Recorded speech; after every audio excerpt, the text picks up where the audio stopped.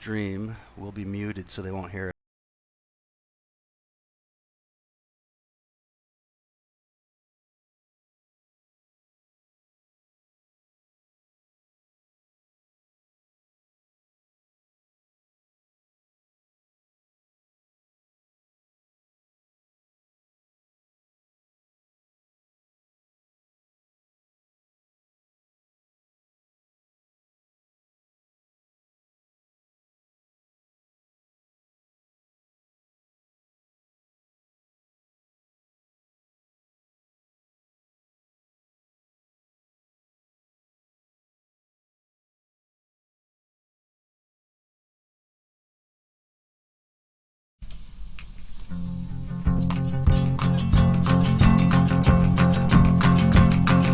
Asking my friends for friendly favors, and everything's okay. All my friends are friendly neighbors. When you need a place to stay, sentiments on cards and papers on my birthday. Get along, little doggies, cute little froggies. Get along, little doggies, cute little froggies.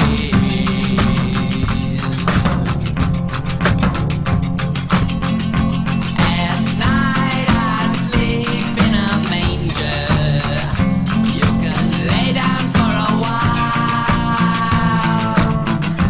All my friends are complete strangers. You can lay down with a smile. Every night I feel a little stranger, winding my sundial. Get along, wet and soggy, tired and groggy. Get along, trading poggies, trading poggies.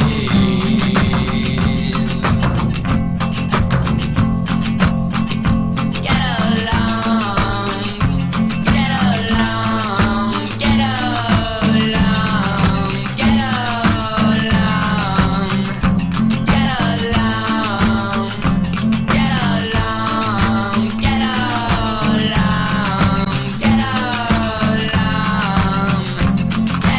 along, get along, get along.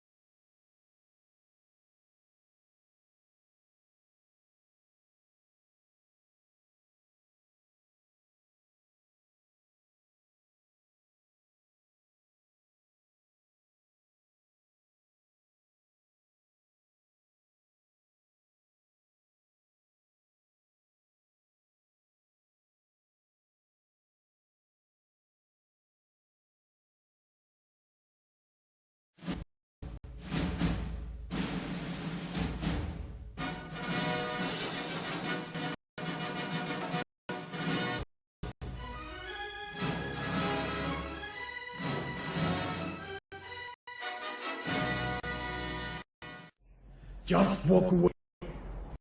Just walk away, and there will be an end to the horror.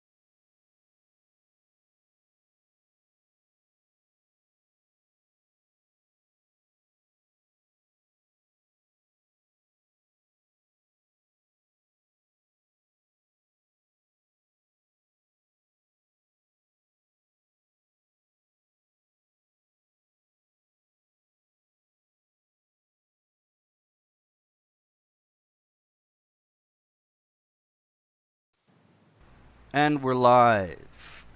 Welcome back to MGTOW Chats, everybody. This is episode number 62. I am Sirius. Lamprey will join the call a little bit later, and I want to apologize to everybody from last week when I had horrible connection problems. I think I solved it, so we should be smooth today. And with us today is my guest, Chris, from the channel Red Pill Philosophy. How are you doing today, Chris? Doing pretty good, man. How are you doing? Excellent. We've got a few viewers now, which is good. We got my moderator in, MGTOW Warrior's there. Good to see you, Warrior. Eyes Wide Open is in. All right, guys, buckle up. We're going to do some chatting with Chris. Basically, the reason I got you on, and I'll fill in my listeners to this, is because I was a long-time subscriber to your channel. And, I'm always looking for different new and interesting guests to come on this show. And that's kind of what people are used to on this channel now, is us bringing on guests and having little interviews. And Yep. the first time I found your channel was back years ago when I was still in Indonesia and I was making MGTOW content videos. I ran across your channel, and you were doing these gender equality videos, kind of anti-feminist videos, where it showed a bunch of men kind of defending themselves against violent women. So that's when I first got introduced to your channel, and I thought those videos were great, absolutely great. So if you guys have a chance, go to his channel. I put the link there at some point, and check out everything he's done up to now. But I know your content has changed, and we will get into that. But why don't you just kind of fill in my listeners about, kind of what your channel's all about and how you got started? Yeah. Well, yeah, my name's Chris Delamo. And I started Red Pill Philosophy about 5 years ago or so. And the goal of my channel was always basically make a living doing what I love. And as a result of that, anybody who's been subscribed to my channel for a few years knows that I'm all over the place with the topics I cover. I think a lot of channels find a niche and they go with that niche and they stick with it. But for me, to the fury of my loyal subscribers, I'm jumping around from topic to topic.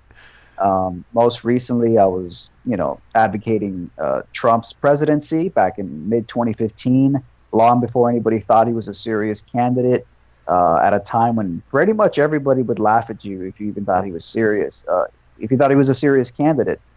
And then now, look, he rewrote the rules of politics. He broke all the rules, rewrote the rules, and now everybody is playing by Trump's rules. Yeah. And so that was a great thing. And then most recently, I've been talking about, the nature of the world we live in. And, according to mainstream consensus science, we live on a spinning globe. And that's all fine and dandy. I believed I lived on a spinning globe my whole life as well, just like probably most of the people watching right now. Yeah. But basically what happened was I started to ask questions, and I realized that pretty much the majority of what I believe about the globe is basically just blind faith. I just believe it because someone else told me. First grade teacher told me, Neil deGrasse Tyson told me, the Science Channel told me, but I never really looked into it. And people call me crazy for even asking the questions, but that's what science should be about, right? It should be about asking questions and exploring for the truth and knowing things based on evidence, not blind faith. So that's where I am right now. That's one of the reasons I was attracted to your channel. I mean, Red Pill Philosophy, you have to understand, just using the term red pill in your title is going to draw a lot of people that are in sort of men's rights groups, MGTOW groups, because it's a term that they use a lot. And I think that's probably how I kind of connected with your channel, was basically the title. And really, what does it mean? It means the truth. You're looking for the truth, right? So, I mean, that's why I think the people that like my channel, I'm sure they'll like yours. Yeah. When I first called it Red Pill Philosophy back in 2012, it had nothing to do with men's rights, had nothing to do with anti-feminism. It was just a reference to the Matrix film. And it just so happens that like 3 years after I started my channel, there was this red pill, like, there was a red pill subreddit, Yep. which is all about, like, dating and, like, the female psychology. And for some reason, red pill just became linked to MRA, anti-feminism, all these, like, so-called quote unquote misogynists, as the mainstream media will have you believe. Right. Um, but it actually makes sense why people who want to know the truth about the nature of the world, including the nature of genders, including the nature of masculinity, including the nature of femininity, it makes sense that you would have certain views about the genders, if you're seeking truth. And I've always been very sober and, or rather, sober-minded about gender. That men and women are different, masculine and feminine are basically fundamentally different. And yeah, basically, just as a man in this world, I think you have a certain a role, a certain tendency towards certain behaviors. And when your masculine energy clashes or just comes into contact with a feminine energy, there's certain dynamics, there's certain things that happen that if you're not red pilled on the topic, you're probably going to get used, abused, chewed up, and spit out, and you're not even going to know what the hell happened to you. Yeah. No, absolutely. And you picked a good name, man, at a good time. Because, I mean, that just, it really blew up. I mean, as far as my channel goes, we focus on MGTOW issues. And I don't know are you familiar with the MGTOW handle?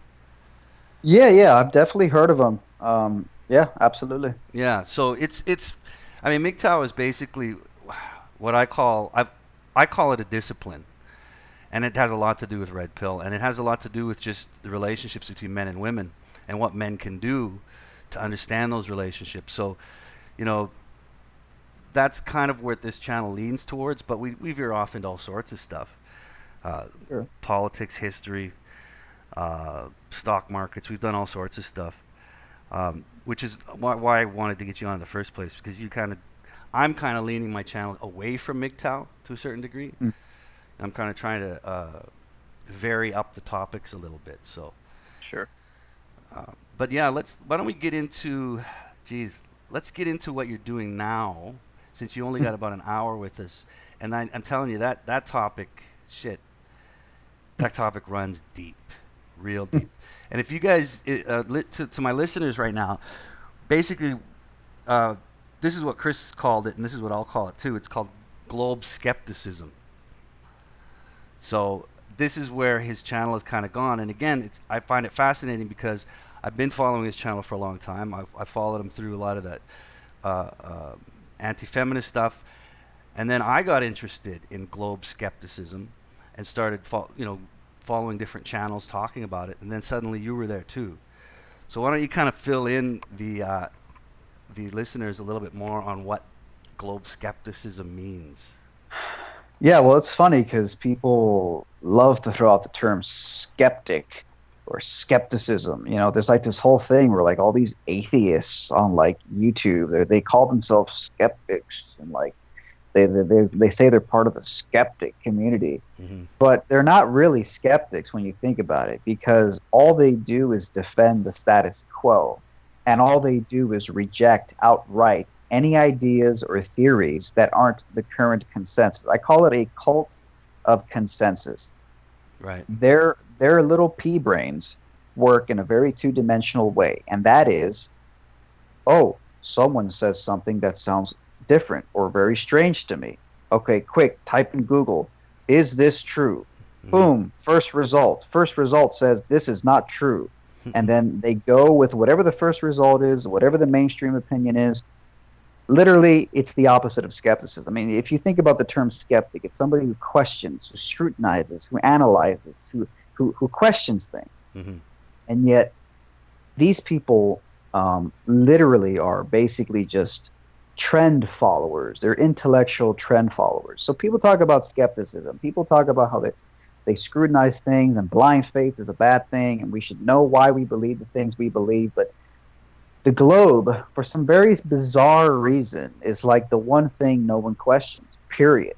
No one questions it. Yeah, we question it nowadays because the internet exists, and for some freaking reason, like a collection of people all across the world connected via the internet started asking questions about the what the mainstream heliocentric model tells us, and that's basically what it's come down to at this point is that people are starting to ask questions, Yeah. and I find it funny that before I even heard that there was a flat Earth theory, which by the way, when I first heard it, I laughed and thought it was absolutely stupid. Me too. So Me too. yeah, I think everyone who first hears about flat Earth thinks it's stupid. Hmm. And trust me, I don't want to believe the Earth is flat. I didn't want to believe the Earth is flat, and yes, I thought it was stupid. It actually, I mean, literally, like I would have moments where I'm like up awake at night, and I'm thinking about, man, what if it's true that they lied to us about the globe, and what if the Earth is flat, and what if there's like an edge, or what if there's no edge, or what if there's more land, and what if we don't even know where the hell we live? I mean, like some existential anxiety, like it did not feel good. Right. Um, but so yeah, going back to the whole skepticism thing and asking questions. Back in 2012, I got into this thing called simulation theory, and it's this idea that we might be living in a video game or a simulation, and that our reality is an illusion. And I was literally willing to question the very nature of my reality before I even ever popped into my head to question, do I actually live on a spinning ball in Right. space? Right. It's the most foregone conclusion. It's an ancient presupposition. It's literally been around for over 2,000 years. The notion that we live on a spinning ball in space surrounded by other spinning balls been around since the time of Pythagoras, who said, well, we must live on a spinning ball because I like spheres. I think spheres are a perfect shape. He was obsessed with spheres, Pythagoras was, Hmm. and he reasoned, quote, reasoned that if the gods were going to have us live on anything, they would have us live on a sphere because the gods are perfect and they would choose a perfect shape to put us on. So this is literally where the roots of the globe comes from. It comes from a quasi theological pulled out of some Stone Age Flintstone guy's ass with no fucking evidence for it. Just pulled out of his ass for no reason whatsoever. And then in the following couple hundred, 300, 400,000, 2,000 years, it's been a never ending series of people going back to the fucking Stone Age times of the Greeks trying to affirm the presupposition that we live on a sphere. So a lot of times people will mock flat earthers and say, well, you flat earthers don't have an actual working model, and you flat earthers don't have this and you don't have that. Yeah, we also didn't have the consensus of basically every educational system, every Yeah. government for the last 1,000+ years guiding and directing everyone to not only think they live on a spinning ball, but to look for proof of it in all their observations to the point Yes. where nowadays people are literally, this is, I mean, I'm surprised this isn't a psych, psychiatrically diagnosed condition. People all across the planet are actually hallucinating curvature, bro. People get in an airplane at 35,000 feet altitude and they look out their window and they actually think they're seeing curvature. When Neil deGrasse Tyson came out like a year and a half ago, and he said you can't see it from 35,000 feet. He said you can't see it from 128,000 feet. That's But right. there's a mass hallucination taking place, and I have to ask myself, and I'll end it right. I'll end it on this note. I have to ask myself, A, why are people hallucinating the most foregone, obvious fact of our reality that we live on a globe? And I forgot what my B point was, but I think I've rambled on enough. So there you go.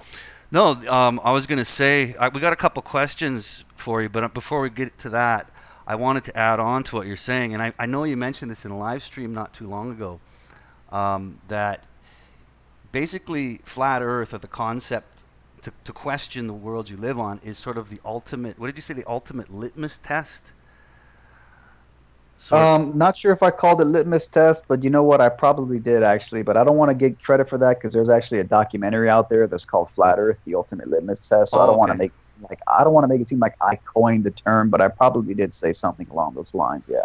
Yeah, because I was making a comparison, kind of like it's sort of like the ultimate red pill is the term that I was using because it really, if you can stop for a moment and contemplate and reflect and just say to yourself, why do I believe what I believe? And then you kind of just it this unfolds from there. It's actually a pretty incredible experience. Um, I have a few more points to add, but I'm going to go to these questions here. Eyes Wide Open asks, uh, it's a 2-point question. What would be the motive for lying to us, and or is it just ignorance? And again, um, this is a very common question, I think. Yep. What do you have to say to that? Yeah. Look, it's one of the most common questions, and honestly, it's a great question. Hmm. Why would they lie to us? Well, there's a few. I have a few answers to that, but I'll give you the most down to earth answer, which is why would they lie to us? Okay, well, here's why. Like I was saying a moment ago, we've believed we lived on a ball for 2,500 years before we had the technology like rockets to get high up enough to really get a sight and get a look at what we're looking at. So we've believed we live on a ball long before we can prove it.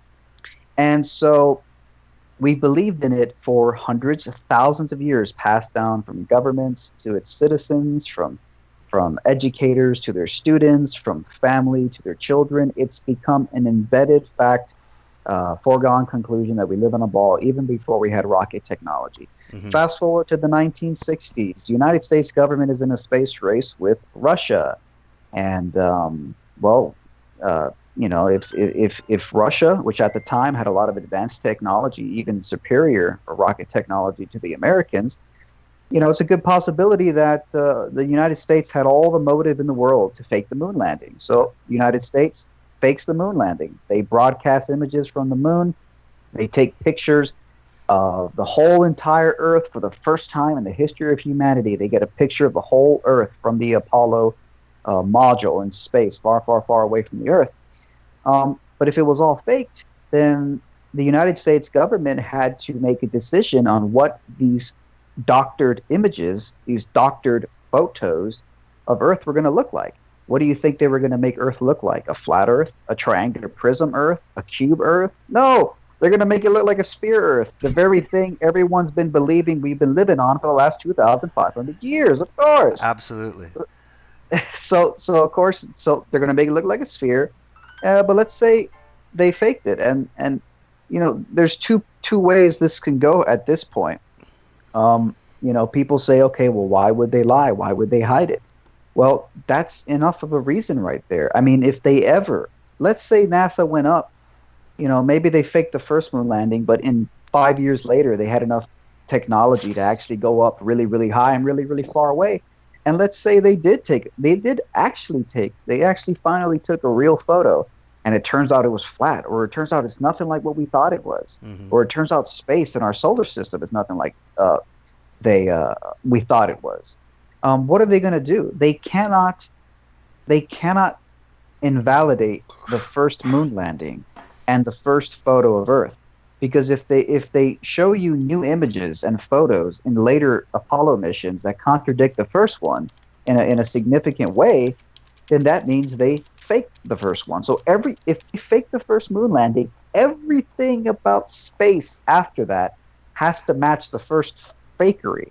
That's And right. so for the rest of NASA's history, for the rest of their existence going forward, everything they do has to match the original forgery. That's right. And people talk about motive. Hey, man, space race and the U.S. government faking the moon landing and having to coincide everything thereafter with the original is more than enough obvious, down to earth, reasonable motive that I can see. Well, and that's not even talking about financial motive, because from what I've heard from talking heads on the subject, is that the NASA makes what $50 million a day. Something like that, yeah. I mean, that's financial incentive I, has to be a part of it. You I'm would here. think so. Okay, great. Lamprey's in. Awesome, man. We're just we just dove right into flat Earth and globe skepticism, and we're just carrying on from Yeah, there. I'm listening. Right on. NASA, what does it stand for? Never a straight answer.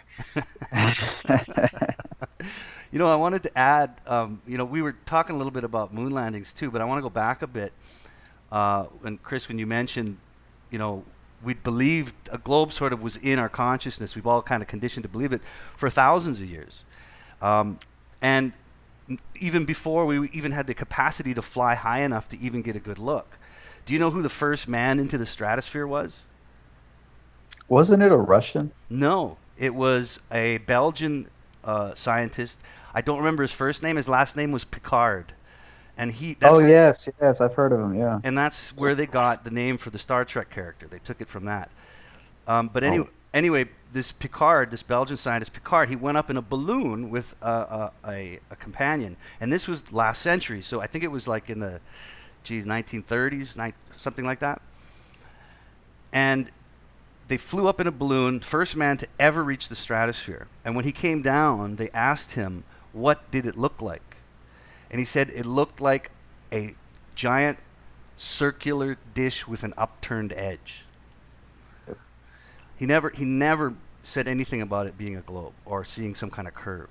So that's just And by the way, just to add real quick, Mhm. his observations were published in I think Scientific American Yes. back in the day. So even Scientific American back in the day was publishing his observations from up there. Yeah, you're absolutely right. They did. They published his observations and his quote. I didn't quote it exactly, but when he said it looked like a dish with an upturned edge, that was published in Scientific American. You're absolutely right. Mhm. And getting on. Okay, so someone knows who you are here. Romer 45 says didn't expect red pill philosophy to show up here. Well, here he is, man. Here he is. So the other thing I wanted to touch on about the moon, like I've never believed we went to the moon. I was always a skeptic of the moon. And when I started looking into the same topics you are now, of course that comes up. Have you ever seen that documentary called A Funny Thing Happened on the Way to the Moon? Yeah, yeah, I saw it like a year ago or something. So in that documentary, and again, I don't believe anything NASA says, so that's another reason I'm a complete skeptic about what we're told the world I got is. a question. How do cell phones work? Towers. It's all land-based. What's the other way of them working? I mean, you're in Canada, and red pill philosophy is in Florida. Obviously, towers aren't going to Cables. triangulate us having able to communicate from Canada, middle of Alberta to New York, and then triangulate back to Florida at such speed. So what's the other Hey, way? what's your name? What's your name? What's your name again, man? Lamprey. You can call me Lamprey. Call them Lamprey. Lamprey. Yeah. Hey, are you a globetard? Yeah, I am. Do Oh, you ever you're- take celestial navigation? You're a straight up globetard, like you're 100% in the globe camp. Absolutely. No doubt, Oh. no doubts whatsoever. Eh? No skeptics. No, it's skepticism. because I fish and I took celestial navigation in college when I went Hey, to. you don't think it's a coincidence that we believed we lived on a ball for 2,500 years before we even had any real evidence to prove it? You don't think that's a strange coincidence? No, because again, I fish. I fish and I took celestial navigation. So in order to get that degree, in order to know how to navigate the ocean, the first thing you need to understand is that you live on a crystal ball, so to speak. Well, this is another thing too. Is a lot of proofs that people that are faithful to the idea of a globe, a lot of proofs they give can also be reproduced on a flat model. So your observations that you're making aren't necessarily proof of a globe because they can be reproduced, and it's been proven they can be reproduced on a flat model. So I'm open to the moon landing thing. I mean, there's a lot of weird shit with that, but again, from me just fishing and when I went to college, majoring what I majored in. No, no. What did you major in? I was a merchant mariner. So you can get a degree in like fucking fishing? In transportation with freighters and oil tankers. So, did you learn formally in school about the constellations and the stars and all that? Is that something you just learned So like that's celestial navigation. right? Was that like just a class you took, or is that like a whole degree? I'm curious. I No, haven't never heard of that. I added two classes in it. Okay, okay. Yeah, I So mean that's what very I simple. would. Like if you go fishing, you can actually see. I mean, this is obviously if you learn about flat Earth and stuff. The first thing everyone discusses is that the mass of a ship disappears along the horizon. So I mean, that's to me. I mean, that kind of just ends it. And then the other Yeah, thing is when a vessel goes over that's 1,000 feet, which many tankers do, cruise liners, aircraft carriers, when they uh, when they're a certain length, you have to factor in the curvature of the Earth with the keel and everything, because they'll actually be more weight at the bow of the ship from gravity because of the curvature of the Earth, and it's pulling down on the bow of the ship. I'm sorry. How big are these ships? Over you, like what is it? Like about 1,100 feet, 1,000. The really big ones. We're talking things that go over 1,000 feet. So 1,000 feet, there's a significant difference in gravitational pull from the That from is the correct. from the front to the back. Yeah, Yes. that sounds. That's I find that silly the way I find Coriolis effect silly. Look, there's a lot of questions about the Coriolis effect. Yeah. I think that there's a ton of theories. I think there's a bunch of theories that people come up with because we've been presupposing we live on a sphere for 2,500 years. Yeah. So I would be careful to say, oh, look, they take into account this and they do all of this and they do all of this. Yeah, because we've been presupposing we live on the underside of a spinning ball since before we had any proof for it. Literally going back to Pythagoras, who pulled it out of his ass because according to the Wikipedia page on it, which unless someone forged the Wikipedia page and the sources that are attributed to it are incorrect, but according to that, Pythagoras thought we lived in a sphere because he thought the gods would put us on a perfect shape, and he thought spheres were perfect shapes. So if the gods are perfect, they would put us on a perfect shape. So Pythagoras thought we lived on a sphere 2,500 years Now, ago. go back to what I asked before about the way we're communicating. How are we communicating? Can't not be by towers. What is the other way that we communicate by? Well, right now through the internet, we're using a cable. We don't like right now. It used to be phone lines. Now it's cable lines, and they're getting into fiber optics. Satellites. Well, what are you don't appealing believe in to? satellites. What are you suggesting? GPS is what are you saying is I'm allowing us to asking, communicate? I'm asking, do you believe in satellites? Yes or no?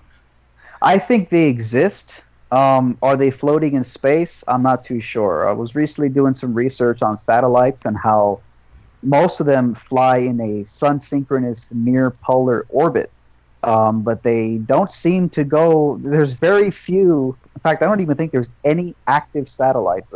According to one website that accumulates all the satellites that are active and inactive at the moment, I don't think there's any satellites active right now, at least according to that site, which I think is a UN, United Nations affiliated website.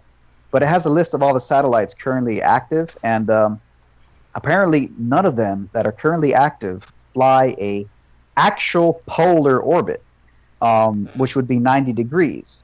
You'll get generally what you'll find is that the satellites are flying a sun synchronous near polar orbit, meaning they'll be around 89 degrees. You'll see some at 91. You see some at 92. You see some at 86, but they'll never be at 90-degree orbit. And the consequence of this absence of satellites flying on or maybe you'd rather use the word orbiting on a true 90-degree polar orbit around the so-called planet Earth, the consequence of that is that a lot of satellite imagery, there's a giant gaping hole in the South Pole. Look it up. A lot of satellite imagery, in fact, I think the colloquial term for it is a pole hole. They even have a term for it because it's so common, a pole hole. Satellite imagery that literally there's just a giant gaping black hole of no data because the satellites aren't going over the South Pole. Now, here's what's interesting is that, guess what? On the flat Earth model, at least the mainstream one, there is no South Pole. So I was looking into that the other day, and I'm like, That's a pretty interesting coincidence. Now, people say they have all these excuses. Oh, it's because the Earth is tilted at a slight, it's tilted on its axis.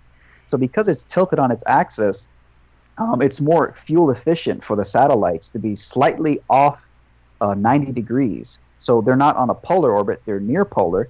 And that allows them to drift around the Earth in a way that's more fuel efficient or something. But let me just finish this little nugget off with this, which is a few months ago, there was all this buzz in the media about Antarctica because satellite images just captured the most accurate map of Antarctica ever, the most accurate map of the continent of Antarctica. And one of the guys who was heading up the operation with the satellites, he gave out a quote, and he's like, yeah, before this, the most accurate map we had was of Mars.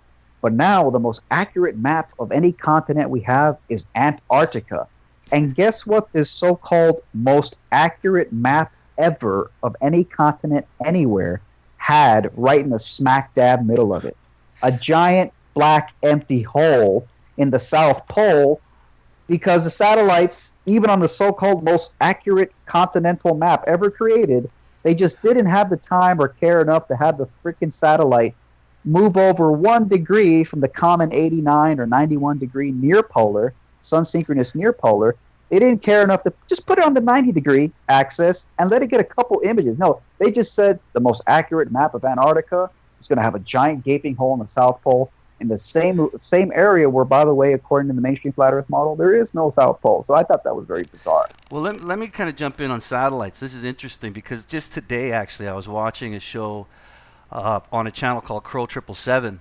He gets into all sorts of crazy stuff, but he does talk a little bit about globe skepticism.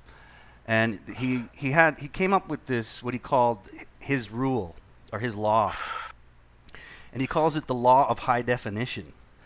And he says this is how his law of high definition goes. Not a single, he goes, anything that truly exists in the modern era, and this is a direct quote because I wrote it down.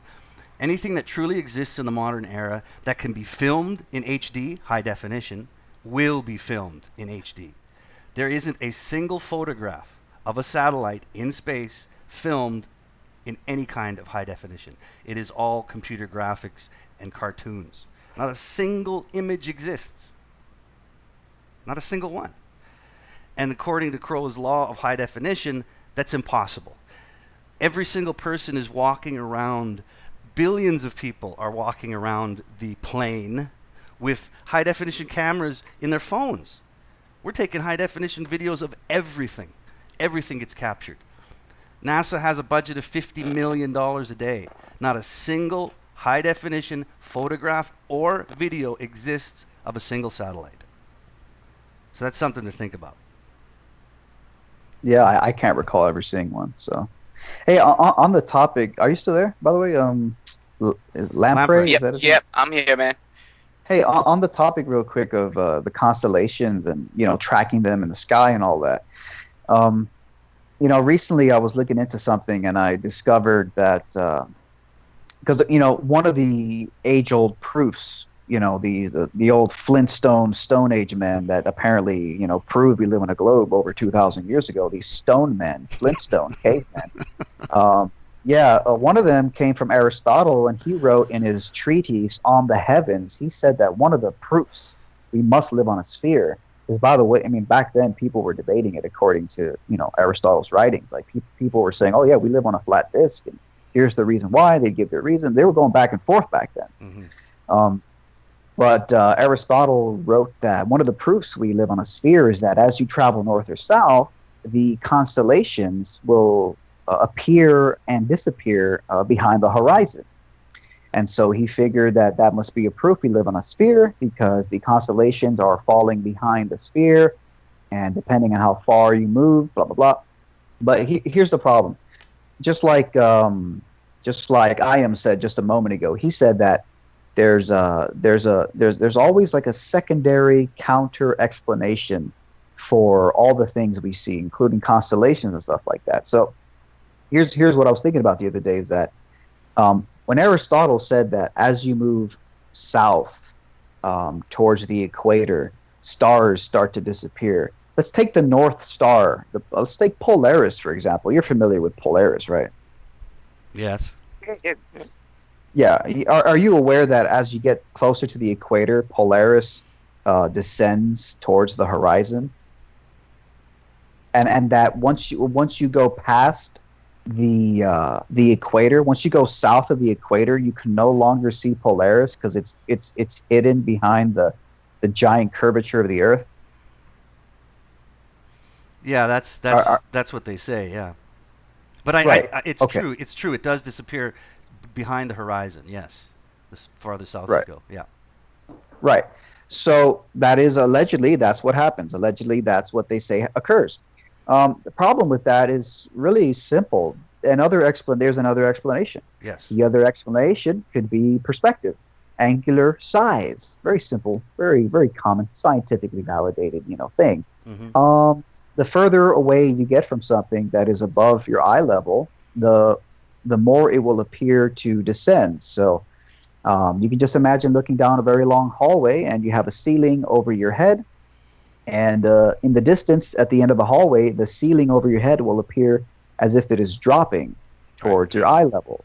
Yep. Common experience. It's called perspective. It's called angular size. Well, what if the reason that Polaris, the North Star, appears to descend towards the horizon, and the horizon generally is at your eye level? Yes. You look out on an ocean. The water, converges in your sight around your eye level. The water line meets the sky around your eye level. Generally speaking, the horizon is at your eye level. And that's regardless of how high you go, which actually is observable evidence that leans towards a flat model. Because if you were on a ball, the higher you went, the lower the horizon would not meet your eye level. It would eventually drop. But that's not what anybody ever observes. Even And when, that's the question. How high do you have to go yeah, for it to drop? And I don't know what the math is on it. There's some Globers who I know claim they've. Yeah, go ahead. I know the math, but anyway, go ahead. We can talk about that in a minute. Yeah, I don't know how high you have to be for it to drop, but there's some Globers who say, "Yeah, look, I'm in a plane right now, and I have my little instrument, freaking level thing." And some of them claim that it does drop. I don't trust those. I find that all very Well, suspect. you've been on an airplane, right? And right, I mean, so can you explain to me when you're on an airplane, you can actually see the curvature, and then you have to explain to me, the different spheres of the moon. I I'm mean, if sorry. you have When did you see the Earth? Yeah, I'm sorry. Did you when, see the Earth's curvature from a plane? You saw it? yeah, Really? That, that, quite that's that's really something. How high were you? Look, I've been on an international flight, but also explain to me not a lunar eclipse, but the different crests of the You moon. know that Neil deGrasse Tyson says you can't see Earth's curvature from 35,000 feet, average commercial airliner, right? Don't tell me Well, you are we missed supposed that. to believe him? Don't tell me you missed that quote.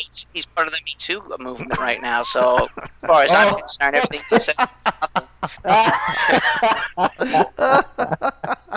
That's great. So I like that. I like that. I like that. Good. But what about lunar eclipse? Again, the Hold crescent. up. I got to get you on that because it seems like most of your argument for the globe so far is kind of like appealing to authority and appealing to consensus. Look, I went to college and I learned this, and I'm a fisherman and I did that, and everybody knows is this, and what about this?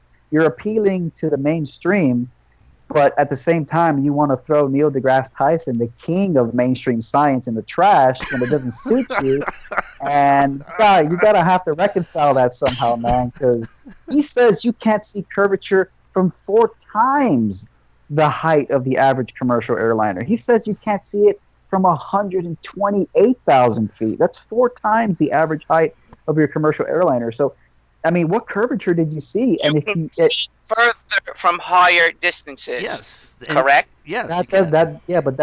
First, now you're moving the goalposts because first you said you saw curvature. Now you're just saying you can see further. So, man, read the fuck wine to what I said before. Because you would jump right over that. You jump over the fact things disappear on the horizon, right? When I fish, objects disappear, do they not? When you fish, objects disappear. You mean when you're moving away on the water from buildings or something? Correct. Or if I look at another boat. Actually, you know what? Let's. I No, want. no, no, no. Stop, I stop. want Go to answer. Let me answer. in. Let me I want answer. to. I have an answer. Okay. Yeah. In the Go ahead. distance, it's going further and further away. You can see the hull, then you see the little cabin or whatever, and then the All right, man. mast Let me explain it to disappears. you. I'm gonna explain it to you. Okay. All right. So it's called a diffraction limit. It's associated with angular size. It's the way our vision works. So again, you look down a long hallway, the ceiling above your head, the floor beneath your feet, and the walls on your left and right side will slowly converge. It almost looks like a pyramid shape. And in the far in the distance, the hallway is going to converge into a single little point. It's called If the you're looking vanishing out at point. it's called a vanishing point. Sometimes it's called the convergence zone, whatever. If you're looking out at the ocean and you're looking out at buildings in the distance on the water, okay, the ocean, the floor beneath you, just like the floor in the hallway, as it gets further away, will appear to rise up, and it'll appear to rise up to your eye level in the distance, and then the water line in the distance, the so-called horizon, will also meet the sky right around your eye level as you're looking out at these buildings. The But water, when I use binoculars, they're still disappearing, are they not? well, shit, I do long distance zoom Hey. observations. I see the whole fucking lighthouse. I Okay. see little trees around its base.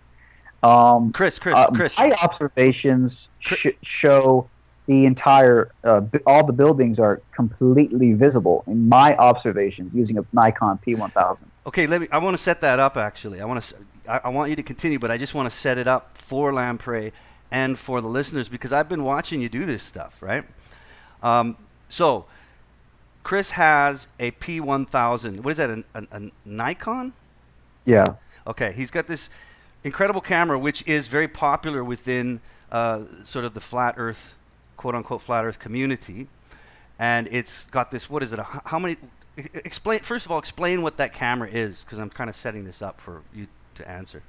Yeah, it's an ultra mega zoom camera, 3,000 millimeter zoom with 6,000 times digital zoom added on top of that.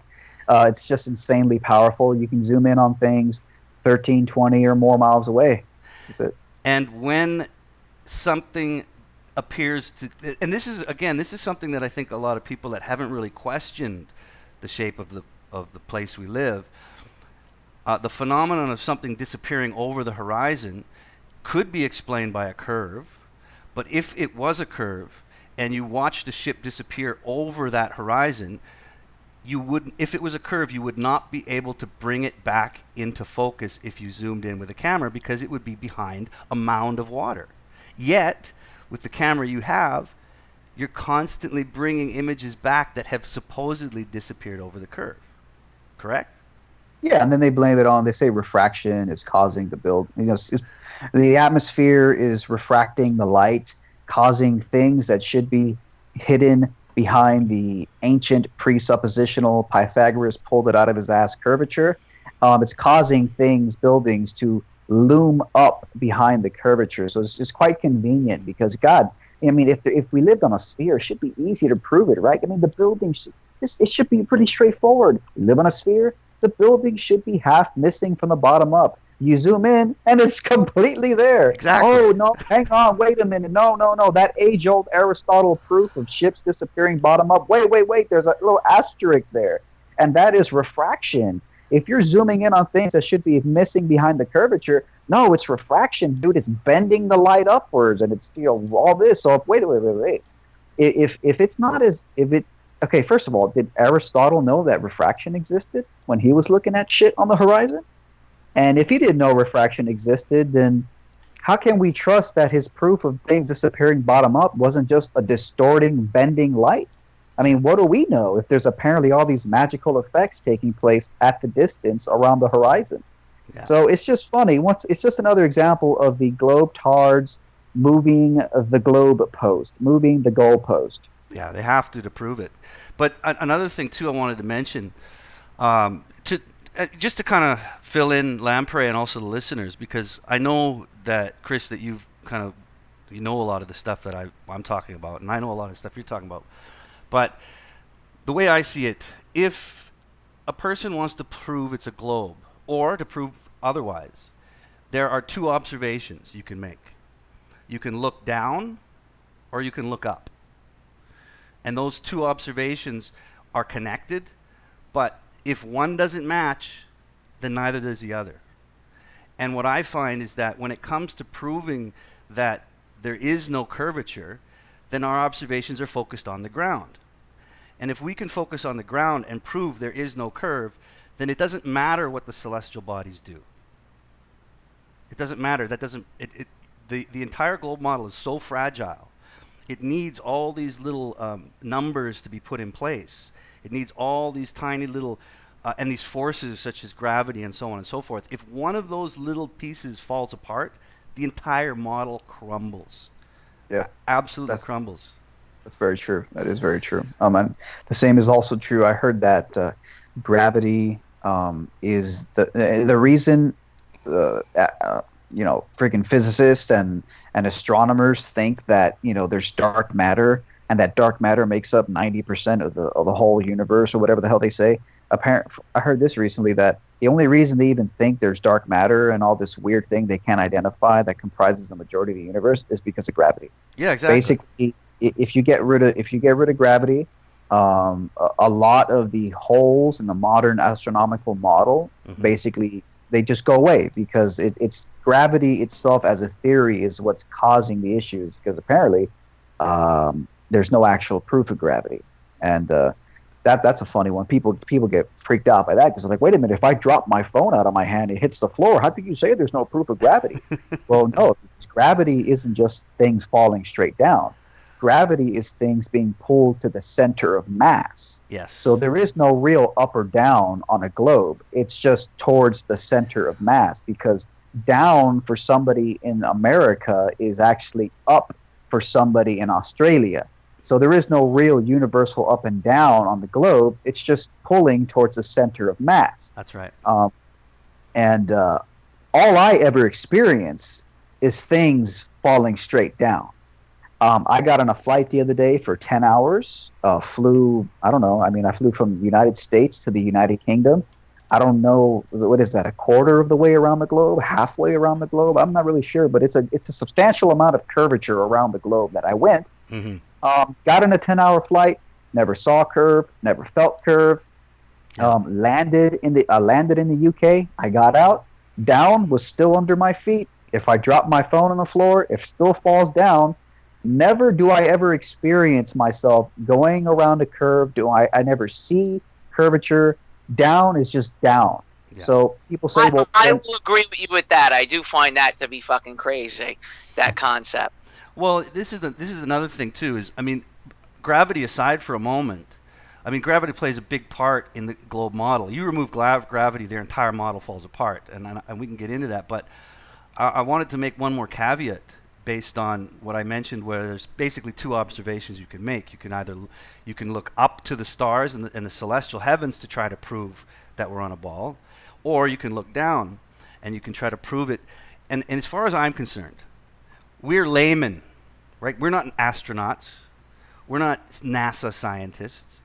So if we want to do experiments and prove to ourselves one way or the other what the shape of the world is, we really need to focus downwards, all right?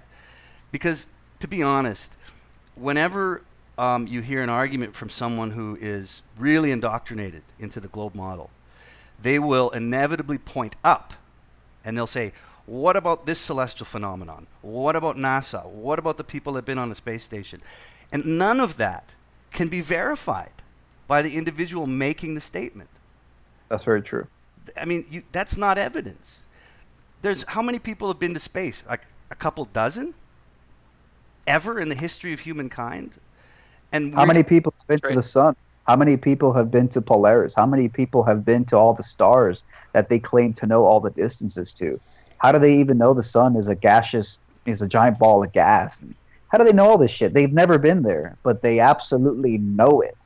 Yes, and this is the thing, is that for layman people like all of us here, we can't verify any of those claims. And let's not even talk about distant stars in the sun. Let's talk about, let's say, the space station or the moon. I mean, how many people have been there? Maybe a couple dozen people. So a lot of people will go to not even their own anecdotal evidence. They'll take other people's anecdotal evidence as fact, and they cannot verify it. And basically, man, when you're talking red pill, you need to be able to observe it, repeat it, and verify it. And if you can't, you got to doubt it. You know, as an individual, as a human being, you have to doubt it. You have to be skeptical. Everything you know is wrong. You know, it's funny you mentioned this because I always question, like, you know, when I drink tap water or, you know, I'm drinking a soda, what's actually in that soda? I'm supposed to read the ingredients and go by the ingredients. You know, there's very few people that actually can, you know, take a sample of water and tell you exactly what it is you're actually drinking, because the equipment to know these things cost thousands of dollars, and there's very few people that have these instruments. I do think that is quite deliberate, and they withhold the technology from the masses to let you know exactly what it is you're eating, drinking, inhaling, so on and so forth. Or even where you live. I mean, think about it. Like, NASA has a monopoly, and there's a few other space agencies, but if you think that they're not working together, you're crazy, because we're talking about, it's a priesthood as far as I'm concerned. I mean, I've gotten to the point now in my skepticism about the model of the place we live, to the point where it's turned, people that have been so conditioned into the concept of the globe are religiously zealots. They're zealots, man. When it comes, I've come to believe that the globe and space is a religion for atheist Satanists. That's basically what it comes down to. It's atheist Satanists who hate God. Yeah. And I mean, if you're an atheist Satanist, if you're an atheist Satanist, nothing makes you happier than thinking you just live on a spinning space rock in a universe with no purpose, bouncing around. You're not the center. It's all random. That's literally your religion. Your religion is that. And you know, I've just gotten to the point now where I don't believe this crap anymore. I just can't. And it's something I grew up believing it. I always believed in it. I never questioned it. And then for some reason, some people started making flat Earth videos. I saw a couple, and I'm like, well, you know what? I should be able to disprove this shit. I went out and I tried to disprove it, and so far I can't disprove it. That's exactly that's what happens with most people, and like, it's, well, you don't have the resources, you know, because you're not at that level. You know, in order to get to that level, you have to have like 3 PhDs, and you know, you have to go through the motions. You have to meet people that are, you know, much higher on the wealth you know, hierarchy, so to speak, to actually gain that type of knowledge. You know, again, I was just mentioning the fact about how we don't actually know what it is we're drinking or eating. You know, my friend worked for a certification company back in Cambodia, and he had access to spectrometers where he can measure and let you know and verify exactly what it is, what something is made up of. So I gave him a piece of my jewelry. It said that this was pure 100%, you know, silver. It was a necklace I gave him. I go, yo, let me know if this is really silver. And then he tested it, and like a week later, he gave me the report back. He says it's actually only 80% silver. The certification that came with the jewelry that you own is false. It's not real. They lied. So there you go. It's lied. So what I purchased, the necklace I purchased, was in fact not pure silver. Here's another question Jonathan Hardy asks. If the Earth, and this is a very popular question, and before I read it, I just want to preface with the fact, and stating again, that most of the questions that come from Globe Believers is based on not their own observations and not on anything that they can prove to themselves, all right? Which is why they often point to NASA and space and that kind of stuff. But Jonathan Hardy asks, if the Earth is flat, where's the edge? And again... Yeah, no, this is a great one. Okay, where's the edge of the universe? Yes. Where's the edge of the universe? That's all I have to say. I know that the notion of an edge or boundary to our reality sounds crazy, because mainstream heliocentric model has pushed the edge of the universe out there in space so fucking far, astronomically far away, that we just don't even think about it. I remember when I was a kid, I think I looked up to my dad one day and I asked him, "Hey, what's at the edge of space?" And of course, he didn't have an answer. But they tell you it's so far away, the edge of the universe, that, or sometimes they say it's just infinitely expanding. Yes, yeah. Yeah, that you don't even have, literally, it's so far away and so detached that you don't even bother thinking about it. So I know the notion of an edge or boundary to your reality sounds crazy, but the only reason it sounds crazy is because your mainstream heliocentric quote science has pushed it so far away that no one even bothers thinking about it. But I just throw the question right back. Where's the edge of the universe? No, What happened? you can't do that. Where's the edge of the earth? Do you just crash into a wall at the end of the universe? Do you fall out the other side of the universe and descend into an eternal abyss? Like, I can throw these silly questions right back at you Where's guys. the edge of Earth? You're saying it's flat. It has to end at some point. Where is it? Not necessarily. Some people think it could be some people think it could be an infinite plane. Other people think there's a dome and there is an edge. It's funny. Elon Musk says we live in a simulation. And guess what? If you play your average video game, what happens when you get to the edge of a map? There's an invisible wall you can't get past. So if Elon Musk says we live in a simulation, then fuck, there probably is a damn dome at the edge of the flat Earth. Absolutely, man. Well, this is the thing. It's like, stop. Where's the edge of the Earth? We don't know. That's the question. Have you heard of the Antarctic Treaty? Yes, I've heard of the Antarctic Treaty. Okay, well, look, if you're going to ask me where the edge of the Earth is, I ask you to petition all the world's governments to stop making it so hard for people to access Antarctica and explore. Because that, according to the mainstream flat Earth model, the edge is Antarctica. It's an ice wall. The South Pole, Antarctica, is not this little patch at the bottom of the globe. According to the mainstream flat Earth model, the edge, the South Pole, is an ice wall around all the water, all the oceans, and all the countries, all the continents. So the problem is that the Antarctic Treaty, which was signed in, I think, 1959, makes it damn near impossible for anybody to go exploring there freely. Someone did a video recently. They investigated all the things you have to do. It's probably easier to become a citizen of a country than it is to go to Antarctica. It's damn impossible. It's damn impossible. I have a friend that went to Antarctica. Huh?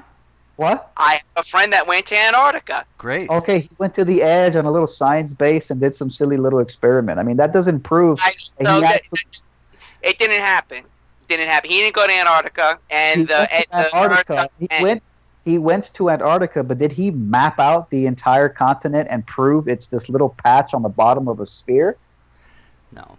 Well, here's another thing too that's interesting about the Antarctica, and I don't know if Lamprey's aware of it, but you were right when you said the Antarctic Treaty was signed in 1959. Now, what happened prior to that is Admiral Byrd went on an expedition, and he wasn't the first. There were many expeditions down to, and not only is the Antarctica financially impossible for the layman to go to, the amount it cost my friend about $15,000 to go for 2 weeks. The amount of money, and most of those people that go, they're just going on a tourist vacation. You can't go as an individual and explore. You cannot. Did your friend go there as a tourist, or was it like science expedition? No. How else is he gonna actually go? He's not a science. He's an engineer, but yeah, he went on a group tour. Exactly. Okay, here's what's funny. It's funny you bring that up. I was looking into it the other day, and apparently there is a Antarctic. I don't remember the acronym. I don't remember the organization's exact name, but it was something like the Antarctic Alliance of Tourists, tour guides, and it's like. It's literally like an organization of companies that provide tours to Antarctica. They're all part, I don't know about all of them, but there's an organization where many of them are part of, and the purpose of this tour guide company organization is for all of them to come together under the Antarctic Treaty in the name of protecting Antarctica's environment and in the name of protecting science, which, by the way, is the same pretense for the signing of the Antarctic Treaty. So I find it interesting that even the tour guides, I don't know about every company that's providing tours, but certainly enough of them that there's a little organization they all join. Private tour companies join an organization to abide by the stipulations of the Antarctic Treaty itself. Yeah. So again, even your little tour guides, these people are strictly adhering to the Antarctic Treaty. Yeah. Well, the Hardy says, Jonathan Hardy asks, if there's no edge, then we should still be discovering new lands. And I say, maybe they have. I mean, from what I have read and watched, there was an interview with Admiral Byrd who went down before the Antarctic Treaty was signed. All right. Now, I don't know if everybody's aware of this, but he, in an interview he made before 1959, he said, there is a continent the size of the United States beyond the pole that is completely uninhabited and no resources are being taken from it. Now, whether or not he was telling the truth, I don't know. But again, when you talk about the treaty and these tour guides, they're compartmentalizing and they're monopolizing our ability to observe and to measure ourselves. It's the same with NASA. They monopolize that information. Nobody here can go and verify what they tell us. We're not allowed to. It's that simple. It's funny. Just like a month and a half ago, NASA launched a probe investigation into Elon Musk because he smoked a joint on the Joe Rogan podcast. So people who say, oh, Elon Musk, it's a private space company. You're saying even private companies are faking this whole thing?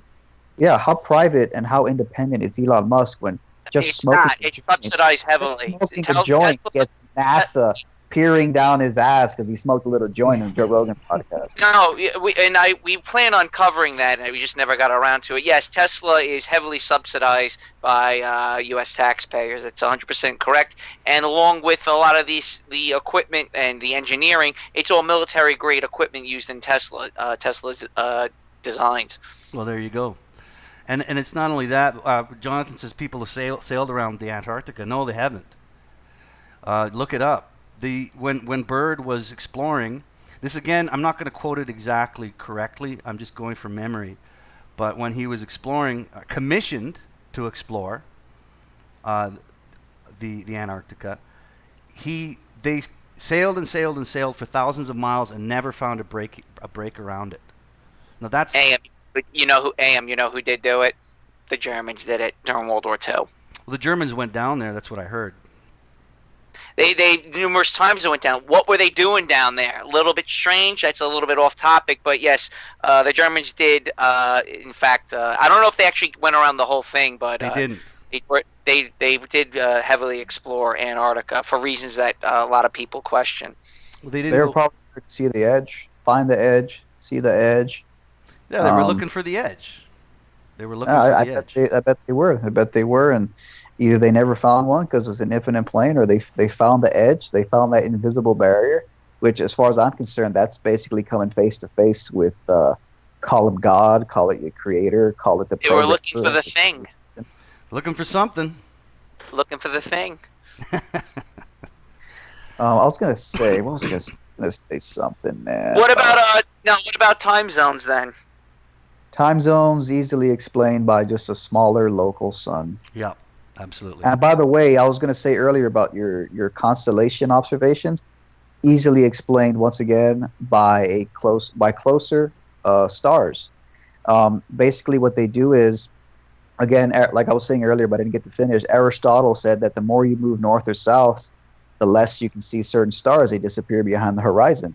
Well, that could either be because you're going around a curve and the curve of the Earth is blocking out stars as you go around the other side of the curve, or it could also be simply perspective. Mm-hmm. But, of course, for that to happen, the stars would have to be much closer because of parallax. The stars are really, really far away. Moving across the surface of the Earth is not going to cause them to appear to descend in the sky because of your movement. Again, it has to do with like looking down a long hallway. Things that are further away, the ceiling further away appears lower.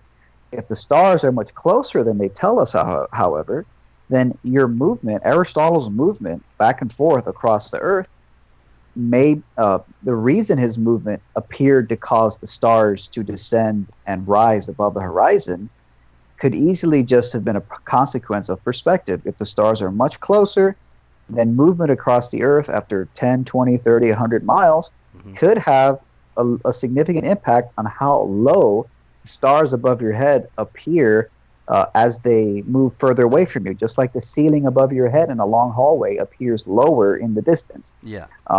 But again, that changes how far away they say the stars are. But that's what they tell us. They tell us that they're mind-bogglingly so far away that just in terms of parallax alone, no amount of movement across the Earth's surface is going to really have any substantial effect. So. Well, absolutely. And when you're talking about perspective, if that phenomenon of things dipping below the horizon as you move away from them has to do with a curve, then you shouldn't, and it can only be accounted by a curve, then you shouldn't see that same phenomenon on a flat surface.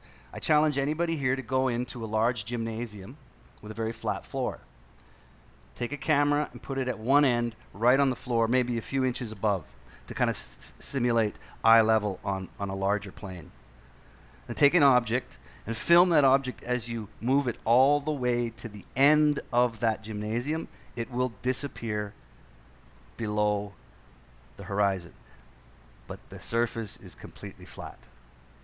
So the phenomenon, like you said, Chris, can be explained in other ways. It doesn't need a globe model to explain that phenomenon. That's what I found. Hey, I got to get going a little bit, so I don't know if there's maybe like another last question from the audience or something we can take, maybe, or whatever. No, it's too bad you're only going to be here for an hour. That's all right. Yeah, well, maybe come we'll do it again. Maybe we'll do it again. I had fun. It was a lively discussion. Yeah, cool. All right. Well, let's say to end it off, I'll just make Hardy said, let's talk about something else, and I think I want to just point this out. Hardy, we get a lot of different people on this channel. I don't want to always talk about hypergamy and women. I want to talk about a lot of different subjects. So this is one of the reasons why I got Chris on the show today. And why don't you kind of, maybe before you leave, explain to some of the listeners kind of what's happened, the phenomenon of what happens when you start talking about this stuff. Yeah, well, I mean, with my YouTube channel, I think before I started talking about Flat Earth, I might have had like 195,000 subscribers, something like that, and then Wow. now I'm like at 192,000, and I credit a lot of that to my incessant Flat Earth shit posting I've been doing for the last 6 months. I love it. You know, people are used to my videos being about Trump, being about anti-feminism, being about all these topics, and then all of a sudden I come out of total left field with this Flat Earth shit, and yeah, it pissed a lot of people off. A lot of people think it's stupid. They think it's ridiculous. They think it's irrelevant. They don't see the point in talking about it. And I would argue the primary reason people think it's not worth talking about is because they don't think it's possible that the Earth could be flat and that we're being lied to on such a massive scale, or that we, at the very least, fucked up the astronomy this bad for so long. But hey, man, you know, people unsubscribe, and that's fine. You know, I've been used to it over the years, but you know, in the end, this flat Earth shit it's not going anywhere, man. People are asking serious questions, and despite the mainstream media always strawmanning flat earthers and interviewing the bottom of the barrel stupid flat earthers to make flat earthers in general look really fucking stupid, despite all of that, some of the smartest people that I've ever listened to and learned from are without a doubt flat earthers. I mean, if anything else, you can't deny that some flat earthers are extremely well researched. You might think they're wrong, you might think they don't know what they're talking about, but a lot of flat earthers are more well researched on the topic of the globe and the heliocentric model than 99% of the human population that believes they live on a ball for no reason other than their first grade teacher told them so. Exactly. I mean, ask any globe believer ask any globe believer if they know the formula for the curve of the Earth. They don't know it. All flat earthers know it. Like, they've memorized it. You would think that would be like the first little lesson they teach you in school, like in first grade. Hey guys, let's go see how buildings in the distance should be hidden by the curvature after 4 or 5 miles. You think it'd be like a field trip? Yeah. That all the kids would do, but they don't ever do that because it would actually get people scratching their head and thinking. It would actually get people in an airplane flying at 35,000 feet to look out their window and be like, man, I remember we learned about curvature in my class. And then you look out the window and you're like, where the fuck's the curvature? There is no curvature. Indeed. Neil deGrasse Tyson said you can't see it from 4 times that altitude. Yep. But yeah, you're absolutely right, man. You're absolutely right. Right on. Well, if you got to take off, I'll let you go. But thank you for coming on the show. And if you ever want to do it again, you're more than welcome to come on. Absolutely. Yeah, I want Lamprey to be on next time too because Oh, he's he'll be fun. here. It's a good back and forth, and yeah, man, I loved it. It was a great time. We should definitely do it again. All right, man. Thank you very much. That was Chris from Red Pill Philosophy. Go to his channel and subscribe, guys. He's got great content. More than Flat Earth. He's got all sorts of stuff. So check it out. All right, man. Thanks for coming on. You there? Is he gone? He's gone.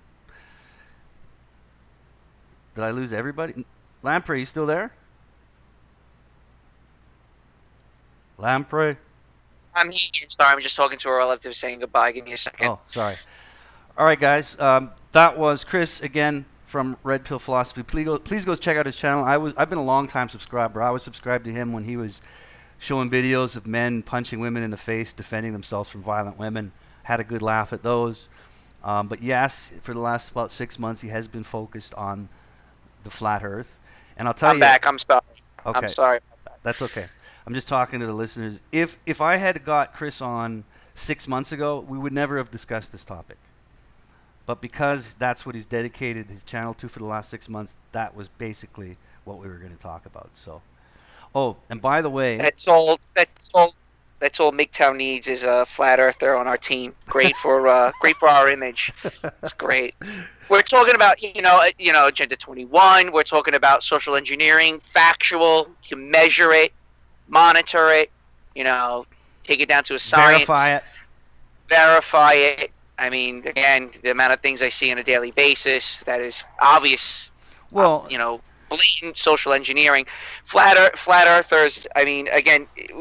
I'll work on it. I'll have scientists on. I know 2 or 3, but to be honest with you, to have these guys on and their type of accolades, they really are not going to want to amuse us because it's kind of just silly talk to them. And again, I went to college for this shit. I fucking fish. I've spent hundreds of hours on the ocean.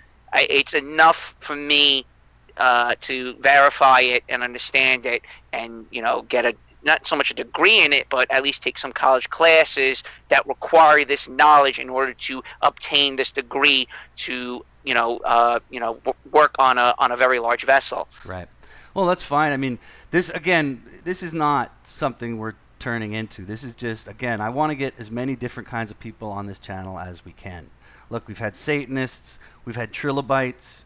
Why can't we have a flat earth? There are some weird things. Absolutely. The fact that I'm still standing if I'm in Antarctica and I'm still standing on ground, I'm not upside down. To me, that blows my mind. But again, the way the sun goes down, the constellations, the horizon. I mean, to me, that's enough verifiable evidence in my life. It's a deep topic, man. It's a really deep topic. I mean, there's so many variables involved. Honestly, it's a topic you could discuss for hours and hours, but we don't really want to do that today. But I did want to say to the listeners that I have reached out because you have to remember, Chris he's not like some kind of flat earth personality on YouTube. This is a whole new thing he's exploring. When I was introduced to him, he was all about anti-feminist stuff, right? And that's how I got into his channel. And he talked a lot about Trump. He got into politics. It's his channel. He talks about whatever he wants. But I am at the moment trying to find a true, honest to God, flat earth personality, popular, famous flat earth personality to get on this show. Because honestly, I don't know that much about it. I probably know more about it than Lamprey does, but I don't know too much about it. I'm a skeptic. I lean towards the skepticism of what I've been taught. That's all where I lie.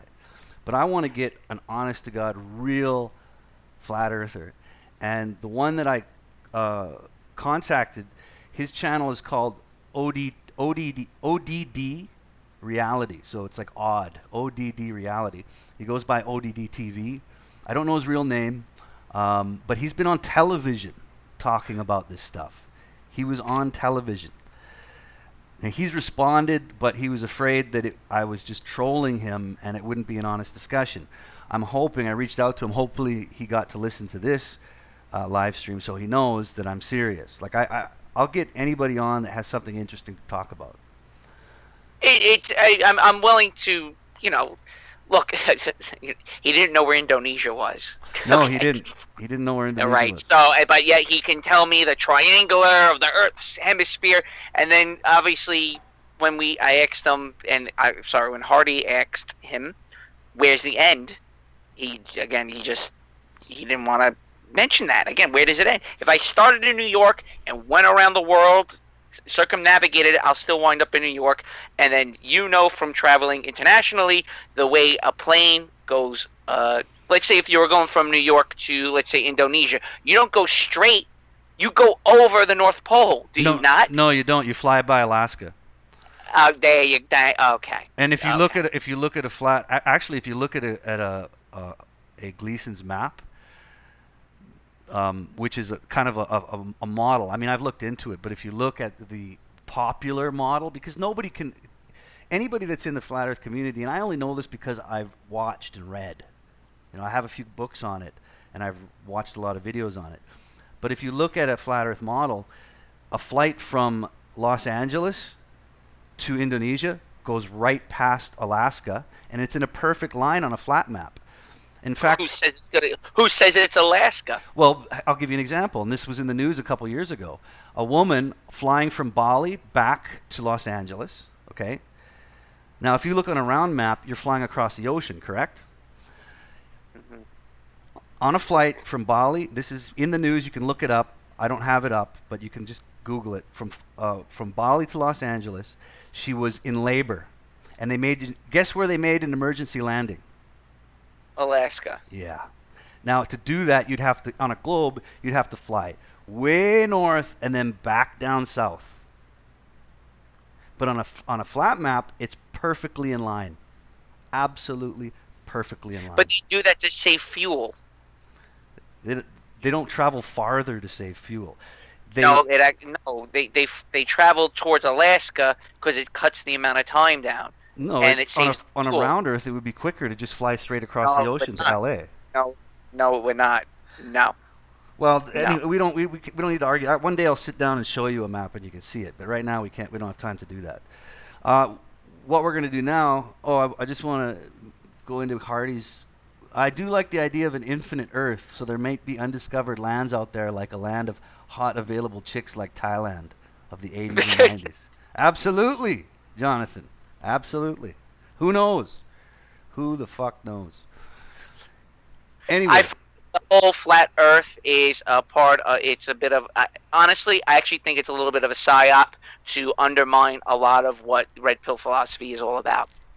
That's what I think. Yeah, a lot of people think that. Because you get thrown in with 9/11, Agenda 21, social engineering, Jew talk, and they throw the flat earthers in there to really fuck it all up. Like, no, get them out of this. Keep them the fuck out of shit that we can verify and know. Well, I want to be able to talk about whatever I want. No, I understand that, but I also think that there's a lot of bullshit that gets thrown into our sphere of influence.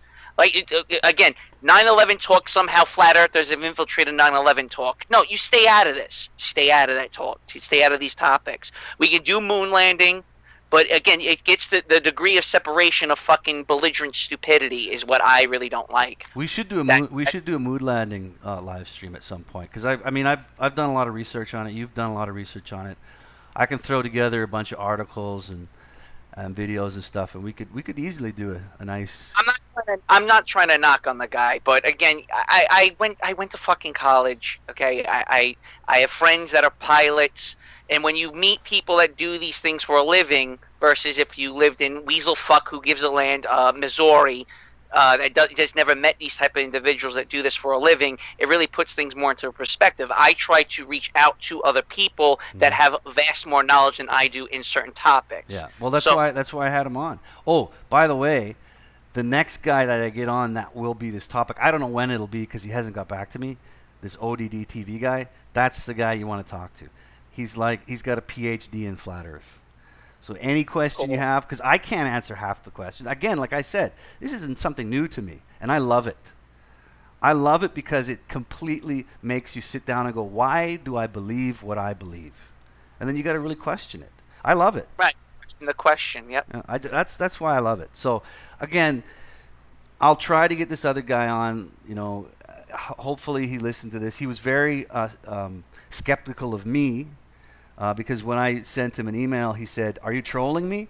Because the guy's been on national television talking about flat Earth, and he's the first guy in that community that actually responded to me. Everybody else gave me the cold shoulder. They didn't even say no. They just didn't respond at all. And I think that people, you know, if people in that kind of situation where they are asking questions that most people would think you're a lunatic, they're going to be paranoid to a certain degree. So I kind of feel sorry for him. But I really would hopefully, you know, he'll respond again. He responded once, hopefully respond again, because if you have questions, that's the guy you need to ask. But anyway, let's move on. Before we do move on, we're going to take a quick break. I want to just kind of go over, because this is something I haven't done. I didn't get a chance to do it last week because of the connection problems, and I've solved that, guys. You see how smooth the stream's been? You notice that? Yeah. How do I sound? You sound good. Sometimes you cut out, but you sound okay. But the point is I'm not having any issues on my end because I plugged directly into the modem. Such a simple solution. Didn't cross my mind until good old mean Dean Esme told me last week. He's like, hey man, you need to plug into your modem. And it worked. So we're fucking sailing now, people. So here's our sponsors. The first one, you guys, I'm putting it up on the screen here.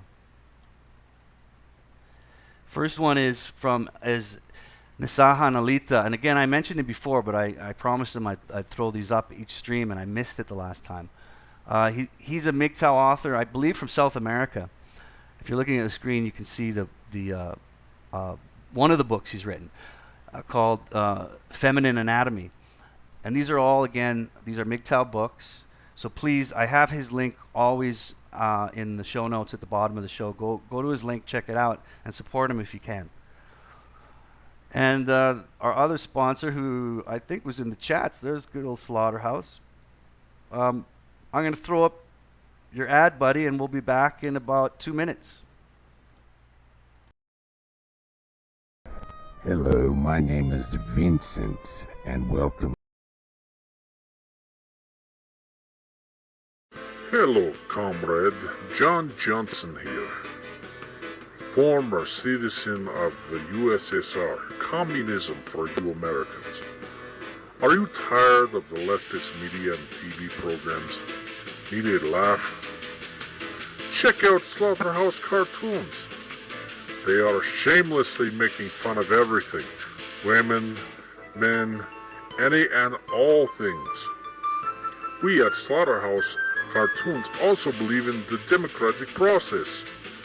So if you are a verified subscriber on YouTube, you have 1 vote per person, up or down, in comments, per cartoon. To keep it or dump it. We are also on Minds, BitChute, Twitter, Gab AI, Steemit, and all under the same name. If you like crude, rude, and everything else, check out Slaughterhouse Cartoons. You will not be disappointed. Goodbye.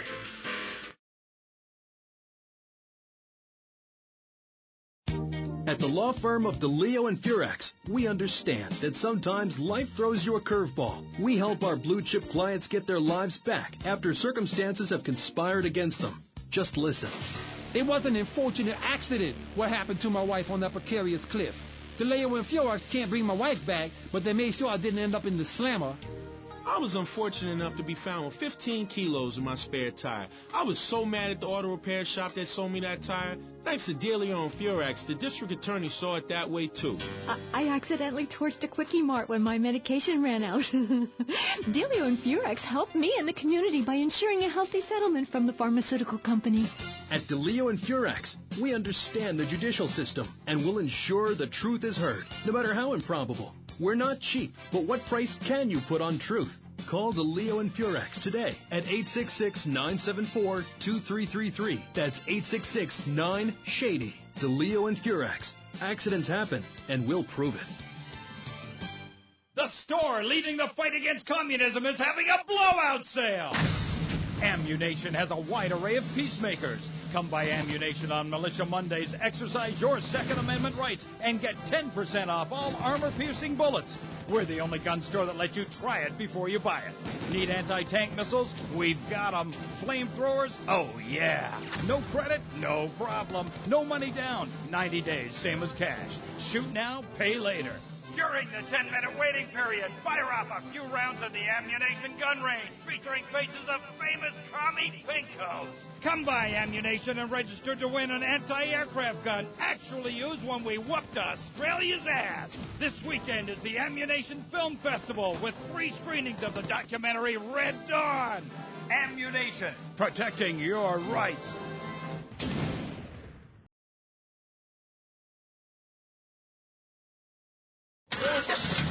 Knights of the road, here's your stallion. The car for freedom. The car for hot excitement. The car for a man who is alone against the elements. Thunder. The pride is back. It's the power of a compact. Looks small, but it's so big. Fuel injected. Inject me. My Batsu Thunder. On the toll road of life, you have to pay to prove you can.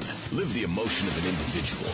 The awesome power of nature distilled into one vehicle. Because after you get struck by lightning, there's thunder. The My Batsu Thunder. What's this I found under your bed? The only Engels you're going to read is Laura Ingalls Wilder. If you think your child might be a red, here are some warning signs. They read complicated literature and have concern for their fellow man. They even like to share. Tell your kids if someone approaches them with pamphlets about recycling, an invitation to a labor rally, or showing any doubts about the fairness of our system, then they should find a teacher or a policeman immediately. Do yourself a favor. Take both hands off the wheel and touch the stereo. Do you feel the power? Ah, yes, friend, there's a lot of evil in the world, but there is also light. And I have been sent to shine a light on all degenerates, philanderers, liberals, and other evildoers, and expose them for what they really are. Don't waste your money on unnecessary and corrupting material possessions. Give it to me. There's only one thing that will save you. A highly fortified structure in the shape of the most powerful thing on the planet. Me. Degenerates will ruin this great city. In my wonderful book, I tell of the impending disaster about to befall this planet. Nuclear holocaust, plagues of flying rodents, the seas rising up and turning yellow. It is coming. It is written by me. But you can save yourself. Contribute to the Pastor Richard Salvation Statue Fund. Pick up your telephone. Call now. 1-866-9-SAVE-ME.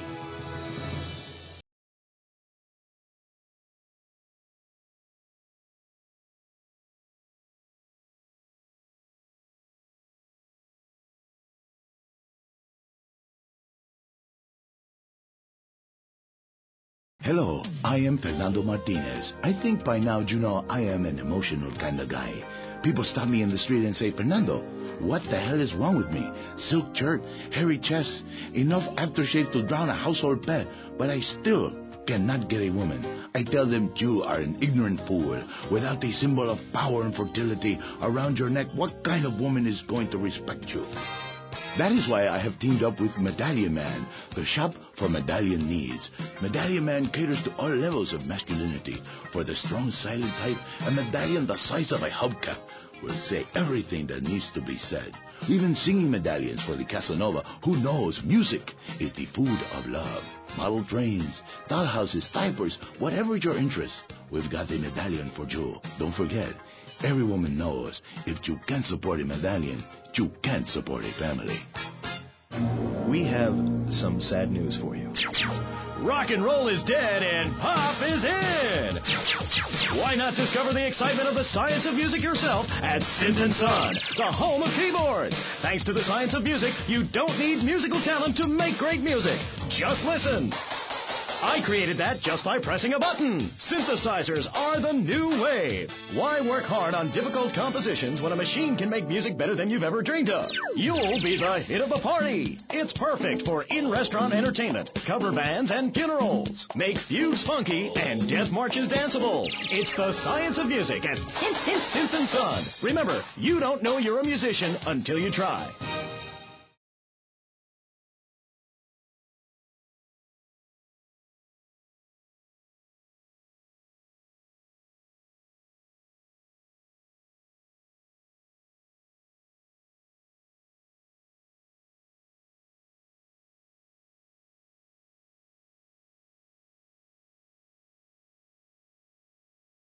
How do you like to enjoy a Rusty Brown's ring donut?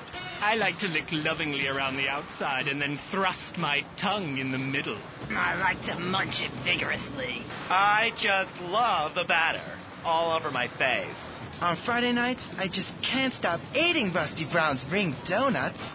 Oh my God, it's so good. Sometimes I like to wear women's panties and walk around 5th Street. When you go downtown, make sure you enjoy Rusty Brown's Ring Donuts.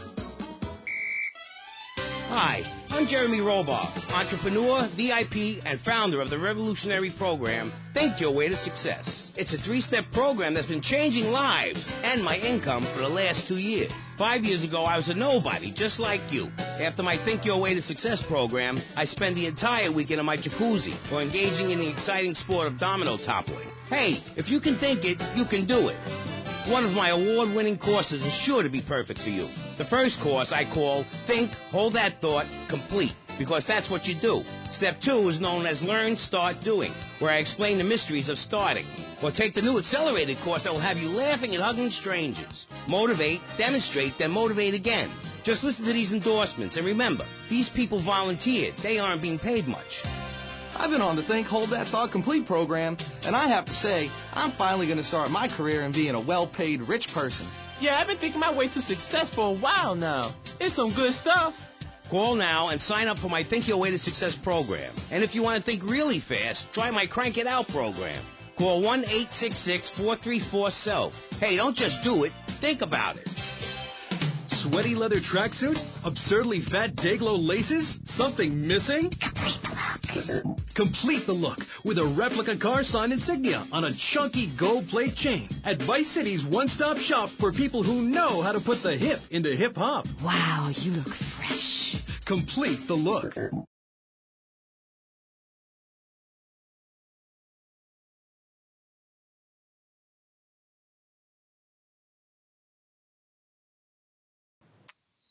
And we're back. Okay, thanks for your patience, guys.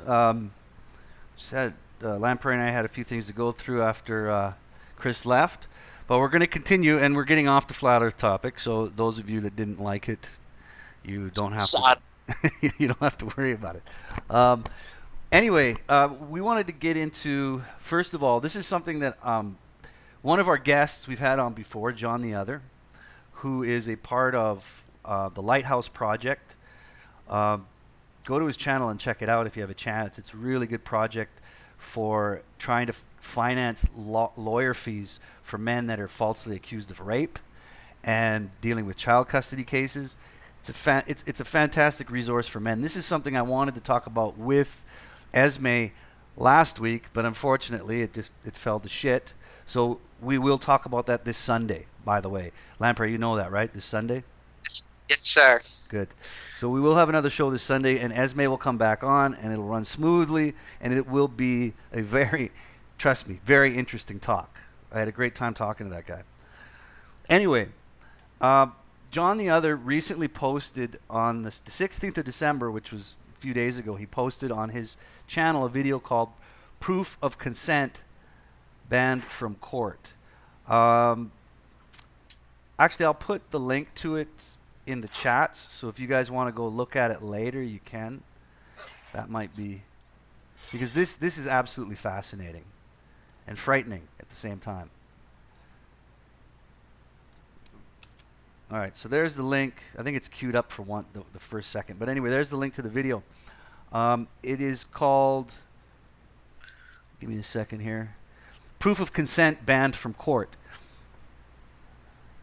Now, what he's talking about is a bill in Canada that was passed, Bill C-51. This is 2018, as passed by the House of Commons in Canada, December 11th, 2017. So the bill was passed a year ago.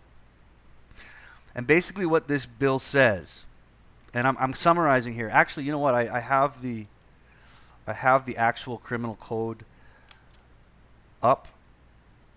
I looked it up myself. I highlighted the key points in that article for you. Perfect.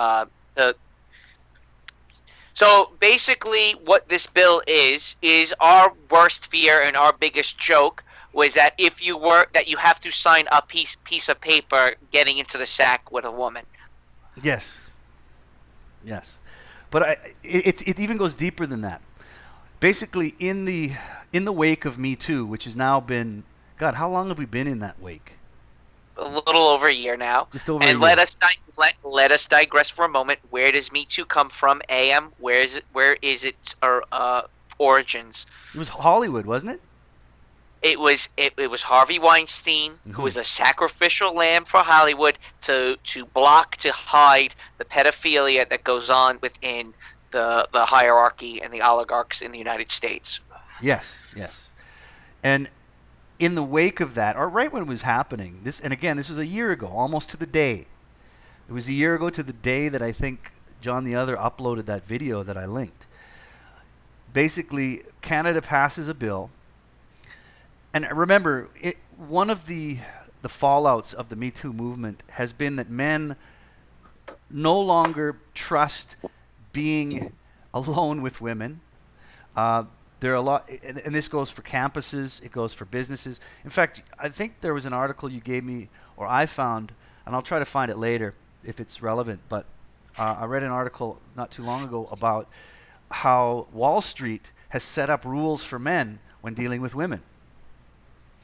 And one of not rules for women, rules for men. For men, yes. Rules for men to deal with women in the wake of Me Too. Because we have to, and not just Weinstein, but what was Kavanaugh? After the whole Kavanaugh thing, that's when it really peaked. All right? Correct. That was just, it was all over the news. It turned out that it was What was her name? Does it even word? Horseface? We don't even remember the woman's name anymore. She looked fucking horrible. If anyone in the chats remembers her name, type it in. I can't remember either. But the typical look with the glasses, the thick frames, that somehow putting glasses on means you're intelligent because you got a degree in sociology, right? Mm-hmm. Mm-hmm. The crocodile tears, which I'm very familiar with as I've been married and divorced. So I know the capacity of a woman's ability to cry her way out of anything. But with the Kavanaugh thing, it really peaked. And so what men started to understand, and what MGTOW men had known for years, is that women lie about sexual assault. And they lie all the time. And they do it for many, many reasons. I remember years ago discussing this stuff in MGTOW circles, and people would say, well, why would someone lie about that? And that's a stupid question, because if you want to find out why someone would lie about anything, I mean, come on. There's 1,001 different incentives for people to lie about a lot of different things. When it comes to sexual assault, they can lie about it to gain custody of children. They can lie about it for money. They can lie about it to get out of trouble for their own wrongdoings. There's 1,001 different reasons. But in the wake of that, what has happened is that men have basically lost a lot of trust in any kind of intimate relations with women. And that doesn't mean just sex in general. It means just interacting with women. And when I say intimate, that could mean a coworker. Not sexually intimate, but intimate on a professional level. Correct.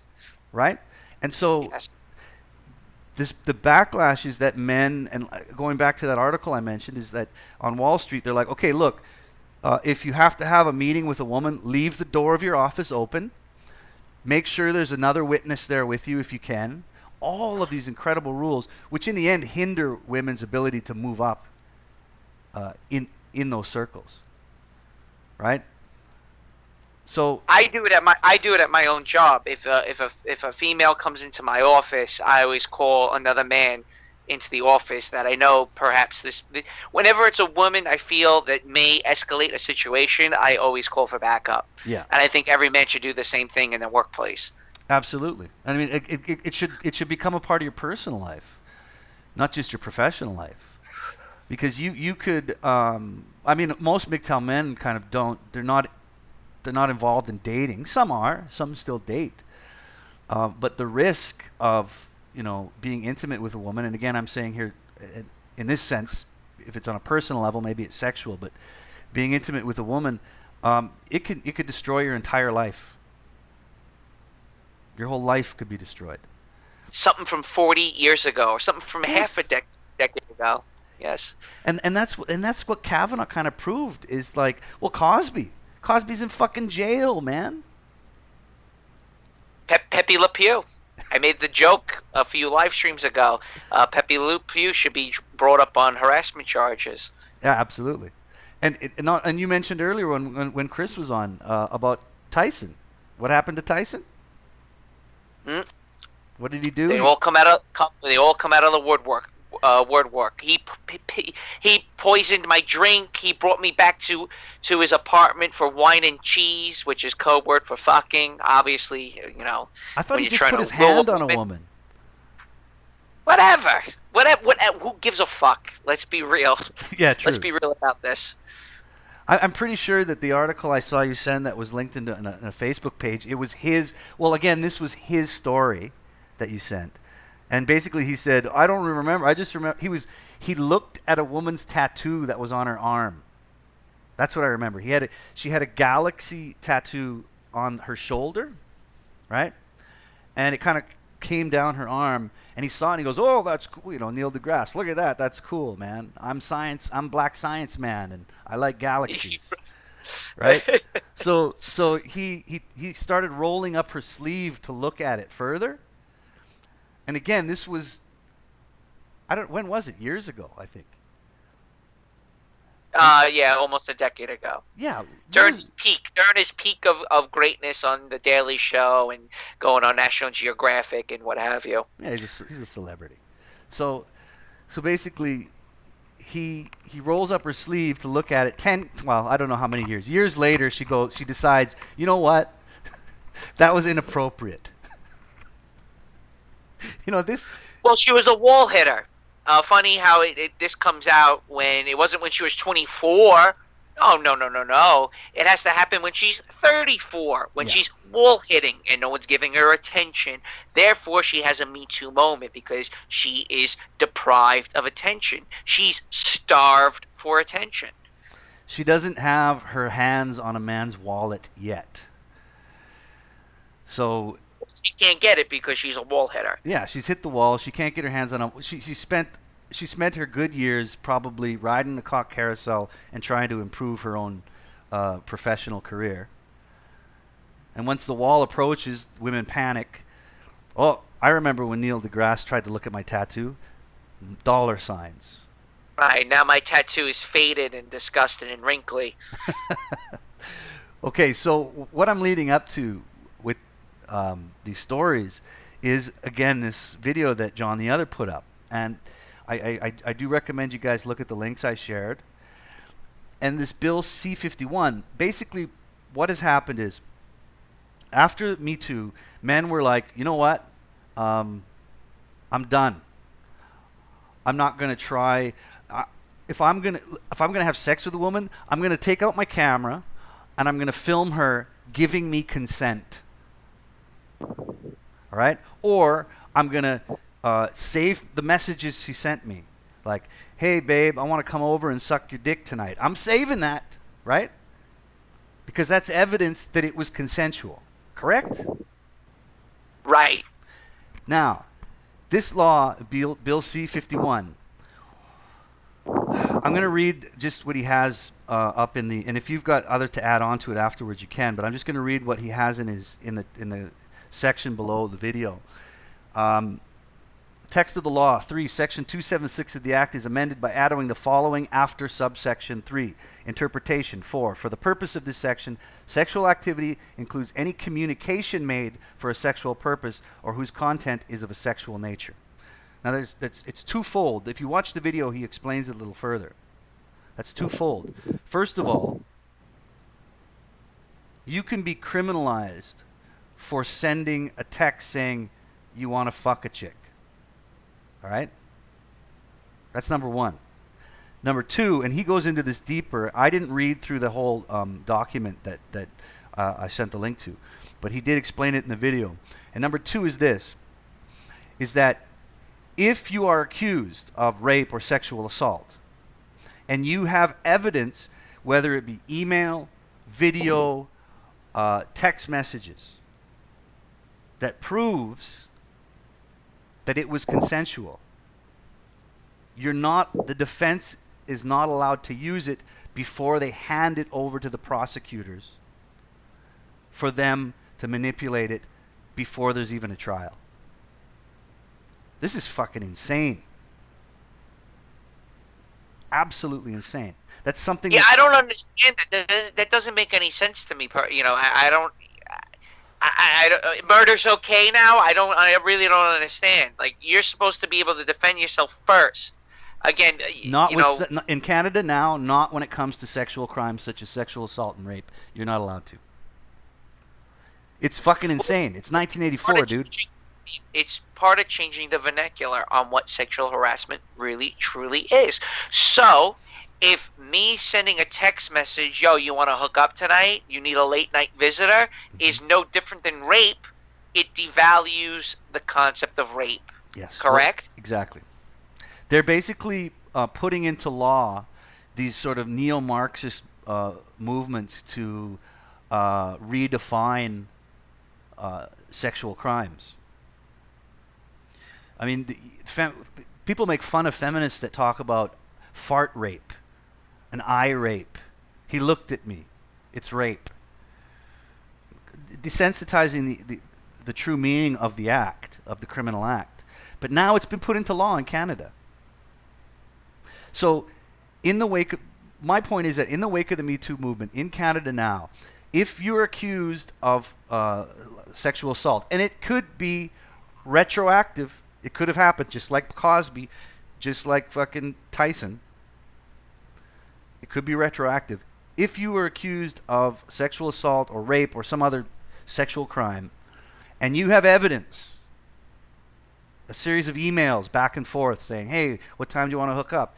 Right. And she goes, yeah, I can't wait to suck your dick, or whatever your conversation is. You can have that as evidence to say, look, I didn't rape her. She came over willingly. We had sex. She went home. 6 months ago, a year ago, and here's the evidence. You can't use that in your defense anymore. Didn't Neil deGrasse Tyson save a lot of text messages and stuff to defend himself? I believe he did. He did. Because even back then, he knew what direction society was going in. Obviously, Neil deGrasse Tyson pissed off his paymasters, the people that put him on TV. He must have done something. But that's for Neil deGrasse Tyson. Now we're talking about the average Joe in his situation. Well, the average Joe, you and me, the listeners, you're fucked. Like, you're fucked. Again, according to this Bill C-51, if you go to court and you have evidence that it was consensual through emails, texts, and video, whatever it might be, sorry, that doesn't count. You got to hand that over to the prosecutor first, and they can put any twist on it they want. You're fucked. So this is the direction we're being steered by our masters. If you're a man, you're damned if you do, and you're damned if you don't. So you have no choice but to fucking ghost it, man. MGTOW. Well, again, I really bring up the mere fact that if that is now a crime, then I might as well just go all out and pull a Danish jihad beheading in Morocco. Yes, and let's drift into that. But first, I'm going to go to the comments. The Flanier says what Lamprey doesn't understand, and I'm sure he does, is that there actually is no notion of actual justice. There never was. It's all been a mirage to give you the illusion that we were all equal. But what is not understood is that government's model depends on picking favorites, political favorites. Well, that's how we are today. It wasn't always like that. When you add the concept of social justice to justice, you're asking for tyranny. You're asking for authoritarianism. Because there's nothing more than justice. Then what is social justice? Correct? Right. Absolutely. You're adding an appendage onto the topic of justice. Mm-hmm. You're asking to undo wrongs in the past, when in fact you have no evidence or very little evidence other than feelings and emotions on things that happened 1 hour ago, 10 years ago, 20 years ago, 100 years ago, or 1,000 years ago. Why not pay reparations to the country of Tunisia for the Roman invasion? Yes. Okay, Carthaginian lives matter. Hannibal was a hero. Well, why not? Why not? Well, the reason why you don't talk about those things is because the Romans annihilated those people. So, let's bring up Native Americans for a concept. At some point, we realized that killing Native Americans or Aborigines in Australia was bad. We stopped. Therefore, they were able to reproduce, multiply, and survive and live on. Very nice. And vote. We learned from our mistakes. And in many cases paid reparations to First Nationers, Native Americans. They don't have to pay taxes. They can open casinos funded by Jews. We can understand that, okay? But now what you've done is you brainwashed those that were damaged or hurt from past causes. What other nations have done in the past, and today what Muslims do, is you just go across the board and kill them all. Now what are you going to do? You have no one to complain because they're all dead. Now what? Who's going to mention it? If you killed all the Native Americans, and if you killed all of, some minority group in, we'll talk about in Myanmar and Burma, killing those Muslims. If you killed them across the board, there would be no story because they're all dead, because there's no outcry from that group. Now there's an outcry from the group that was oppressed 200, 300, 400, 500 years ago. Absolutely. Okay? Well, and what I call that is the sins of the father syndrome. And that's so steeped in religion.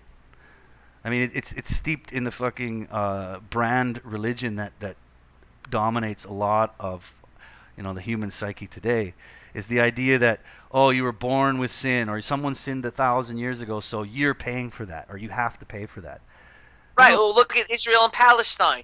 The Israelis know that them killing Palestinians is bad. They understand that. They stopped doing it. Now the Palestinians have far-left organizations propping them up, along with Hamas, which acts as a mafia. And the Palestinians continue to vote Hamas in. And, every time there's a bombing, they show the dead child. Look what Israel did. And they use that to as a wedge to further their cause, which is to somewhat enslave the other group. Okay, Now if the Israelis decided just to annihilate the Palestinians, now what? Now what? They're all dead. Who's going to cry now? Yeah. Where's your outcry? Where's their reparations? Where's their reparations? No reparation because they're all dead. And most empires in the past and strong societies and strong cultures and governments understood this. In Cambodia, the Vietnamese are garbage. We kick them out. We continue to kick them out. There is no reparations for ethnic Vietnamese. This is our land. If you continue to open your mouth, we'll just go out and slaughter you. And that's it. So your best bet is to keep your mouth shut and just enjoy whatever your existence is. Yes, you're a lower class, but you're a guest in our society. So are expatriates. So is white man, British, Australian. You are a guest. Do not make us throw you out of our home, so to speak. Well, here Jonathan says women were never oppressed in the way of blacks, Indians, or Carthaginians. No, they never were, man. They absolutely never were. What happened? What happened in Carthagena? I always bring up Carthagena because it happens to be something I know about. Their ruins still exist. They were once a very strong empire. The Romans knew this. Hannibal. We all know we know Hannibal Lecter, but where does the word Hannibal come from? He was the ruler of the Carthaginians. It was modern day Tunisia, Algeria, and Libya. The Romans lost a major battle. Total defeat. Absolutely embarrassed. The Romans waited, I think, another 30 or 40 years to go back and invade them. And they realized if we're going to go back and invade them, we got to make sure we fucking annihilate them and make sure they never come back. So when they invaded Carthagena, they raped and pillaged on levels you couldn't imagine. The Roman general, whose name slips my mind at the moment, cried on the hills saying, I can't believe what I've just done. The whole city was on fire with people screaming and crying and being massacred by the Roman legions. Africa.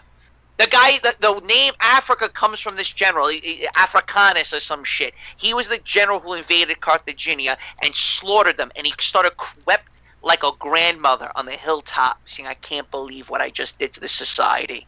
They salted the earth. To this day, they cannot grow crops in that part of Tunisia. Wow. And for most Tunisia, because the theory goes, legend has it, the Romans salted the earth. They threw salt, and they dumped hundreds of thousands of tons of salt along the city of Carthagena, make sure they can never grow crops again. They raped the women and enslaved the women and castrated the males that were young and forced them into slave labor to make sure there's no blood lineage ever again from the Carthaginians. Genocide. It's true genocide.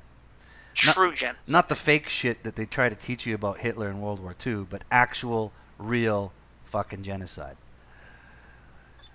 Flanier says there no longer is any notion of merit. If there actually was in full, the business model of success and achievement, merit and progress runs up against the business model of destroyers. You're right. Meritocracy is an evil word to the neo-Marxists. It's a horrible, evil word. It's something that when you grow up as a kid, at least I did, and I'm sure you probably did also, Lamprey, is that, merit is what earns your way through life. Done. Over. When someone proposes me to work a job now, no, you pay me now. Oh, we'll pay you if you do a good job, blah, blah. No, those days are over. You pay me now. Mm-hmm. I don't care about tomorrow. And these are we're digressing here for a moment. That's all right. In Cambodia and in modern day North America, the new thing is internship. Yes. Well, you're getting to work at your favorite. You're working for Wall Street Journal. You're getting to write the articles you always dreamed about, but you're not going to get paid for it because you're getting job experience. You see? And then you can move on and be a real journalist someday, or a real scientist, or a real astronaut. Oh, really? Really? Okay, I'll do it. And guess what? Now it's slave labor. And it's the same thing in Cambodia with the NGOs. The girl that looked after my boat, and I had a boat in Cambodia, very smart, beautiful, poor as fuck. I used to give her $10 a month to watch my boat. Kept it in her backyard. And I go, you speak really good English. You're pretty educated. I go, where do you work? She goes, I volunteer at an NGO. I go, don't volunteer. Tell them to fucking pay you. Yes, but they promised me job experience, and later on I'll get the dream job I want, and they'll start paying me fucking $50 a month. I go, don't do that. And I used to tell my students the same thing. Don't ever take an internship. You get paid. If you're putting your time into something, time is money, and you should get money for it. The days of you working your way up the corporate ladder or doing whatever it might be, it doesn't work anymore. It really doesn't, unless you really truly trust your employers. And even then, you really have to be on guard. No, absolutely, man. Well, let's go into some of the other articles we were going to talk about. You want to go to the Morocco? Well, glance over. I wasn't too, because this is something we always discuss about white women traveling to countries they don't fucking belong in, and it's quite typical because I think we mentioned it like 2 or 3 episodes ago about oh no, I mentioned it that my friend wanted to go to teach English in Thailand. That's right. We were talking about that a couple of weeks ago. Mm-hmm. That women treat the world, white woman, okay, Americanized women, North American, European women, again, blonde hair, blue eye, Tiffany, treats the world like it's her fucking living room, where she can squawk, be loud, take photos, demand a Starbucks Frappuccino, wherever the fuck she is. Yeah. Well, do you want to set up this article here? I mean, I've got one open, and I don't know. Like Lamprey said, we've discussed this. This comes up a lot. We beat this to a dead horse, and it's just funny that it's come up again. Yeah, this is new news. So you guys, maybe you haven't heard about it, but I'm sure you have. Social media is a buzz. But I'll share the screen with the viewers so they can see the article. So the beheading video. I'm not going to show the video. I'm not going to show the video because I don't want to get some kind of guideline strike on my channel. Ow! Ow! So if you guys can see, there's the article. This is just one article. I'm sure there's many more. You can find this out, but it's news.com.au. I guess it's Australian. Backpackers killed in Morocco by ISIS terrorists, with one filmed being beheaded. This is by Andrew Kubaridis. 3 suspects have been arrested over the horrific killing of 2 Scandinavian backpackers who were hacked to death on camera. And I want to add that they did catch them, apparently. I'll just read a little bit of the article, and we'll discuss it. 2 Scandinavian backpackers were hacked to death and one beheaded in what is believed to have been a terrorist attack in Morocco. Louisa Vesterager Jespersen. I don't know, this Denmark. I don't know how to pronounce it. Name. Yeah. 24 from Denmark, and Maren Uland, 28 from Norway, were knifed and beheaded on camera while camping in the Atlas Mountains. Their bodies were found on Monday morning. Footage of the horrifying attack has been shared on social media and has caused outrage in Morocco. The footage shows a blonde woman screaming while a man cuts her neck with what appears to be a sharp kitchen knife. One of the women was decapitated, and the other was found dead with a severe neck wound. One body was found inside a tent by French hikers, and the other just outside. It was horrible. They were broken, one of the French hikers said. We warned everyone we saw in Imlil not to go up there. I did not want more to see what we had seen. It was a big shock. We're thinking about it all day. It makes you think about what's important in life. A Norwegian newspaper is reporting 4 suspects had links to ISIS and had sworn allegiance to the terrorist group. Police tonight announced 3 men had been arrested. A 4th man was taken into custody on Tuesday. In a video circulating on social media, a man is heard saying in French, "This is for Syria. Here are the heads of your gods." Yallah. The bodies were found in a remote mountainous region. Miss Jespersen and Miss Uland were on a month-long trip in Morocco. Again, white women fucking... White privilege, white girl privilege. White girl privilege is going where they're not supposed to be. Hotel workers in the Moroccan capital claim Miss Jesperin and Miss Uland were staying with 3 other girls and were spotted with local men. Spotted with local men? These guys are cute and foreign. Let's go have a coffee with them. And then you get your fucking head cut off. There's a picture of the woman, or one of the women. I don't want to show the video. I'm not showing the video because it is fucking graphic. It wasn't a good video. I mean, I've seen way better beheading videos. Hold on, my ads came on there. Sorry about that, guys. Sorry, so say that again. It wasn't. You're not missing much with the video. 2 white girls got their heads chopped off. That's basically it. It was a low grade beheading video. Definitely not an ISIS video. Not one of those high grade Disney-esque videos that we used to get from propaganda machine from the mainstream media. Well, Go ahead. What is it? What is this about, guys? Okay, it's again, think of the country Denmark. They don't know. They really are very anti-Muslim. They're very anti-foreign. They're in fact anti-feminist. I don't know if you actually know that. Did you know that? No.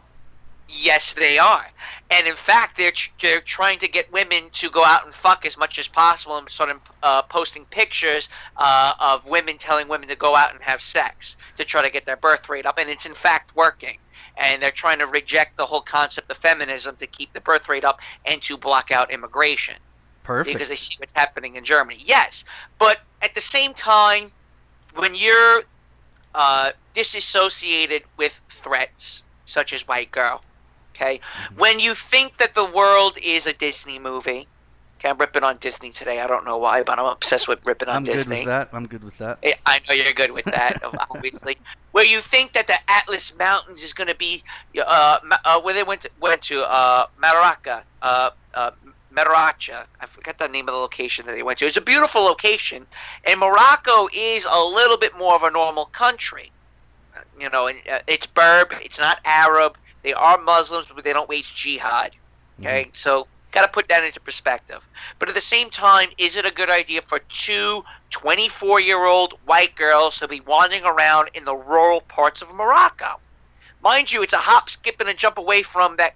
Oh, God, the name of the country slipping my mind. There's a country right below Western Sahara that has Sharia law. Libya? And it's south of it. I don't know. What the hell's the name? It's a black country. My African geography is not very good. Okay, I'll pull it up in a moment. But regardless, it goes back to women from the West that think because they have blonde hair, blue eyes, and white skin that every guy wants to fuck them. They can do whatever the fuck they want.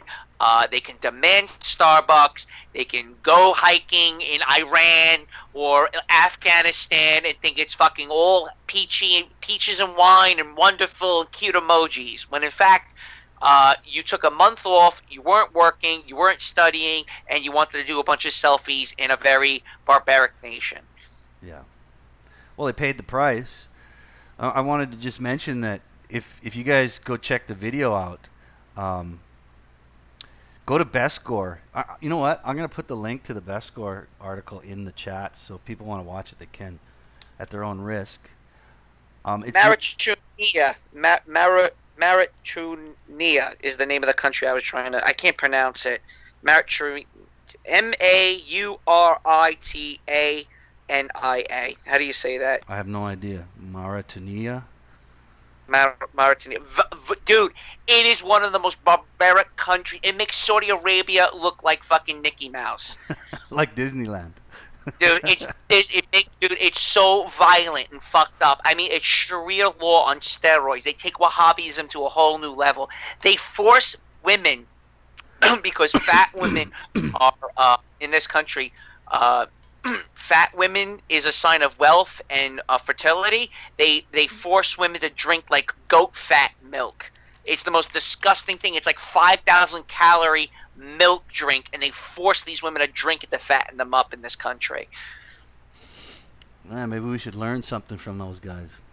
We should. So yeah, women don't have rights. It's like right across the board. Not allowed to do this, not allowed to do that. But anyway, I'm digressing here. The outrage from it is it's mind-boggling, because what I said to AM yesterday is that if it was two Danish male backpackers, would it even be in the news? No. Would it even be in the local paper? You would not even hear about it, but because it's blonde hair, blue eyes, the little poos, the precious ones, the Denmark Prime Minister has to make a speech about it. Are you fucking kidding me? You want to talk about gynocentrism? There it is right there. When your prime minister has to get out there and make a statement over two Danish broads in a location that they shouldn't fucking be in, and it becomes a fucking international political crisis, this is retarded. This is fucking insanity.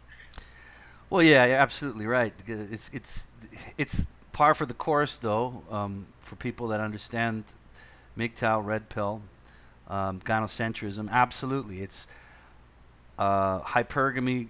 It is gynocentrism. It is out of control. And again, like you said, if it was men, nobody would care. And this is something you won't read in the articles. As long as they say 2 white women, head cut off, the whole world stops. Yep. Digressing for a moment, Manachurina is officially known as the Islamic Republic of Manachurina. There you go. Yeah. So again, it's about less than 1,000 kilometers away from where these women got killed. These are very dangerous nations. I mean, it wasn't like they went to Casablanca and sipped a macchiato. They had to go into the mountains, into the desert. That's smart, very smart. Yeah, they're not going to Santorini. No. Well, the other thing I just wanted to quickly point out too is I do ask you guys to go watch the video and the link I just put up, because I mentioned this to Lamprey earlier when we were discussing it before the show, is that the videos of the killing, it's done on a hand phone. It's kind of grainy, and it's very graphic. And this woman screaming while they cut her head off, and it is so much superior to the bullshit propaganda we got from the other publicly released videos of ISIS. Those Hollywood production HD television cutting people's heads off. That's all bullshit. That's propaganda. That's fucking Hollywood shit. This is fucking real. Very real. So check it out if you get a chance. Anyway, it's really nothing new. Where are the parents? Okay, who told them that was a good idea to go there? I mean, there's other people to be blamed for this, and it's the thing that I take out of this is that no one told them, no, it's not a good idea. No, it's not a good idea for you to go there. Right? Nobody told them. No one told them, no, this is bad. Because no one wants to say no to Western women, which brings up feminism, cultural Marxism, illegal immigration, because you all want to stick your fucking dick in them. Mm-hmm. Okay? Do you really want to stick your dick into some obese Indian chick from near Nepal? No, of course not. And you can tell her no, because she's not attractive. But because since the whole globe wants to have screw Western women, I'm just a princess.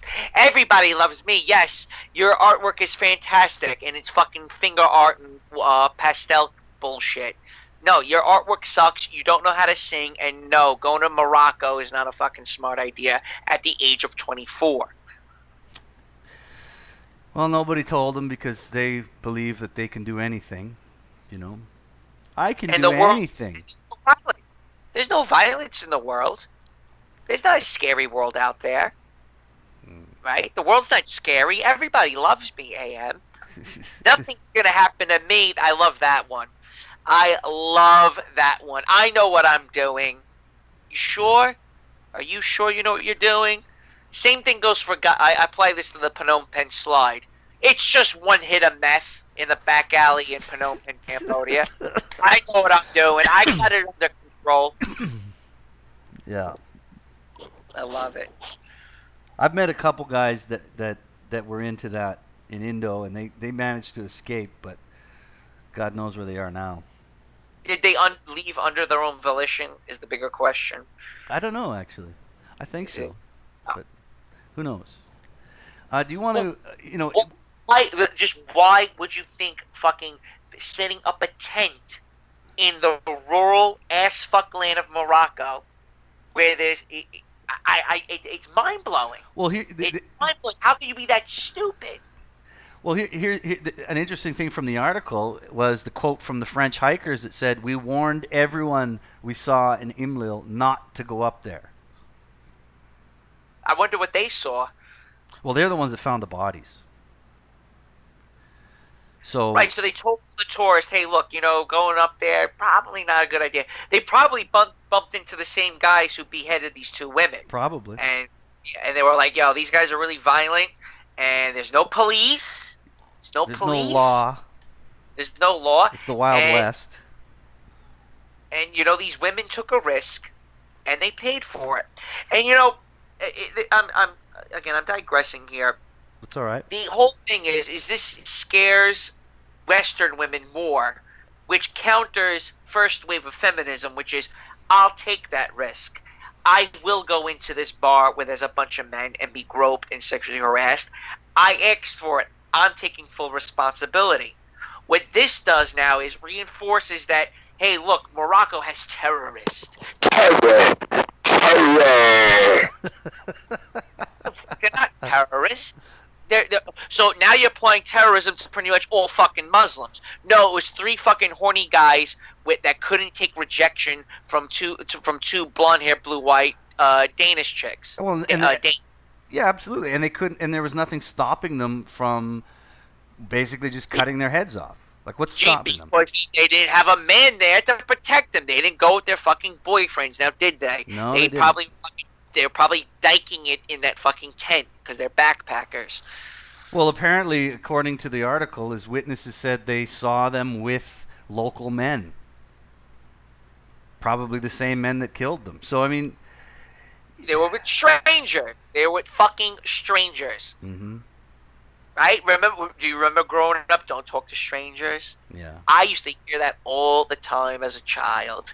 Don't talk to strangers. Especially in Morocco. Now for women in the countries that they say oppress them the most, they're told from birth you can do anything. You know, it's fucking yeah. Good luck. That's what I say. Good luck. You know, I think I saw this article, this Moroccan debacle. I saw it posted on Facebook, and a guy, he posted the article, and what he said for a comment on the top of the post was, "Oh well." Yeah. Oh well. Oh well.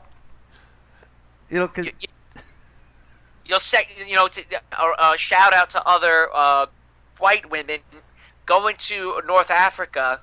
Probably not smart. Hey, fuck it. Go to Libya. Go to Libya. Hey, double down. Go to RD Congo and backpack there.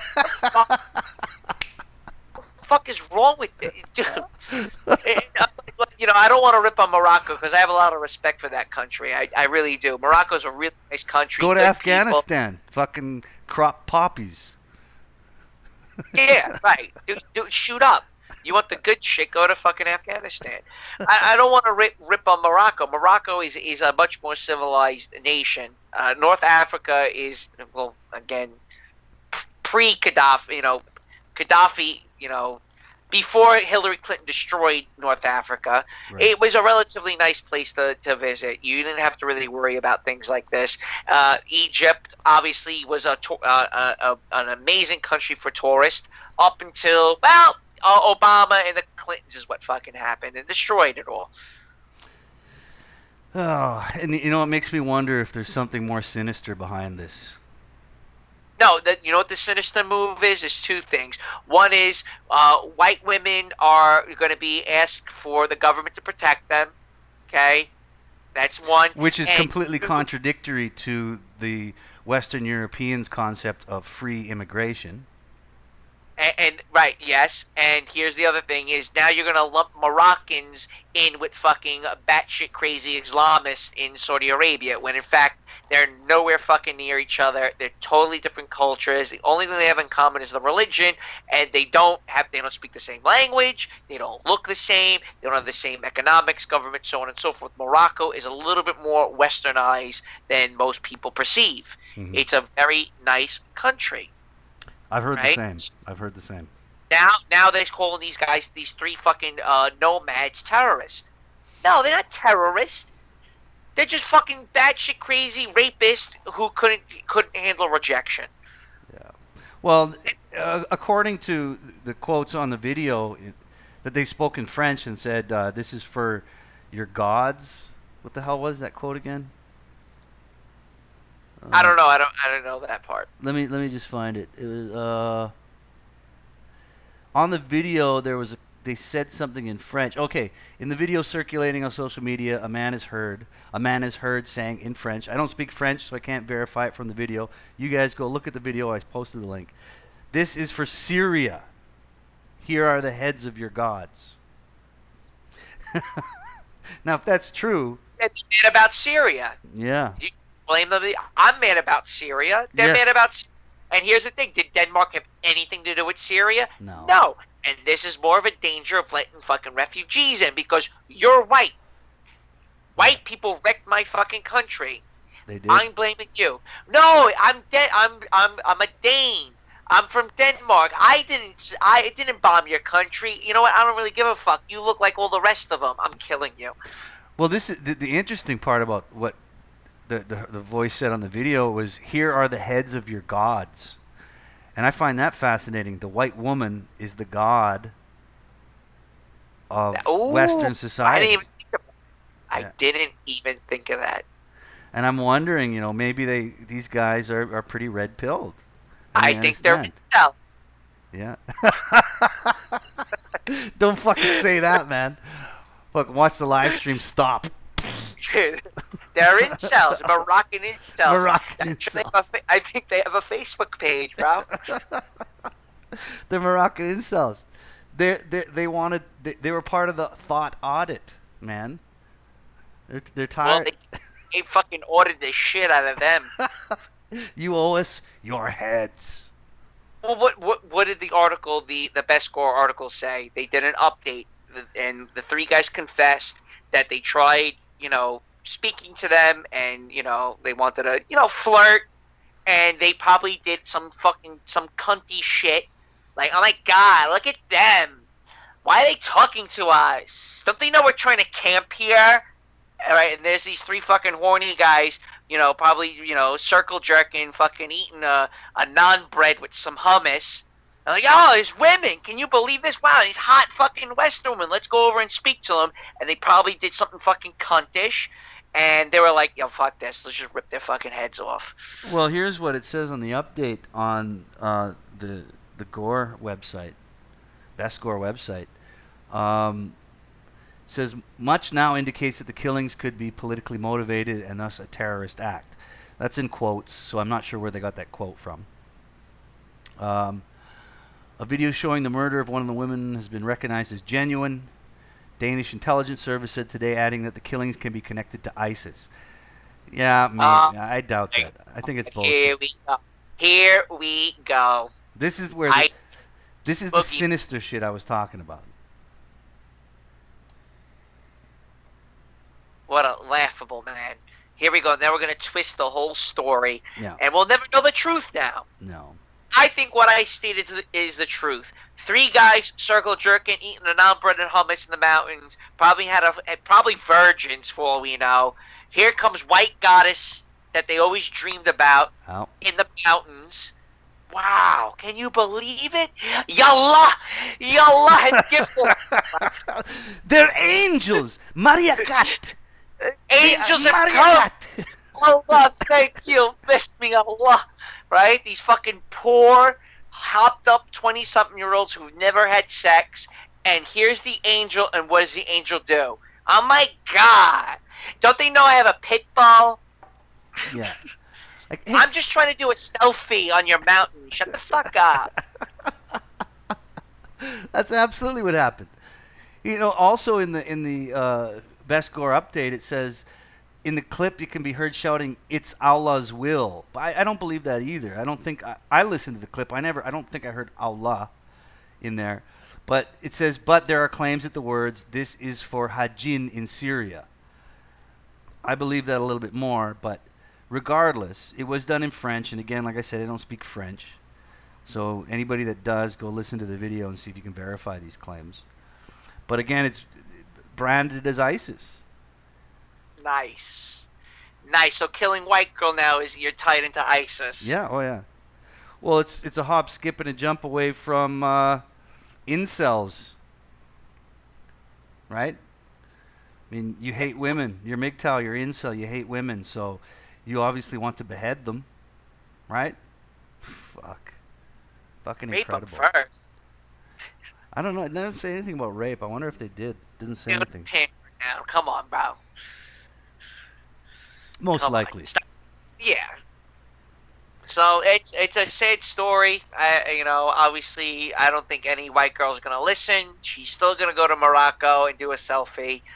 And this ties back into one of our earliest discussions, AM, when that Italian feminist decided that she thought it was a brilliant idea to backpack across every Muslim country, starting from Asia Minor, and I think her end goal was India or some shit. Mm-hmm. And she made it to Gallipoli.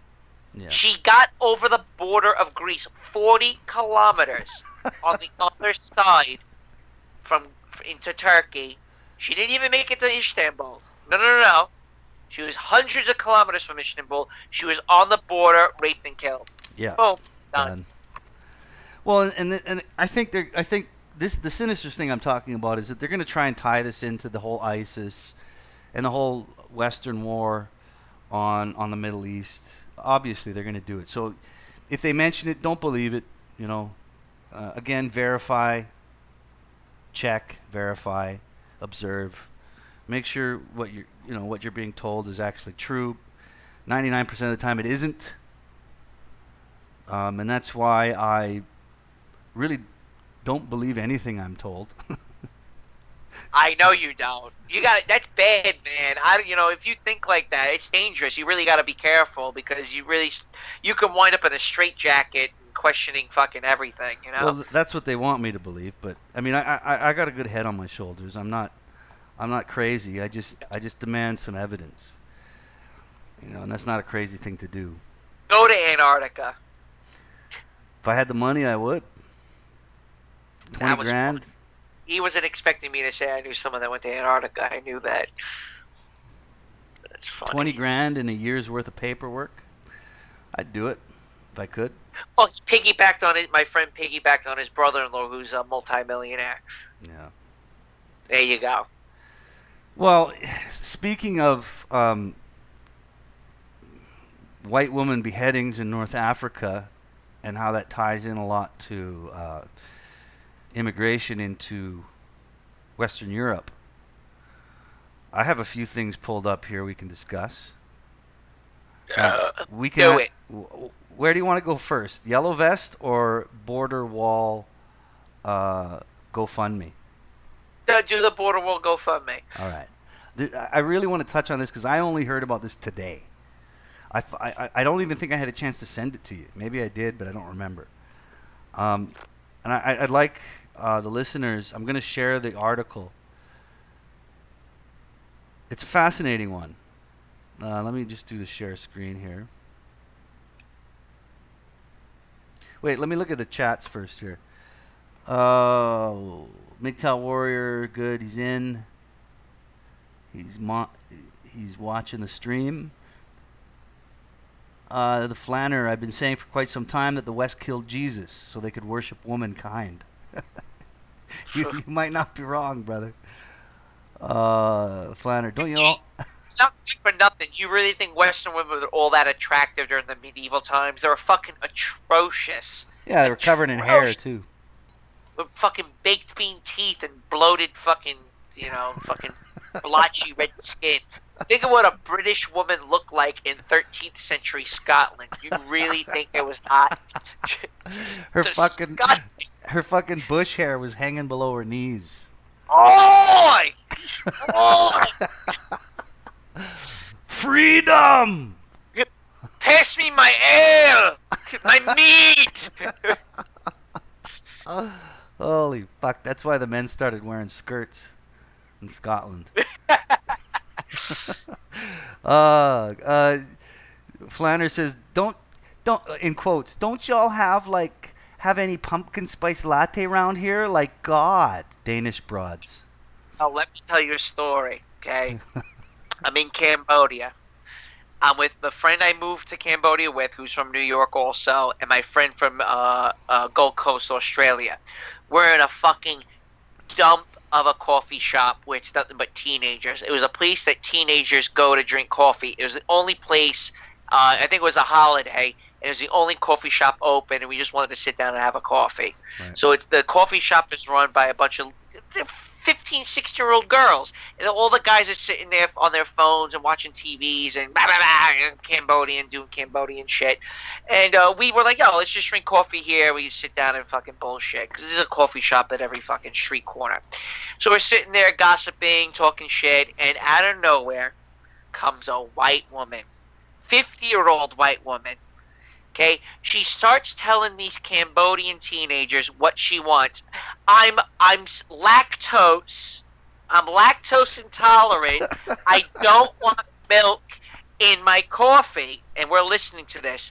And these poor young Cambodian women, Khmer women, had no idea what the fuck she just said.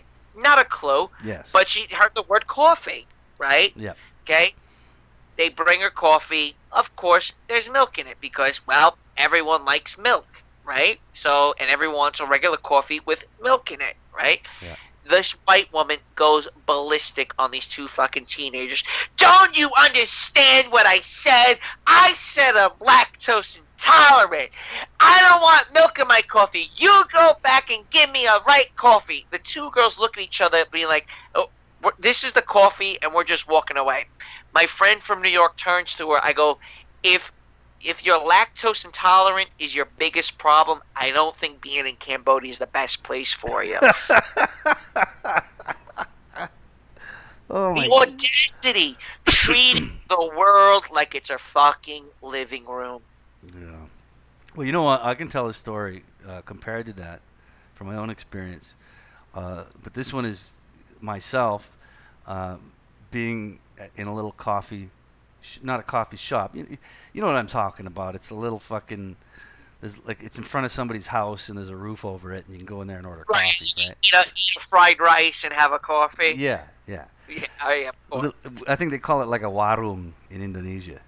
But, I'm sitting in this little warung, and it's right in front of the school that one of the schools I worked at. I worked at many. And I say to the guy, I ask him for a coffee, right? Now, he doesn't speak English, so I have to ask in Indonesian. So I say, minta kopi satu. I would like one coffee, okay? And then I say to him, but I drink my coffee black. I don't put sugar in it, but if you don't put sugar in your coffee in Indonesia, you're a fucking weirdo, right? Everybody has sugar in their coffee. It's just normal. So they don't understand the concept of no sugar. You see what I'm saying? It's very similar to your story with that woman. Of course, however, I'm a man. I'm not a fucking neo-Marxist Western woman. California. Yeah. So I say to the guy, tanpa gula, which means without sugar, all right? However, again, I'm a Westerner, and I'm speaking a language that's not my first language, and the word without, which is tampa, it's T-A-M-P-A-H, tampa, is very similar to the word to add something, which is tamba. Oh my God. You see what I'm saying? So I say tampa gula, right, without sugar. Now he comes out with the coffee. There's no cream in it because he knows I want it black, and then I drink it and I'm like, holy fucking shit! I mean, it was like breakfast cereal sweet, which is normal for those people, right? Like that's normal. That's how you drink your coffee. And I said, no, sir. Tampa gula, no, without sugar. And I sent it back to him, right? I didn't get angry. I just, he's like, oh, okay. And he comes back, hands me another cup, same cup. I drink it, and it's twice as sweet. More sugar in it. Because I said tampa, but he heard tamba, which means add. You see what I'm saying? So there's this, but I understood, and I'm like, I drink it again, and I'm like, holy fuck. Should have just drank and make them happy. Well, I sat down. I didn't get angry at him. I just said, oh, I'm sorry. You didn't. I explained to him in his language that I'm sorry. I don't. I don't know your language that well. What I meant was no sugar, right? So instead of saying tampa, I just used a different word, which just means no. And he's like, oh, okay, I got it. And he came back and gave me a fucking great coffee. I used to, like, when situations like that, like when like Cambodians would offer me a meal or something, I'd be like, oh, thank you so much, akun tranga, and I would like sneak it, like when they're not looking, I like throw it on the floor, like you give it to the dogs. We're like, oh, so good, like fucking yum bye, like, so, akun, thank you, it's delicious. Thank you for the fucking cat meat. God damn it. Right. Well, I guess the moral of the story is that there's a real big difference between Western women and Western men when it comes to traveling. And right, Western men are a little bit, well, depends, I guess. We're talking about British men. They're really not all that fucking humble, right? They're shoving a glass bottle of beer up a fucking Thai woman's snatch. Oh! Oh! That's how you do it, mate! Oh! Fucking... my friend, my best. So when I was in Cambodia, I had my best friend from Australia who I spent every fucking day with. We traveled, thousands of kilometers on motorbikes, me and him, and then the guy I moved to Cambodia with from New York, who didn't have a motorbike. So I befriended this Australian, right? And he grew up on the farm. And he's a bogan. He's a real fucking bogan in like the fucking rural parts. Australian males are bad in Southeast Asia. He treated the Cambodian women like they were farm animals because that's all he can relate to is farm animals. He goes, how do you pay your fucking girl? I go, give her a monthly stipend. He goes, are you fucking stupid? You gotta drip feed him like the chickens might. Here you go, here's $5. Here you go. They just fucking throw it on the floor. That's how you gotta do it. Pay him daily, mate. That's all they fucking know. Right? Oh, the best was he was banging this one girl that he found like in the streets. I go up to drink a coffee. I meet up with him. He had a really cool apartment that overlooked the Mekong, and he used to just sit there with sunglasses and blast fucking like disco music and drink coffee. It was a really cool setup, man. It was really cool. I used to go up and visit him, and I hear like rummaging in his bedroom. I go, yo, you got a woman here? He goes, yeah, that's right. Found her in the street, hosed her down, gave her a feed. I felt bad for the bugger. I was like, you hosed her down and you gave her a feed. Yeah, that's right. I felt bad for her. Here you go. Here's $5. Off you go. Get the fuck out. In a way, I guess that's sort of like a form of Western masculinity kind of taking control again to a certain degree. The Flanner says, white girls bleed a lot, quote unquote, the Moroccan tribesmen. Hashtag not my Moroccan male. He also says, making women uncomfortable equals you are with ISIS. Absolutely. We all do, gentlemen. We all make women uncomfortable because we understand them. And we might use the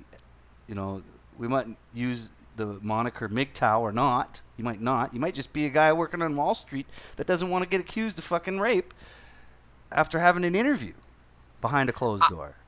I've learned the biggest thing that my takeaway from women, the biggest number one thing that I've learned is the more you react, the more emotional you get, the more they thrive on it. Mm-hmm. The less, the key is not caring. I was talking to AM the last couple of days about this new MGTOW channel called Garage Art. Australian guy. He married a Chinese woman. Obviously, she married for citizenship. And he's taking care of a daughter that's not even his. Brought the single mom from China over into Australia, and she's ruining his life. Ruining it. And it's all on YouTube. The ruining of his life. Something really bad's going to happen to this guy. There's no doubt in my mind. And we're going to try getting him on to try to calm him down and realize that he's making a foolish mistake. Watching this video reinforces my belief that the more you react, the more ammunition she's gaining.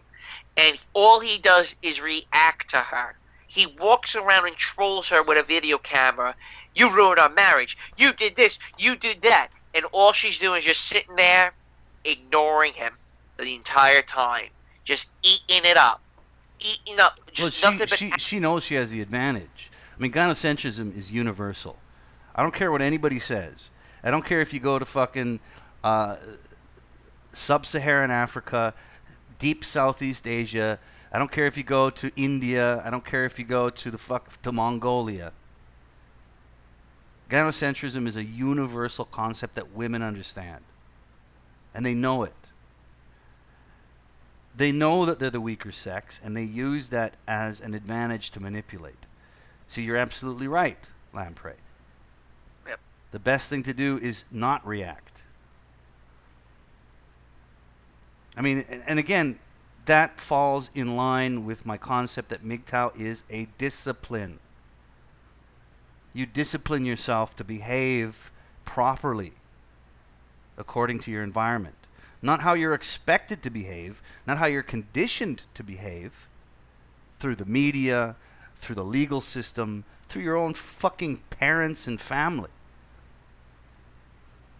I mean, you really do have to separate yourself from that and discipline yourself when it comes to how you behave, not just in life in general, but especially around women.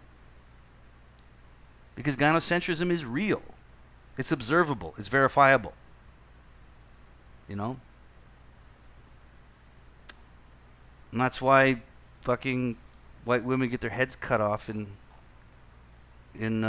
northern Africa, because they know the power they have. They just don't know the responsibility that comes with it.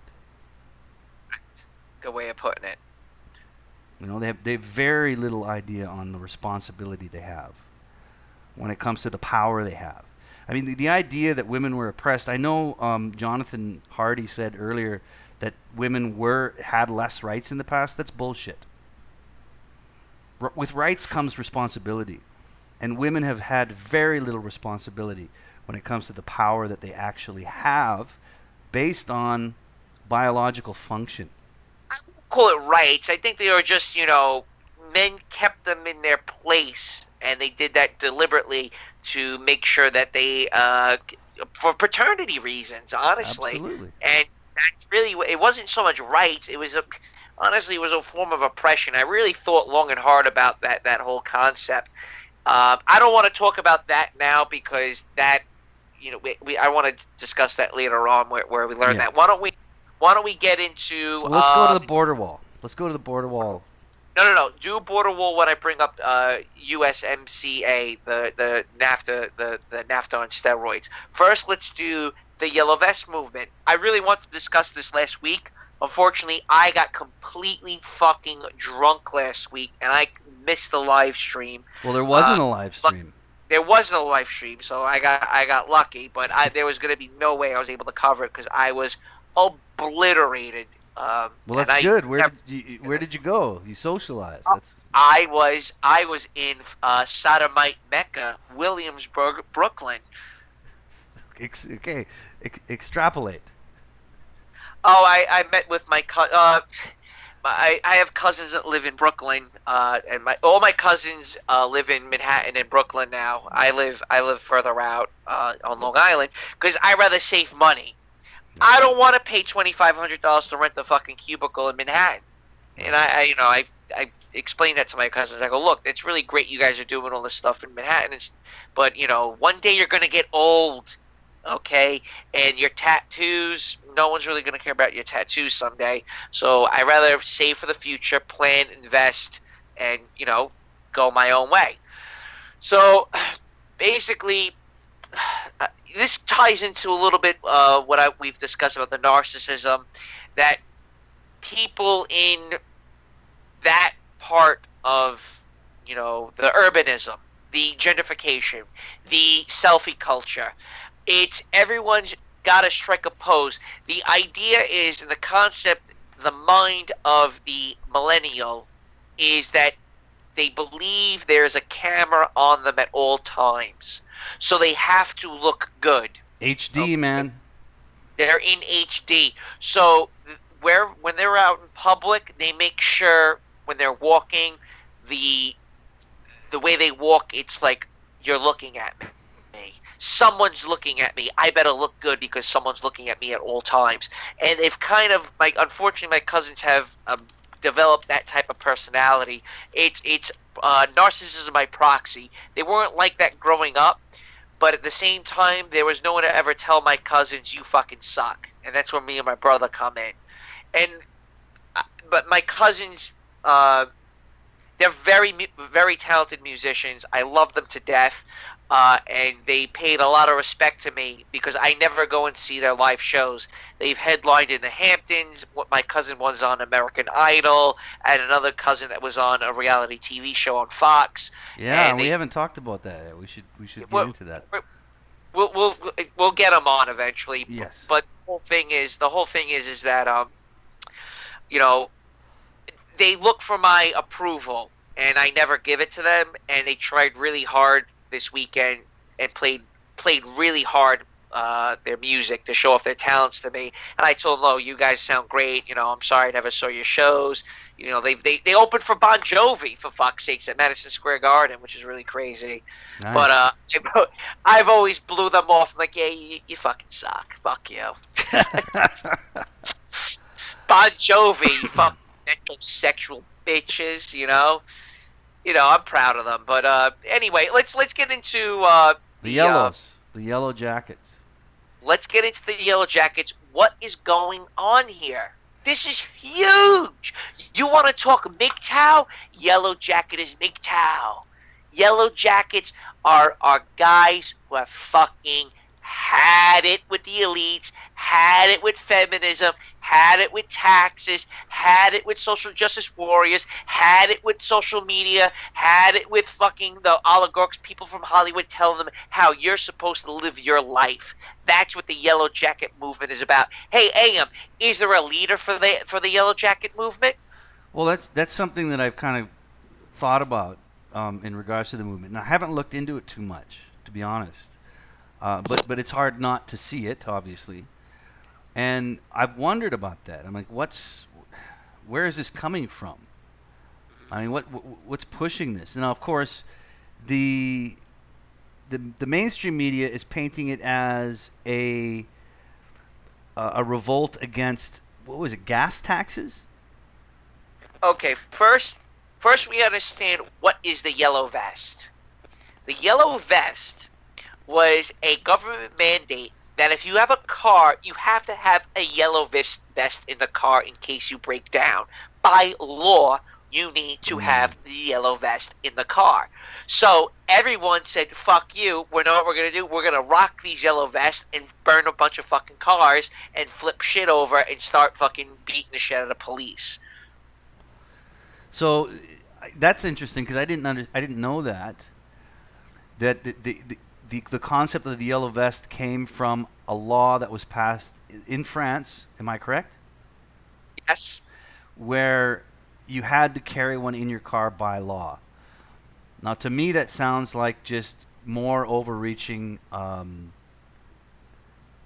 statist control, which obviously anybody that's listening now or is part of the MGTOW movement understands that. And the whole MGTOW movement is a part of revolting against statist control of laws. That's one part of it. I had no idea that was an actual law that was put into effect in France. So the vest are one part of it. Yeah. The vest is a small. That's just the meme of it. Okay. Yeah. It really was a tax on fuel to fund renewable energy, which is bullshit. We've covered that before about the concept of renewable energy. Okay, so here's Macron asking the protesters to stop while on his desk. I don't know if you saw this picture. He's on national TV in France, and he's disrespecting the protesters. He's telling them you're a bunch of fucking what is it? What did Hillary Clinton used to say? Basement dwellers. You live in mom's basement. Okay, while he's saying this, on national TV, he has a gold glass, a gold lamp, a gold plate, okay, with in front of like a 10,000. He's saying this in front of a desk that has to be at least $10,000 and over 400 years old. Basically doing everything that the protesters hate. Okay, the that this man, the prime minister or whatever, the president of France, is so disconnected from reality that the gas tax hurts those who are lower class, white, okay, who don't receive government assistance, And probably okay, pay the most taxes. And pay the most taxes. Yes, go on. And through their labor, probably contribute the most to those subsidies. Right, and the whole thing is that with this tax, it makes cars unaffordable, which is a part of sustainable development, which is Agenda 21, is they don't want you owning a car. Yes. So we're going to tax having a car, we're going to tax the fuel, and basically you have no way of getting to work but by riding a bicycle. Ride a bike. Let's all go to fucking Amsterdam. Ride a bike. Like a vegan, okay? So the French began demanding that Macron refuse to sign the UN Migration Act on December 10th. Okay, so one of the big linchpins and demands for the protesters was that you do not sign the UN Migration Act on December 10th. Again, it goes back to immigrants. Why are all these asylum seekers, refugees allowed to stay in France and get government benefits along with single moms, yes. right? Yes. Well, and it pisses people off, especially to that extent. And I think I mentioned this to you a week ago, where I kind of tied the yellow vest into Agenda 21. And I think you said, no, that's not it. But is it? Repeat that. How does no, the gas tax and the tax on owning a car, yes, that's part of Agenda 21, 100%. The bigger thing is migration, stagnant wages, high taxes. But the bigger problem with France is that they're like kind of schizophrenic with protesting. Okay, you protested for welfare. Now you're protesting against welfare. Well, which one is it? They seem to protest over everything, but this one is more organic, and that's why the media is downplaying it.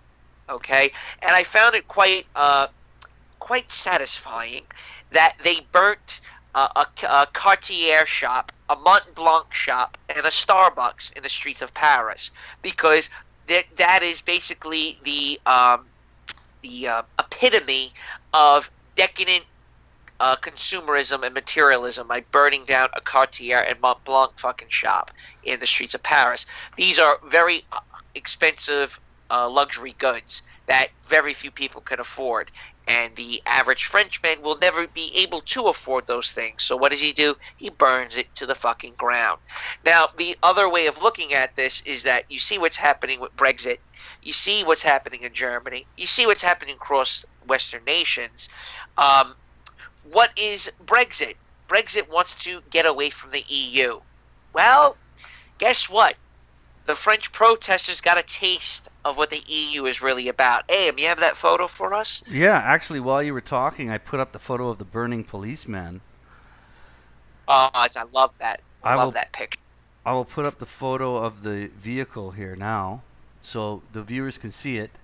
So here is a picture of this tank. This is in France. This is in Paris? Yes. And there's a red circle drawn around what? The EU flag on the armored personnel carrier on the APC. Now, if that's not a part of Agenda 21 in America on a global scale, I don't know what that is. This is... But Army! You're a conspiracy theorist, AM. This is these tanks are European Union tanks in Paris. So what you have is the neo-Marxist dream of a conglomerate of countries under the guise of global whatever, Global order. Global order. And here they are, branded tanks driving through the streets of Paris.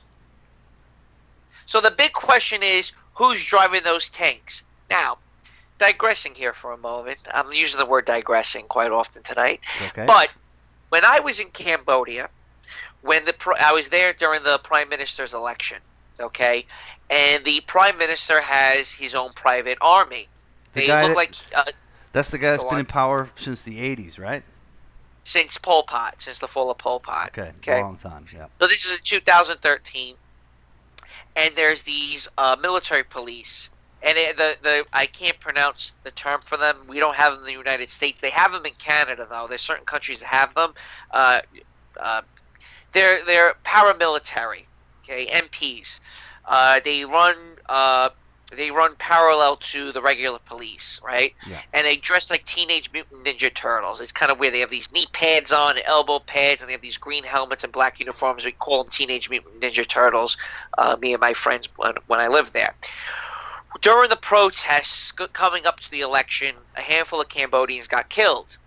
At one point, the Cambodians got a hold of one of these MPs, these paramilitary guys, and they started beating him up, and he had a black mask on. You couldn't really see what he looked like. Started bashing him and shit, and they ripped off his helmet, and it was a Korean. Wow. It was a Korean. And this, it goes to show you that the EU army, these men global army. It's a global army, quasi privatized army. Yeah. Okay, and that we're going to get into the concept of privatizing military in just a moment. But who's really driving these EU tanks? Are they in fact Frenchmen? Maybe they're Chinese. Maybe they're Koreans. Maybe, for fuck's sakes, they're Cambodians. Maybe they're American. Maybe they're American. Correct. That's correct. So it's not like Frenchmen are turning on Frenchmen. You have an EU army, which everyone thought was a fucking joke. You're a fucking right-wing bigot conspiracy theorist. Just like those working-class white men in England are protesting against, pulling out of... they want their own nation back. They want out of the EU. Here's a perfect example of why England wants out of the EU. You have an armored personnel carrier with the EU flag on it that everyone said is not real. You're paranoid. You're stupid. You have a tinfoil hat on. Well, guess what? There's a photo. Boom. That's all you need to fucking know. This is, as far as this whole movement goes, another thing you have to take into account, Lamprey, is that it has spread to a certain degree. Would you agree with that? Oh, well, in Egypt, they've banned the Yellow Jackets because they're afraid that Egypt's going to start rioting also. Well, it's even spread to Canada. It spread to Belgium. It spread to the Netherlands. I don't know if it spread to Germany, but Egypt, which is a military dictatorship, as soon as this thing happened, they banned the Yellow Jackets. So it's global. It's a global rejection of the oligarchs, and it's a global rejection of the New World Order because most men now see it. Most men can see it. Now, unfortunately, in America, well, you don't see it. You will never protest in America because, well, Blue Lives Matter. Trump. Trump, yes. But, the stock market crashed this week. I don't know if anyone knew that, but the stock market did in fact crash.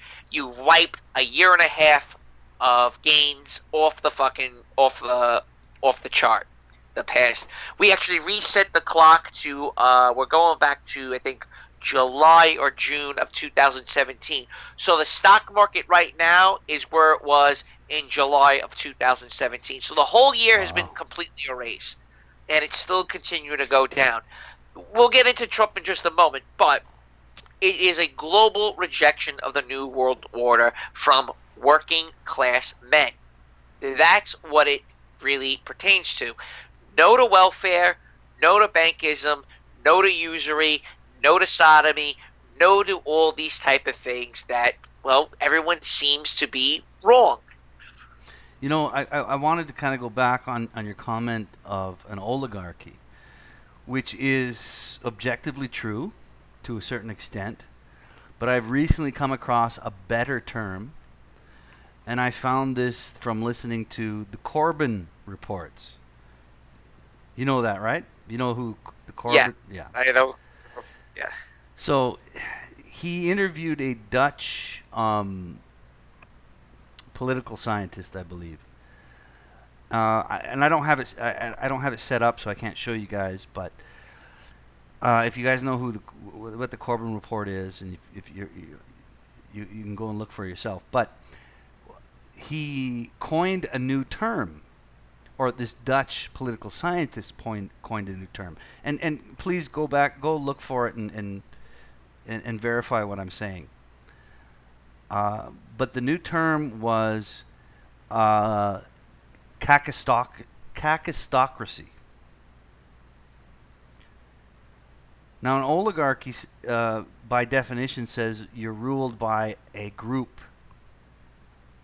Could be a family. It could be just people with political ties. That's an oligarchy. You don't have a single president. You don't have a single dictator. You are controlled and ruled by a group of people. And I think that's observably true in the world we live in today, especially when we talk about the yellow vests and we talk about UN interference. There is an oligarchy. But this new term that he mentioned from this Dutch political scientist was kakistocracy. Do you know what that means? Never even heard of it. Well, it means oligarchy means ruled by a group. You know, you translate that, it means ruled by a group. Kakistocracy means ruled by the worst. Okay. And I think that it is. And I think that's more accurate. And cheers to Corbyn for doing that interview and coming up with this new word for the lexicon for us. We are ruled by a kakistocracy. We are ruled by the worst. And the worst is a group. Yes, absolutely. It is an oligarchy, but it's not just any oligarchy. It is the worst. And I just wanted to add that to the lexicon of everybody listening to understand that, especially when we're talking about the yellow vest that's happening. I don't want to see globally anymore because, you know, flat earth and shit, but the world we live in is... Well, let me bring up a point here, and I've been meaning to mention this. Okay. For hundreds of years, 150 since the Industrial Revolution, we always, when I moved back to the United States, I was happy to have nice shit again. I was psyched to have a nice pair of jeans, a nice car, you know, and choices. Mm-hmm. Choices in what I eat, choices in clothing, choices in where I go shopping. You know, we have a much more diverse choices in a lot of shit because of capitalism, really. But the past decade to 20 years, especially after the '08 crash, I started to research a little bit more things about really is there a ruling class. Now, you know Tommy Hilfiger, right? Yeah. Okay. And you know Calvin Klein, right? Of course. Okay. You know Docker jeans? Of course. You know? Okay. I have all three of their products. I have a lot of Tommy Hilfiger stuff, and I have a lot of Docker's, khakis. Well, what if I were to tell you that all three of those brands are all owned by the same company? Mm-hmm. Do you know what I'm saying? Well, I'd say to you, the Earth is flat. Well, it's obvious. It's fucking obvious. I was always under the assumption Tommy Hilfiger and Calvin Klein were rivalries. They compete against each other. And when Tommy Hilfiger does something, Calvin Klein's got to come out with something different to try to compete. Okay? No. Calvin Klein and Tommy Hilfiger are owned by the same exact company. And who owns it? Can you take a wild guess?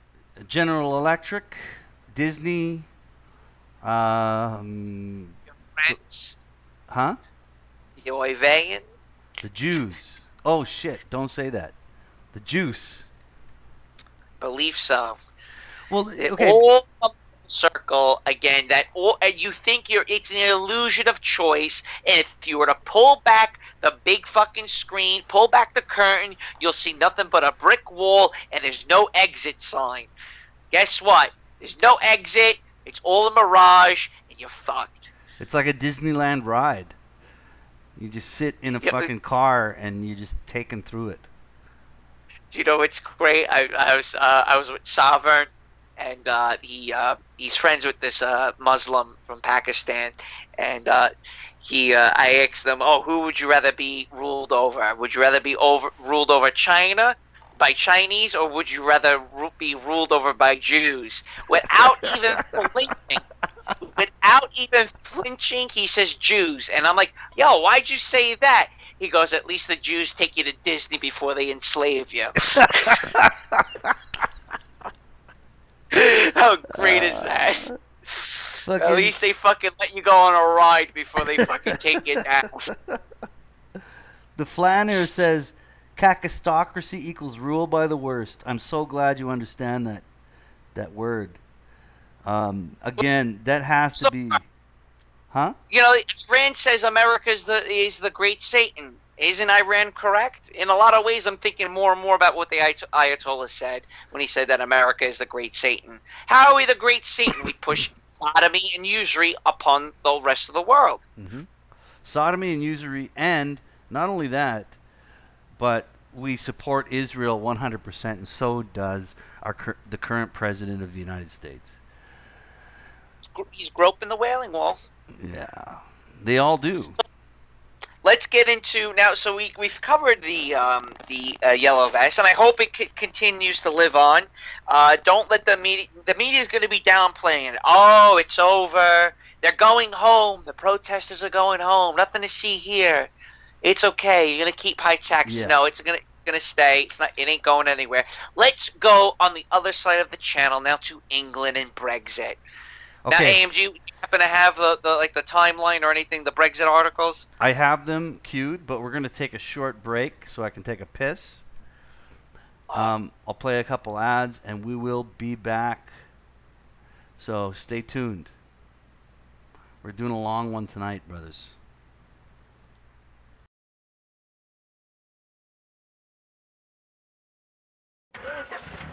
Knights of the road, here's your stallion. The car for freedom. The car for hot excitement. The car for a man who is alone against the elements. The Maibatsu Thunder. The pride is back. It's the power of a compact. Looks small, but it's so big. Fuel injected. Inject me. Maibatsu Thunder. On the toll road of life, you have to pay to prove you can. Live the emotion of an individual. The awesome power of nature distilled into one vehicle. Because after you get struck by lightning, there's thunder. The Maibatsu Thunder. Feathered hair, pentagram necklace. Something missing? Complete the look. Complete the look with a pair of crotch-hugging, slightly too short, acid-wash, skin-tight jeans at Vice City's one-stop shop for the rebel who sets his own style. Wow, you look like a Satanist. Complete the look.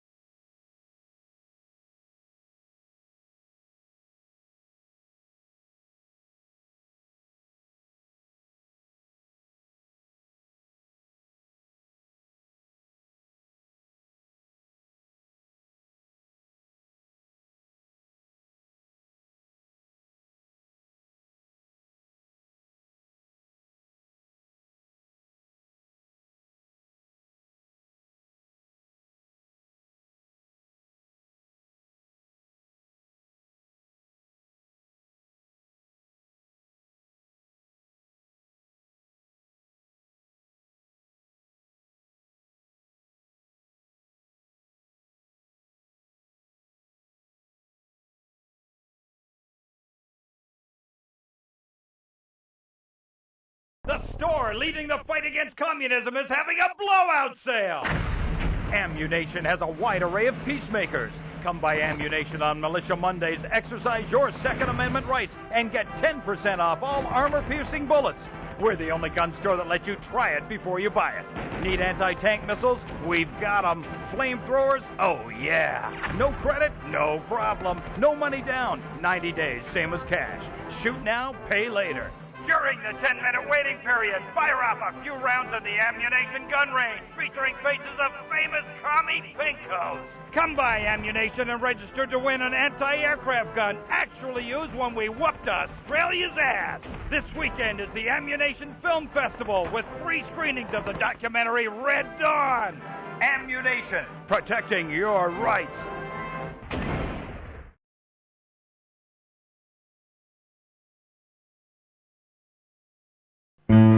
He was a man of peace, living on a quiet farm in North Dakota. Till one day, all hell broke loose. Tim, we need you. I'm a man of peace. I'm done killing. I want to raise a family. That's just it, Tim. They've got your family. No! Jack Howitzer is Tim in Exploder.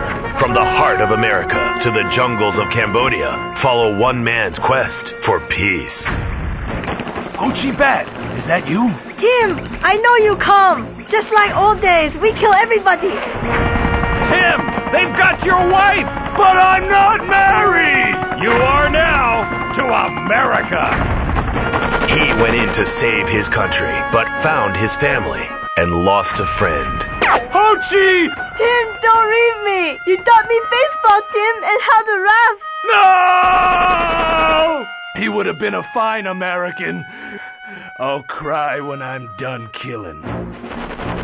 Get yourself a body bag, strap yourself in, start making friends the American way. Exploder. Evacuator Part 2. Rated PG. May include patriotic garbage. What makes a real American? A cowboy hat? Enjoying a fine T-bone steak?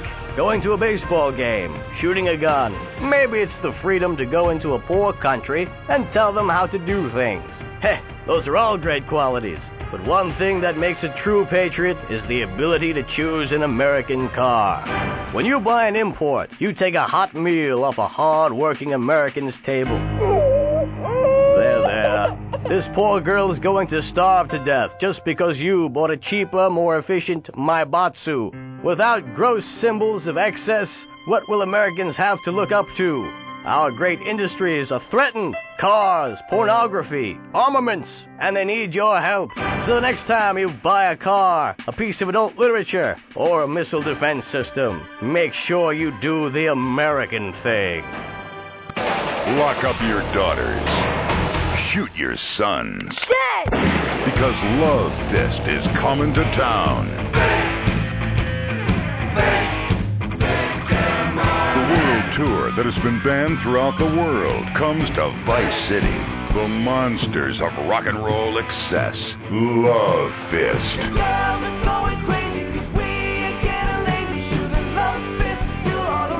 Get ready for a night of death metal love ballads that'll have you shoving your fists in the air. It's the Steel Heart Stone Cold Prostate Tour, brought to you by Giggle Cream, because dessert should be funny, and the Maibatsu Thunder, because after you get struck by lightning, there's thunder. Come see the pounding rock from the band that brought you hits like Chin Stainer, Liver Buster, and Dangerous Man, Dead Family. Come get Love Fisted. Love Fist at the Vice City Arena. Brought to you by V-Rock. How do you like to enjoy a Rusty Brown's Ring Donut? I like to lick lovingly around the outside and then thrust my tongue in the middle. I like to munch it vigorously. I just love the batter all over my face. On Friday nights, I just can't stop eating Rusty Brown's Ring Donuts. Oh my God, it's so good. Sometimes I like to wear women's panties and walk around 5th Street. When you go downtown, make sure you enjoy Rusty Brown's Ring Donuts. Hi, I'm Jeremy Robar, entrepreneur, VIP, and founder of the revolutionary program, Think Your Way to Success. It's a 3-step program that's been changing lives and my income for the last 2 years. 5 years ago, I was a nobody, just like you. After my Think Your Way to Success program, I spend the entire weekend in my jacuzzi or engaging in the exciting sport of domino toppling. Hey, if you can think it, you can do it. One of my award-winning courses is sure to be perfect for you. The first course I call Think, Hold That Thought, Complete, because that's what you do. Step 2 is known as Learn, Start, Doing, where I explain the mysteries of starting. Or take the new accelerated course that will have you laughing and hugging strangers. Motivate, demonstrate, then motivate again. Just listen to these endorsements, and remember, these people volunteered. They aren't being paid much. I've been on the Think, Hold That Thought Complete program, and I have to say, I'm finally going to start my career in being a well-paid rich person. Yeah, I've been thinking my way to success for a while now. It's some good stuff. Call now and sign up for my Think Your Way to Success program. And if you want to think really fast, try my Crank It Out program. Call 1-866-434-SELF. Hey, don't just do it. Think about it. Sweaty leather tracksuit? Absurdly fat Dayglow laces? Something missing? Complete the look with a replica car sign insignia on a chunky gold plate chain at Vice City's one-stop shop for people who know how to put the hip into hip-hop. Wow, you look fresh. Complete the look.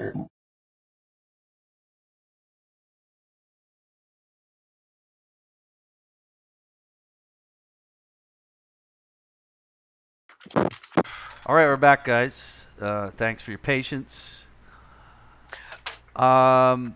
We were talking about the yellow vests before I had to go take a piss, and I did you one better than Roosh V, because I watch his live streams, and when he has to go take a piss, he just leaves his camera on and goes takes a piss. We actually give you something to listen to while we're doing that shit. Theft Auto commercials. We give you Slaughterhouse Cartoons. Yes. I wanted to go into. First of all, I want to mention the Flanners comment. Look up the term political ponerology. Now, I looked it up, and I have it up on the wiki page, and it's very interesting to me. And we'll definitely go into that a little bit later, but not right now.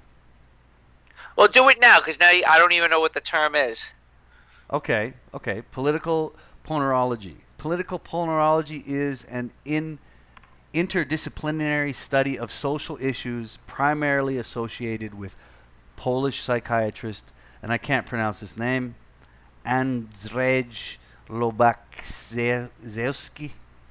As a discipline, it makes use of data from psychology, sociology, philosophy, and history to account for such phenomenon as aggressive war, ethnic cleansing, genocide, and despotism. And I can see how he tied that in to the kakistocracy that I mentioned before, ruled by the worst. And again, this obviously goes into psychopathy, where in the end, in the world we live in, when it comes to rule over other men, people that are inclined towards psychopathy tend to fill those positions, while the rest of us just sort of live our lives. I mean, it's the law of rule. And unfortunately,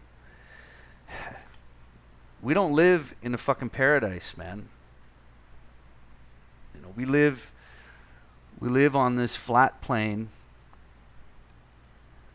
and we're ruled by psychopaths. If you want a definition of hell, we're in it. This is no paradise. And No.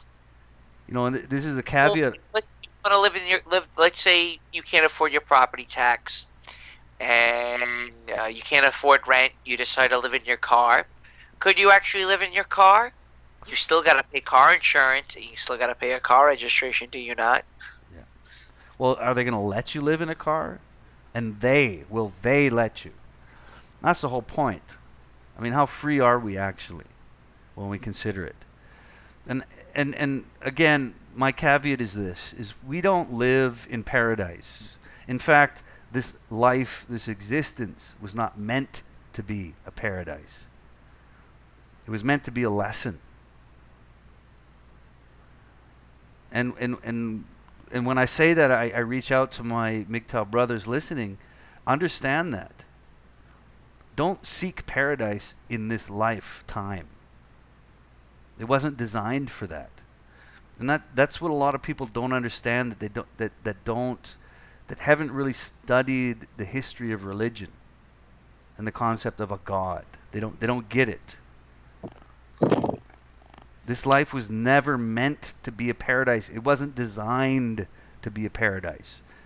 It wasn't designed so that you could walk through Morocco as a white Dutch woman without any fucking consequence. It wasn't designed for that. It's hardship. It's very difficult. And it's a lesson. I want you to understand that life as we understand it is, in one way, when our guest Chris said that, what's his name from Tesla? The fuck is his name again? The Mars Elon guy. Musk. Elon Musk said that we lived in a video game. He wasn't 100% wrong in that concept, because there are limits to this life. There are boundaries, and it's not a paradise. It was never meant to be. This entire existence was never meant to be a paradise so that we could all get along and have the perfect government. You know, this life is a fight. And you fight. It's a struggle. Huh? It's just. But why do you think every major religion condones killing yourself? Because you're supposed to go through the struggle. Exactly. Right? What does jihad mean? We've mentioned this before.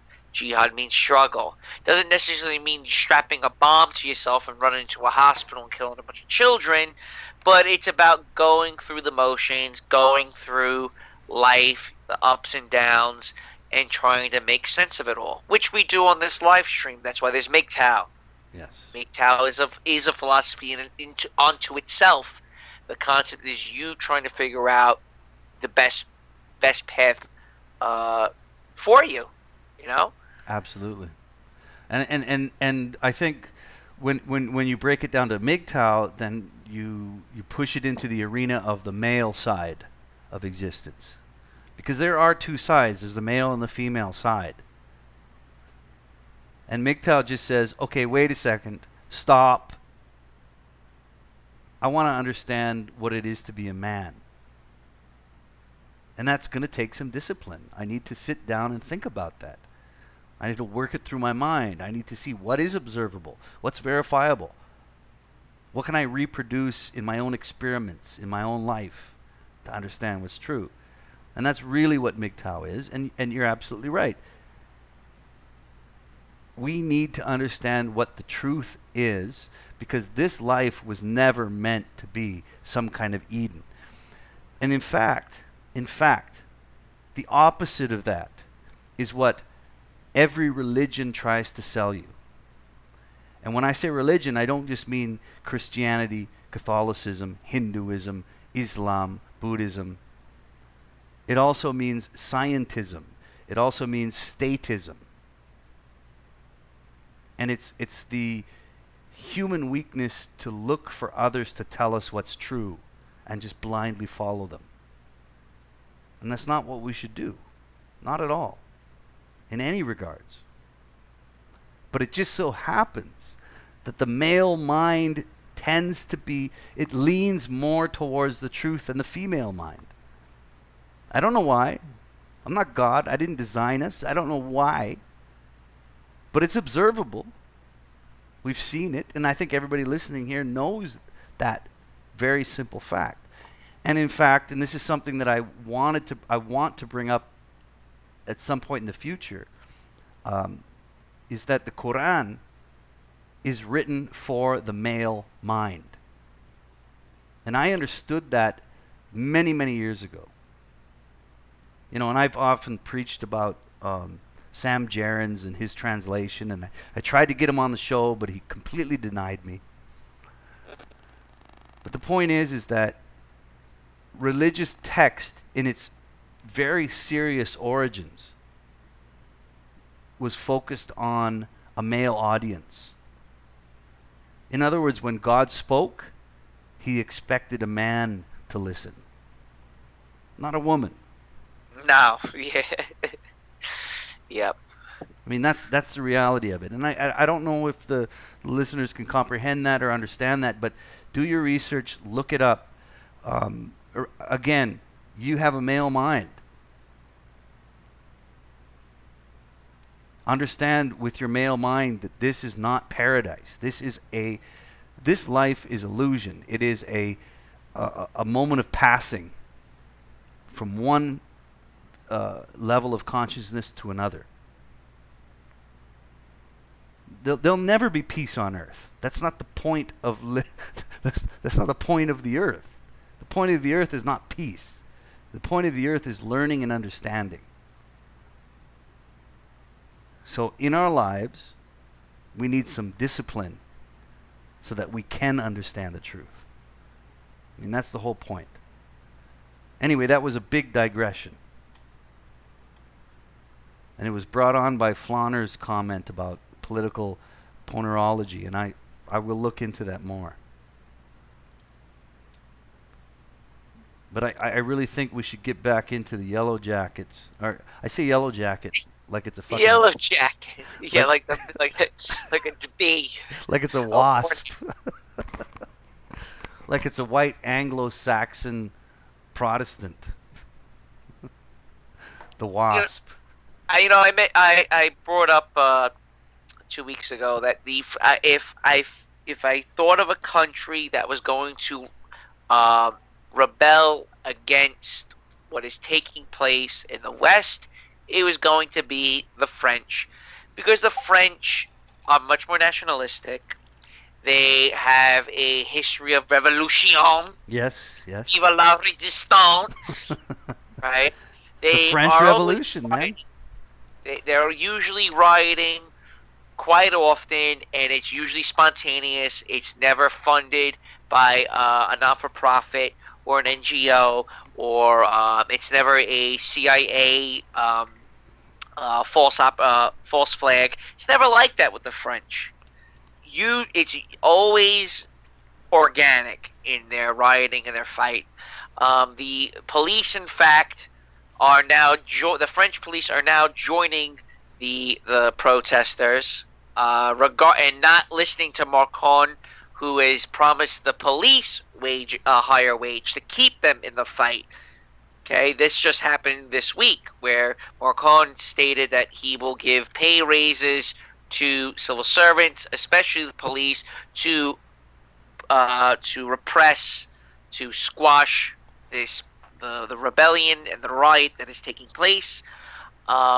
We also had the terrorist attack in Strasbourg, where apparently a Muslim ran down a group of people. No one paid attention to it. So basically, what happened there was that they pulled the false flag to try to squash the protesters. No, look over here! Look over here! A terrorist! Another terrorist attack! Everyone go and watch your TV. Watch the TV. Watch the mainstream news. Look what's happened in Strasbourg. They didn't fall for it. They knew it was fake. They knew what the government was doing. Okay, to distract the protesters on the bigger picture. Didn't work. Okay, and I don't know how much experience you have with Frenchmen. Have you really met that many French people in your travels? I knew a French Canadian guy quite intimately when I was in Indonesia, because he was a roommate for a while. But that's French Canadian. That's not real French. So I'd have to say no. I don't have a lot of experience with I met. I'm going to tell you a little story about French people. very stereotypical. It really is Pepe Le Pew. Every Frenchman I met, it was Pepe Le Pew. And I'll give you an example. I met this one guy through my Cambodian girlfriend. Really good looking. He had to been 6'2", 6'3", and he was in the French Foreign Legion. And he was backpacking through Southeast Asia and decided to take up residency in Phnom Penh. And he was obsessed with this single mom, old single mom. She was like 36 and he was 23 or 24 years old. Ugly prostitute. Single mom prostitute that is beyond wall hitter. Just a bloated, just a sack of fucking resource consumption. That's all she was. No manners, just a mess, okay? And he was head over heels for her, okay? And he didn't really understand what a prostitute is. I go, yo, you gotta give her money. He goes, doesn't she know that I love her? I go, no, you gotta give her money, man. Like, yo, what's wrong with you, bro? Like, yo, does she not understand that I want to be with her? That my love is more powerful than money? Like, he just kept going on and on and on. And he got to the point, he got so drunk and belligerent, he would, like, grab her by the hair and drag her up to his apartment and lock her in. And not tell her, look, it's either I'll give you money, okay, and you can do whatever. Oh, no, I'm sorry. What was it? I had to think what it was. He basically wouldn't. He kept her hostage, basically, because it was borderline stalkerish. It was definitely like breaking many laws, but he took this concept of love to such a level that I couldn't even imagine. And all my French friends, I had 2 other French friends that did the same exact bullshit. They're hyper emotional. They're belligerent. And they're pretty much batshit fucking crazy, to be quite honest with you. Debaucherous. They love transvestites. Okay? Yeah. They're sexually mature. The women are the women are sexually mature. They don't see sex. They're not as prude. They're not, they're a little bit more open about having sex with, having casual sex and casual relationships and, friends with benefits. They're kind of okay with these type of concepts. They're a little bit like what feminists were in the late 60s, early 70s, where they have a bit of a balance. Sexual right? revolution. Right. They're still they're still stuck in that sexual revolution where it's not this belligerent form of feminism. Their form of feminism is more about really just strictly being independent. And the prostitutes in France are protesting the government, saying, don't be attacking the guys approaching us. You should be attacking us. We're the ones breaking the law. Why are you attacking the guys approaching us and not attacking the women? I applaud the women for that, for blatantly showing the double standard in the gynocentrism. So I really do respect French culture in those regards. And again, the French, like I said, are going to be the ones that lead the way for the overthrow of the European Union, for the bankism, the fascism, the corporatism, whatever. What have you. Now, if we look over at England right now with Brexit, how's Brexit going? All right, you want to go there? I've got the articles pinned here, but before we go into that, I want to just well, first of all, I want to talk. I want to just go into some of the comments. The Flanner is very talkative tonight. That's fantastic. I'm glad. Be a part of the conversation, guys. I don't have super chats, and I will never have it. I'll never have super chats because you're giving money to Google, right? Just Google. That's why I'll never do it. So I'm sorry if I don't see your comments, but I try to see them. He says, if you ever visit France, you can smell and see the Masonic influence everywhere. Okay. I've never been to France. I'm just going by, via proxy from Frenchmen that I meet in my daily travels. Right. He says all the perverted, destructive philosophers come from there. And communism has its roots in France. That's true. Very true. Pol Pot was educated in France, where he learned Marxism and communism. Yeah. Well, it's American Marxism can find its roots in France as well. But what I wanted to do to just add on before we escape from the yellow jackets, I'll call them, is that it has trickled through the rest of the world, and I want to show a couple articles from Canada. All right, which obviously, and in fact, a lot of this happened not far from me. It's about a 5-hour drive north in Edmonton. Now, the first article I want to pull up, I'm going to share the screen, is from Global News, which is a Canadian broadcasting system. It says, Yellow Vest protesters come out across Canada inspired by French movement. Oh, there's an editor's note. A previous version of this story stated that demonstrations were held in Canadian cities in support of France's Yellow Vest protesters. In fact, the Canadian protesters were only inspired by the French movement. Whatever. That makes no sense. Crowds across Canada came out Saturday inspired by the Yellow Vest protests that have been going on in France for the last 5 weeks and have resulted in 8 fatalities. Of course, focus on the deaths and nothing more.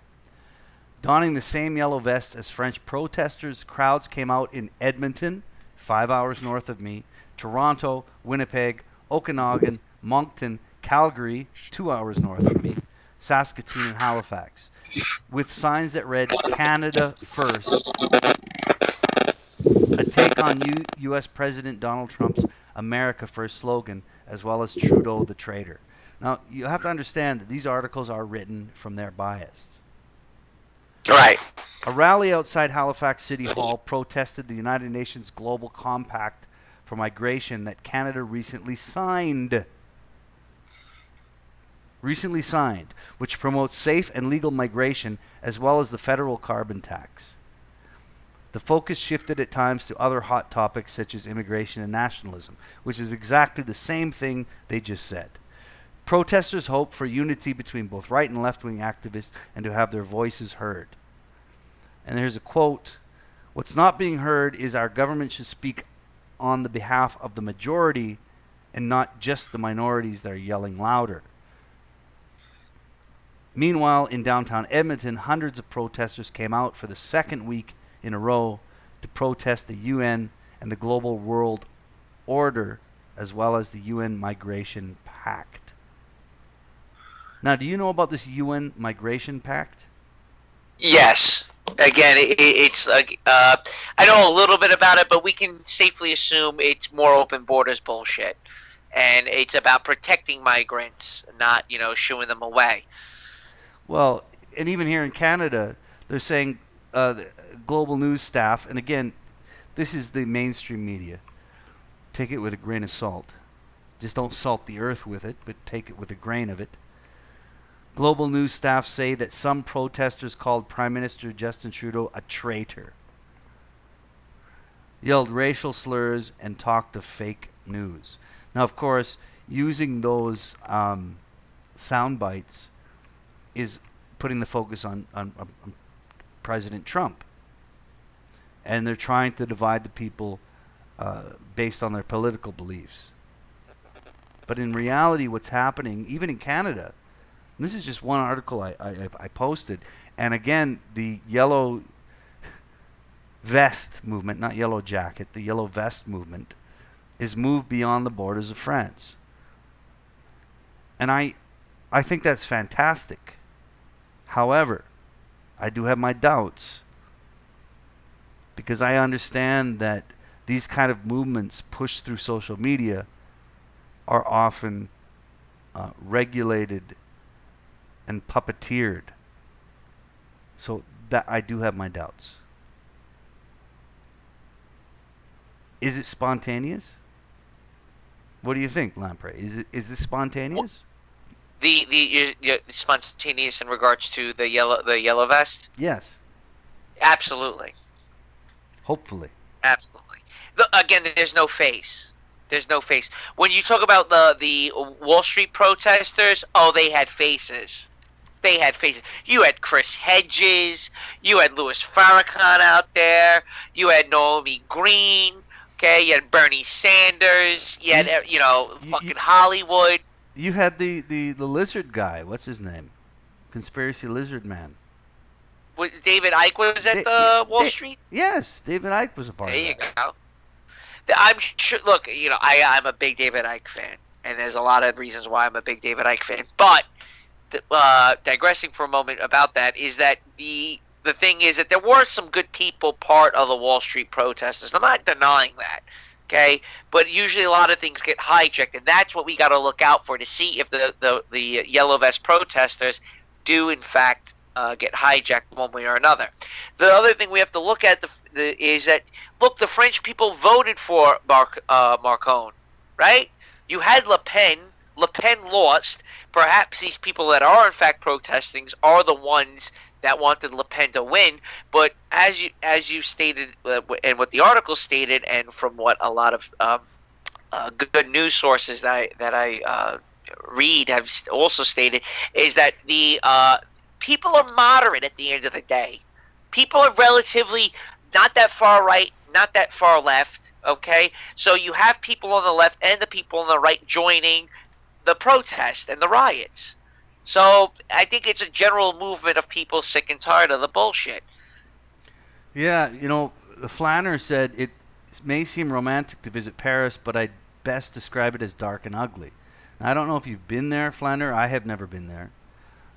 But it's funny because there's an actual, and this is a digression as well, and I'm not going to show anything to show what I said, but there is an actual clinical mental illness, and it usually happens with Asians who visit Paris, and when they go to Paris, they're disappointed from the Hollywood image they've been shown. Now, again, mark my words, go look it up. There is an actual mental illness that has been described. I don't even remember what it's called. But people going to Paris and coming out being depressed and suicidal. And it's mostly from Asian people. It's fucking bizarre. But it just seems that there's sort of an outside look in on what France and Paris is, especially in the world community today, and what it actually is in real life. So, yeah, the Japanese suffer that illness. Japanese are one of the largest. It's bizarre. I don't know what it's called. If you look at just general photos of Paris and France, you always get the photo. It's the same thing like Thailand. Okay, you always get the pristine beaches. They never show you the garbage. AM, do you happen to have the article about the urinal pissing in Paris? That they've installed these garbage bins in the streets of Paris for men to piss in. Yes. And I got a picture. I sent you the picture of one of the yellow vest guys pissing into this fucking thing with a big smile on his face. And and again, the general French citizen fucking hates these things because it's an eyesore for the tourists. It's an eyesore for the citizens. No one wants public fucking urination. Yeah. No, I've seen it, and I think that was a while ago you sent it to me. I can't pull it up now, but yeah, I've seen it there. They have these public urinals that there's no walls or doors. It's just like a dude pissing in a bin. In a bin. That's basically what it is. Yeah, open for everybody to see. Right, so if you're Brittany from Kansas trying to do a selfie, there's a dude in the background fucking that looks like a hobo pissing into this thing that looks like a garbage pail. Mm-hmm. Well, going back to the yellow protests when it comes to Canada, I just want to add on to that because, again, like I said, it is becoming, it's going beyond the borders of France. And yes, Belgium, but here we are in Canada, right? Remember Canada. Way over in the West. Big fucking country. Very few people. Lots of immigrants coming in. This other article, and I'll share the screen again. I guess you guys can already see it. Alberta Yellow Vest protests lack violence seen in Paris, but anti-immigration anger simmers. This is a Calgary newspaper. Or it says Calgary, CBC, the Communist Broadcasters of Canada. Hundreds protested United Nations Migration Pact and carbon tax in Edmonton and Calgary. 4 people were killed, hundreds injured, and streets were littered with flaming cars and broken glass as thousands clad in yellow vests partook in the violent protests in France. Yes, we understand that. The protest movement has now spread across the globe, but in Alberta, that's where I am, which may be Canada's center of anti-carbon tax discontent. And I wonder why that is because Alberta has the most oil. It's the most conservative province in the entire country. The Yellow Vest protests Saturday were free from physical violence. Yay for Canadians. Quoting, "We are Canadian. We're not anywhere close to that kind of radical," says Alison Prentice, a white woman, obviously, who they interviewed, who was clad in a yellow vest at the Calgary protest. "I'm proud to be here and represent people who care about Canadians first." I'll just stop it there and make people realize that the concept of nationalism, it's a dirty word. Yeah, it's poo-pooed in the neo-Marxist social media philosophy. But to just say that, hey man, I'm like 5th, 6th generation Canadian, and I don't want these people coming in illegally that have no concept. It's not even illegal anymore here. They pull people out of their assholes to come here, and they put them in these English courses. I tried to apply for one of those jobs, actually, when I first came here, and they laughed at me. They laughed at my experience. They said, "Go fuck yourself. Go back to school." And they're bringing these people in, and they're putting them in. They have no concept of the culture. They have no understanding of the country, not just the culture, but the climate, the language, everything. And they're being pulled in, and the only reason I can see why is because Canadians aren't fucking enough. Who's going to pay the taxes if you're not having babies? Right. Well, the migrants will. There'll be engineers. There'll be astronauts. The Somali migrant from Minnesota will be an astronaut someday. And if the migrant won't be under their own volition, affirmative action will make sure it will happen. Yeah, you have to force it. It's never spontaneous. It's never natural. You have to force it. By law, actually. And that goes back to the other video we mentioned earlier. If you're not getting what you want by nature, then you force it by human law. Like sodomy. Like sodomy. Like Sodom and Same Gomorrah, thing. yeah. Yep. And look how that turned out. Right. Well, it's not natural. Again, we're going back full circle to sodomy again. But yeah, it's not something that's natural, right? It's being forced upon you. Brainwashing. Just like why don't we pull up the why don't we we got 2 more things to cover before we wrap up the night. Let's pull up Brexit. All right, we're pulling up some Brexit stuff. I got 2 articles that you sent me. I'm going to pull them up. What's happening on the other side of the channel in England? Okay. Well, England's starting to realize that hey, Brexit's not happening, and they're stalling and stalling and stalling. And as they stall, the corporatism, the multinationals are raping and pillaging the country. They're raping and pillaging their what was a nice healthcare system, right? Where now they have to give anyone that comes to the country healthcare, right? Yes. And the whole concept is with this Brexit stalling, it's a popcorn and circus where now they have there's a no vote of confidence for the prime minister. Oh, we have to. They rejected this offer. They rejected that offer. We have to go back to the negotiating tables. Oh, Ireland. What about Ireland? How are migrants and French people supposed to get to Ireland if there's no if they can't get through England?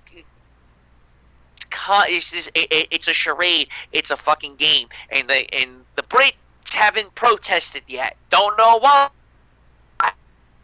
I have a couple ideas on why they haven't protested, but France, before anything, has already ratcheted up to that level where, yeah, we are going to go ahead and protest. Well, isn't that funny that pre-World War II, these independent nations were very they sold to the public, they sold to the masses, you and I and everyone else. Pre-World War II, they sold to the masses that nationalism is a strength. It's a power. Right. Now, here we are, fast forward to 2018. We're almost 2019. And they're telling us that, no. That's not right, actually. Nationalism is a weakness. What we need is mass immigration. That's fucking half a century. Not even half a century. And their tune changed that fucking fast? Really? Right, it's like as if we forgot World War II happened. Do they expect the populace to forget history? Are they trying to rewrite it? Well, they are trying to rewrite it. So they have, let's say, medieval movies, movies about the Tudors, movies about, things like Braveheart, where Sir Lancelot, that was the one I was thinking of, where now Sir Lancelot is a dude from Africa. No, and he got a white woman. Yeah, right. And then I played a World War I game with my stepbrother recently, and on the cover of the World War I game is an African American. Yeah. Or a woman. It's probably a black woman. Tranny. It's a black tranny. Atheist tranny. Yeah, there's a black atheist tranny on the cover of of the next World War I game, and that is, what do they call it in their language? What the fuck do they call it? When you have to force diversity on people, you know what it is. It's a word. Yeah, forced. What the fuck is it called? Not forced diversity is one thing, but there's a political word for it. Huh? Appropriation? Yes. Well, no, not appropriation. When you have to hire women to be in a job, or you have to. There it is. Affirmative action. Neo-Marxist lingo 1.0. That's what it is, man. And that's how they rewrite history. They have to redefine the terms for it. They're not going to say, it's not like if you read the novel 1984, that they're going to define the group, the political group that decides how history is going to be changed. They're not going to say the changing history group. They're going to call it affirmative action. They have to hide behind these the warping of these definitions of terms and words.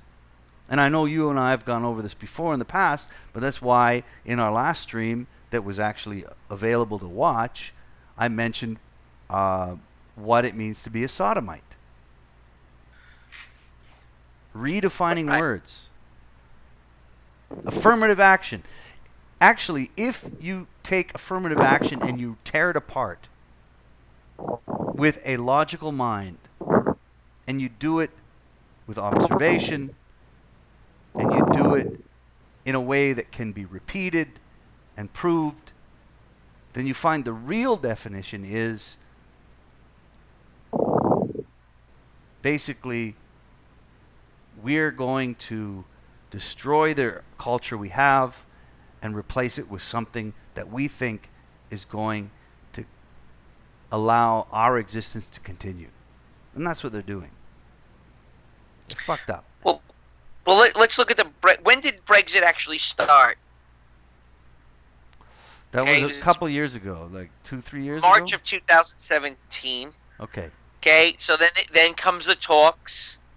Then you have to resolve the EU bill, the Irish land border. Okay, EU and UK citizen rights about traveling. Then you got to talk about the economic impact, right?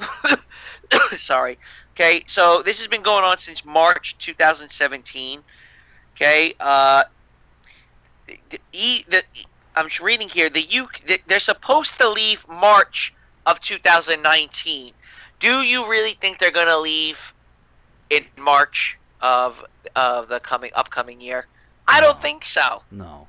I really truly don't think so. I think what they're going to try to do is they're going to try a revote after they're letting even more migrants that now have the right to vote in England, right? Yes.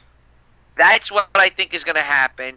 And then on top of it, let's just say they actually do leave in March. There is a 2-year transition period. You know what that means, right? Letting more migrants in that transition period. So they're pretty much diluting Brexit to make sure that, in fact, it doesn't really happen. It's like sand. Like it's like a sieve where you stick your hands in the sand and pulling it up, and you really just have nothing at the end of the day. And that's what the mainstream media is trying to do. They're making it sound like you have a choice. Look at the drama. Oh my God! Wow, the Prime Minister she may step down. Vote of confidence. It's this fucking charade of bullshit that's happening in England. And at the end of the day, what's going to come of it is nothing. Right? Same thing with the border wall. I don't think there's going to be a wall. It's not happening. Bread and circuses, man. Bread and circuses. Right? Mexico's going to pay. Well, here. Yeah. Let me read a little bit from one of the articles that you gave me.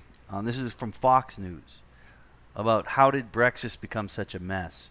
I'll share this with the viewers. The article, Stumbling Block, How Did Brexit Become Such a Mess, by Jill Lawless. Interesting name. London. Tuesday was supposed to be the day that Britain's battle over Brexit was resolved.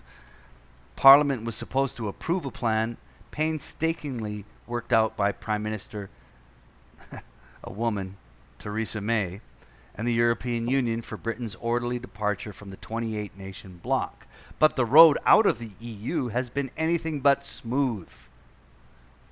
As Britain heads for the Brexit ramp. Tuesday's vote was postponed by May, who acknowledged that a significant majority of lawmakers would oppose it, quote unquote. Instead, she spent the day shuttling through European capitals seeking changes to the deal to try to win over skeptical legislators before Britain leaves the EU on March 29th. Now, is this a question of power of the people versus this kind of globalist agenda? Is that what we're seeing here? Mm-hmm. No, I'm asking you, really. Is that what we're seeing here? Repeat the question. What?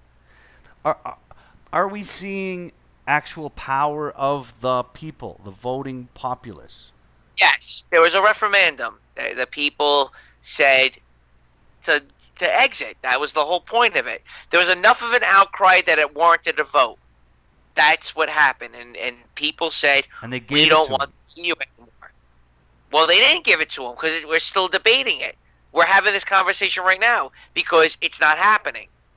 Wow. And they don't want someone to leave. They don't want England to leave. They want regions, okay? EU is one region. I forgot. The ASEAN, which is Southeast Asia, is another region, okay, where they too want one passport for Malaysia, Singapore, Cambodia, Laos, Vietnam, Indonesia. Sorry if I repeated myself. That ain't gonna Thailand. happen. Guess what? That's what they're going to try pushing. Okay. Now they want the North American Union. Okay, which was part of NAFTA, which we're going to get to in a moment.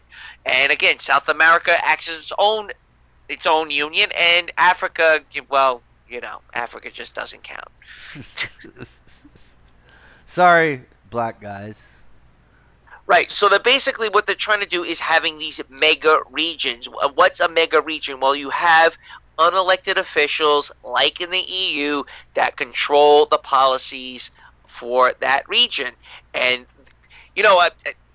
it's funny. It's really weird. So, like, I'm at work, and we got this new company that does exterminates buildings, and they bought out a smaller company. So there's this corporation now that takes over, that bought out the smaller company, and obviously they're corporate. Their revenue is in tens of the millions. Then they bought out this mom and pop exterminator company, right? And the guy introduces himself, shakes my hand, and he's total white collar. Speaks like GI Joe. He has no ethnicity whatsoever. He's white bread. He's milk toast. He's your typical white guy who would believe that he is a racist just for the fact that he's white. Okay?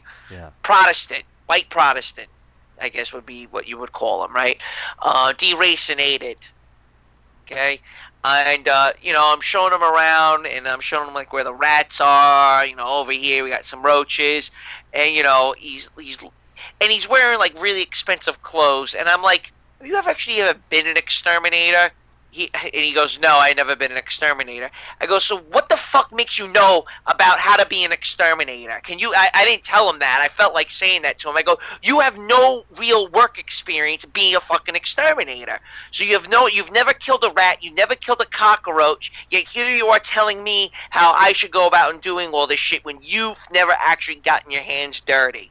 And that's basically who's in charge of the fucking governments now, except for Trump. Trump is different. Trump has real work experience. But I'm talking about these what do you call it? Being there. These being there politicians. The blazers. The tie, the suit. So instead of having a military uniform, you now have the expensive suit, the Armani suit. That's an official. Yeah, I'm a somebody now. Well, Marcone, have you been a police officer? Have you, thrown out? Have you actually taken out your own fucking garbage out of your own house? That's the question I have for you. Okay, you probably haven't. You have no real work experience, and obviously I'm tying this in with the conversation about the exterminator, where this exterminator guy is telling me how I can control the pests. Meanwhile, you have never actually been an exterminator. Just like these politicians. Politicians, what? He's never worked a fucking day in his life. His job is to be a prostitute to people with millions of fucking dollars. That's what he is. Putin is not a politician. Trump is not a politician. And there's like a handful, you probably count them on your hands, on dictators and politicians that actually have risen up through the ranks to earn their spot as King Alpha Dog. Right? Yeah. That's the point. That's what the protest is really about. What does Marissa May, whatever the fuck her stupid name is, where did she fucking come from? How did she become prime minister? Who picked this dumb stupid bitch to be in charge of England? And it's just a charade, a joke. They have no real life experience. They had a silver spoon in their fucking mouths their entire lives. They don't know how to turn a screwdriver. It's like asking Mayor Bloomberg, well, he's not mayor anymore, how to change a flat tire, right? It's Bono from U2, where, Bono, why is there so much far-right racism taking place in Europe. It's like asking Mayor Bloomberg, hey, how do I change a fucking tire, Mayor Bloomberg? What the fuck does Bono, what does Bloomberg know? Bruce Springsteen, all of these people know about what it's like to pay high taxes, what it's like to figure out, what are you going to have for dinner? Just basic monotonous shit that they have no experience in no real life experience experiencing these type of things. I manage a parking garage. The parking garage has a revenue of $44,000 fucking dollars a month. A month. Okay, it's a garage. The owner doesn't even clean it. He's asking me to clean it for free. You make $44,000 a month in revenue.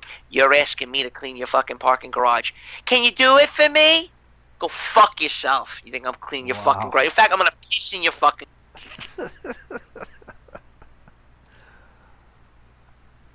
Well, that's. You still there? Sorry, I got disconnected there. I lost you. So this just goes. Yeah, sorry about that. This just again shows you the disconnect. The ruling class, the people with millions upon millions of dollars, like the individual I just mentioned that I look after, looking after his parking garage, he just travels. Yeah. He just, as long as the paychecks coming in, he doesn't care that the garage is filthy. No, he doesn't. Like, care. Look, you gotta clean the garage. Well, how much is that gonna cost? Well, it's 60,000 square feet. You tell me. Give me a number. Nah, I'm just not gonna clean it. Okay, all right. So then it becomes I'm a bit strong-armed because the people that are in the parking garage turn to me asking, "Can you clean the garage?" Okay, so out of courtesy, I send people to go and clean it just to do a couple little things, and I asked them during Christmas, "Hey, look, you should think about tipping these guys that go out of their way and change light bulbs and pick up loose bags and trash for you." Oh, but I thought no one cleaned the garages. That's what he says to me. I thought no one cleaned them. That just cleans itself. It cleans itself. It's magic. Magic. But so he's obviously not gonna. He's not gonna be. He's not even gonna give $1 to the guys that not their responsibility. Not their responsibility to clean the garages, but the people ask, "Can you please help? Can you please do this? Can you please do that?" And again, like, "Oh, fuck it, fine, we'll fucking do it." And it's every day. Meanwhile, the guy who owns it. Hold on a second. You're convincing people with a lot of money to do the job that they're supposed to do, or not even do the job, just pay for the job to be done. Right, and they're asking to do it for free. That's incredible. 44,000, and the overhead cost is maybe 10,000 out of that a month. Well, that's not abnormal. I think that is normal. I mean, that's the new norm. It's feudalism. Instead of protesting, it's the oligarchy. Burn the garage to the ground. Burn it to the ground, then he learns his lesson. And that's what France is doing. Fuck you. Burn it to the ground. Burn that Starbucks to the ground. Burn that Cartier store to the ground. And let little Brittany take a selfie with the protesters this time. Do you think it's going to teach him a lesson? Because I don't think so. I think we're dealing with psychopaths. When you talked about the oligarchy, and I mentioned the cacistocracy, ruled by the worst. That's where we are. I mean, is it going to teach him a lesson? I don't think so. No. It's sad, but it's true. You're not going to teach the cacistocracy that their willful ignorance is somehow destroying the mounds of wealth that they stand upon. I had a friend on Facebook tell me or send a message that said, what was it? People that say work is hard, they don't know how to make money. Something like that. My response was, Well, you know what, actually? The richest people in the world don't work at all. You work for them. That's right. That's the reality. You do work for them. Where's your tax money going? Your tax money is going to a transgender in the military to have its dick chopped off. That's where your tax money is going. Try protesting that. Well, you elected the officials. I didn't ask for that. Where's the politician that says no, no to trannies in the military? Does it exist? No. Well, you know what? One place your tax money's not going, if you're an American, is to build a wall. Right. It's not going there. You know, I'm going to segue into this. And I'm going to segue into the border wall GoFundMe. We haven't done that yet, right? No, do that. We'll do that at the very end. First, bring up the article about the new trade deal, the NAFTA on steroids. What's the article? It is at the, well, if you go to it, hang on. Where is it? Give me a second. Yeah, we'll end this stream on the wall, because everybody hits the wall at some point. We'll end it on the wall. Wait. You gotta pull it up. Okay, here it is. Copy link. Just a second. No problem. We got it. Put it in the chat. It's very important. Here it is. I'm gonna send it to you on Can I send it to you on Hangouts? No, just do it on the Skype. I closed Hangouts.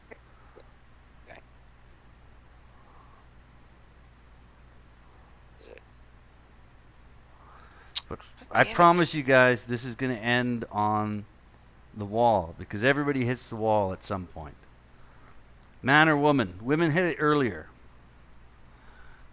And that's why you have rich, white, pot-bellied men, cigar-smoking men banging 18-year-old Asian chicks. It's not an accident. It's normal. Pull that up. All right, hold on a second. Transgender import.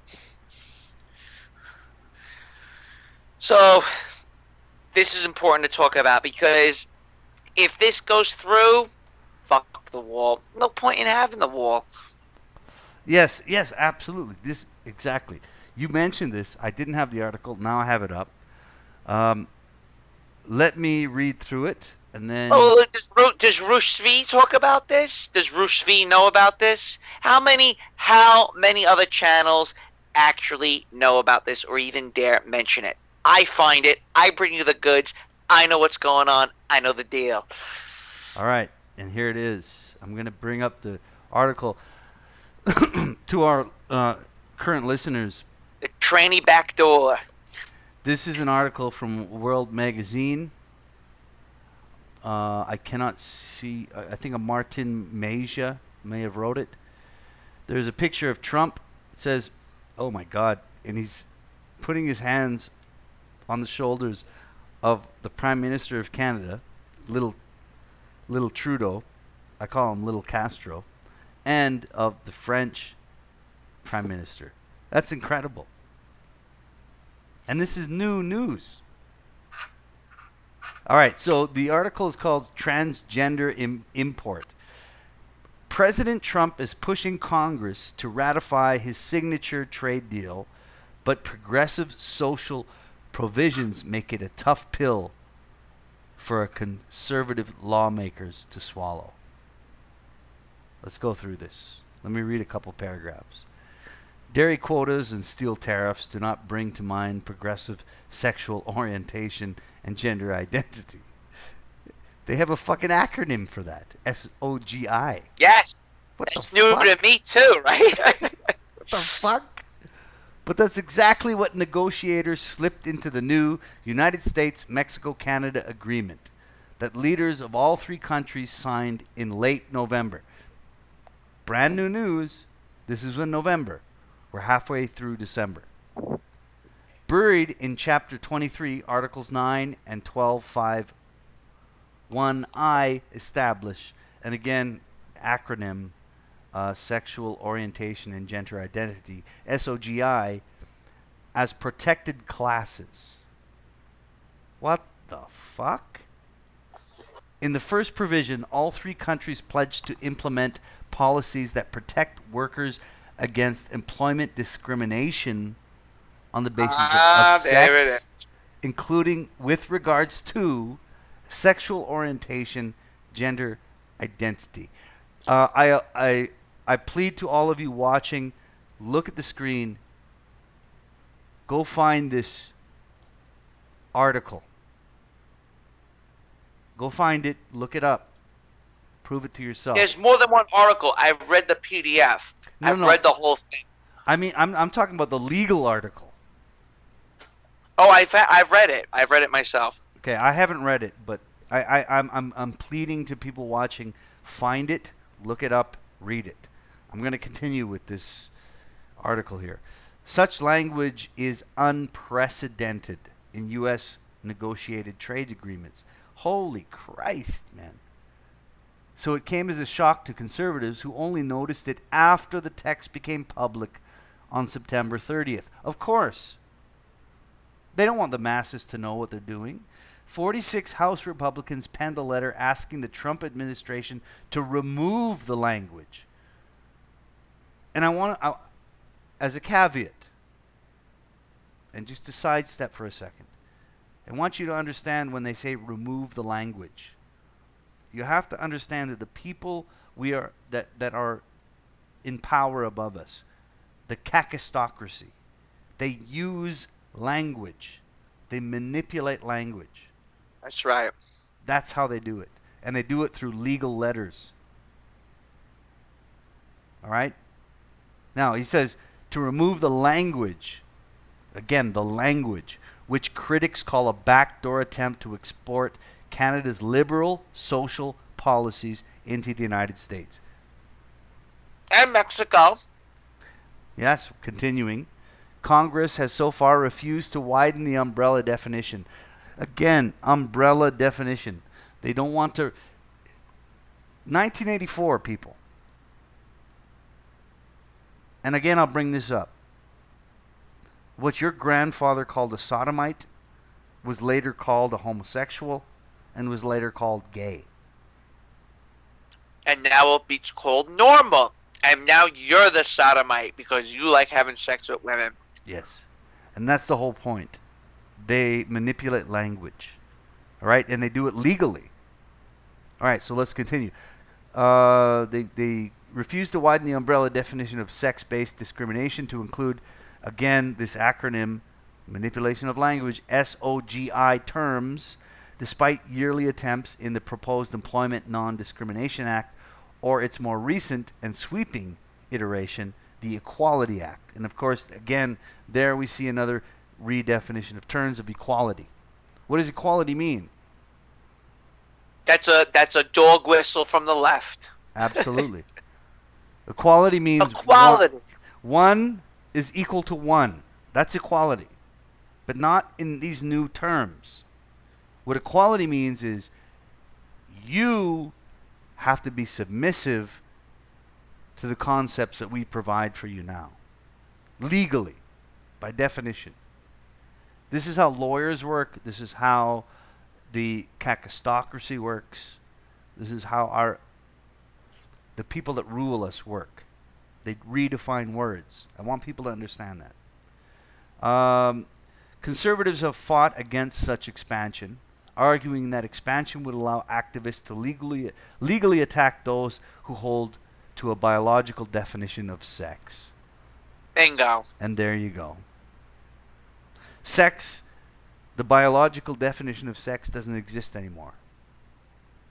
Now, what I tried doing, what I tried very hard, I spent a couple hours researching it, is I tried very hard to find who penned that to be, and who put that part, who wrote that into this bill, into this agreement. I could not find it.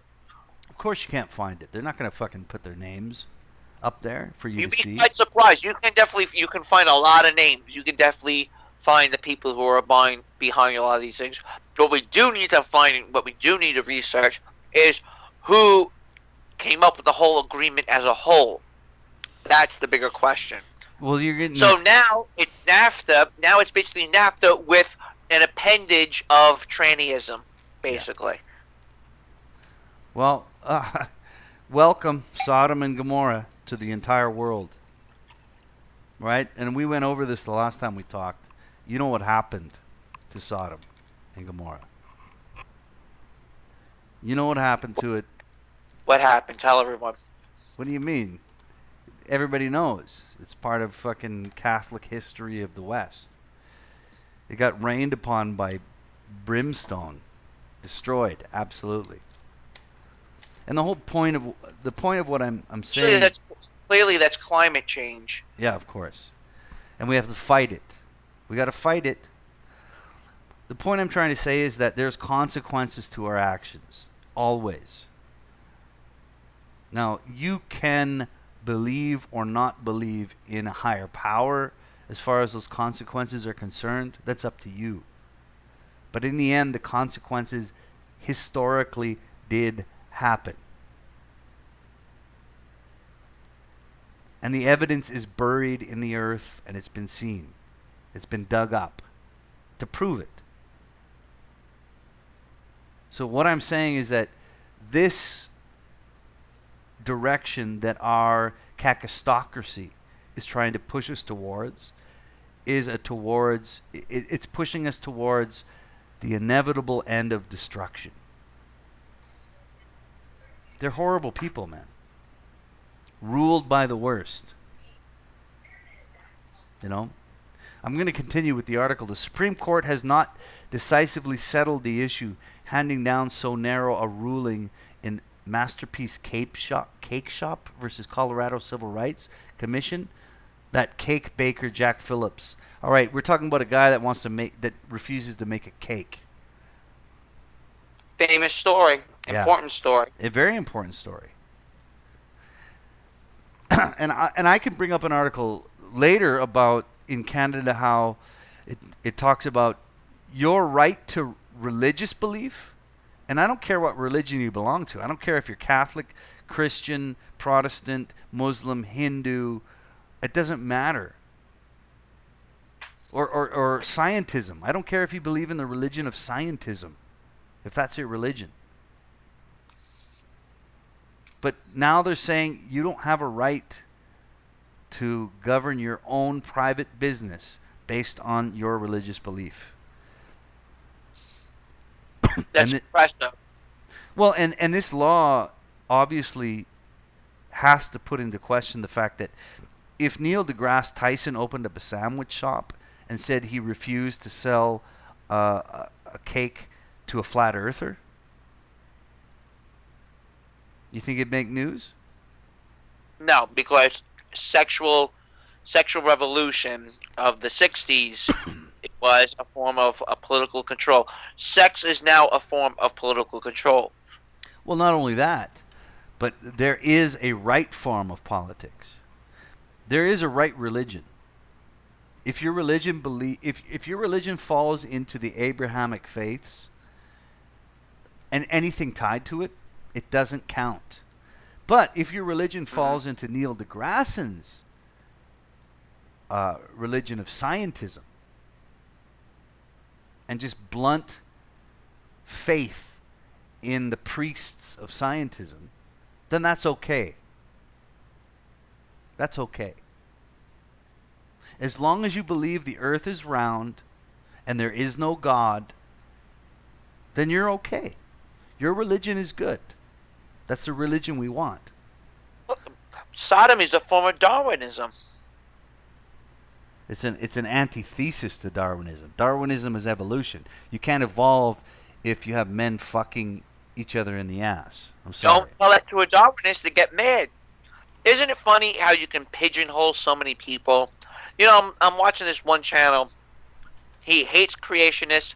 He hates the concept of God. He's all about evolution, but he's pro-sodomy and pro-Democrat. He's a hardcore Democrat and socialist supporter. That's the science. Why?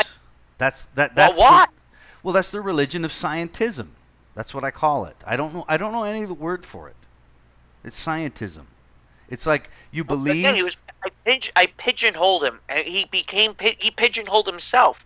I know exactly where this guy is going. Leave it. Feel good, man. Do what you want.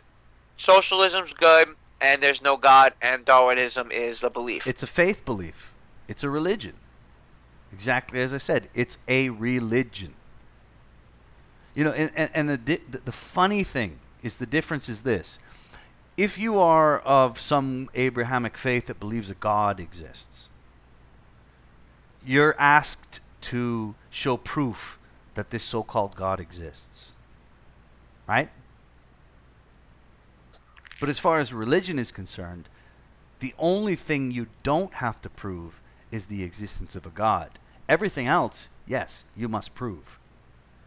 But when it comes to scientism, evolutionism, and these people of this, this new religion of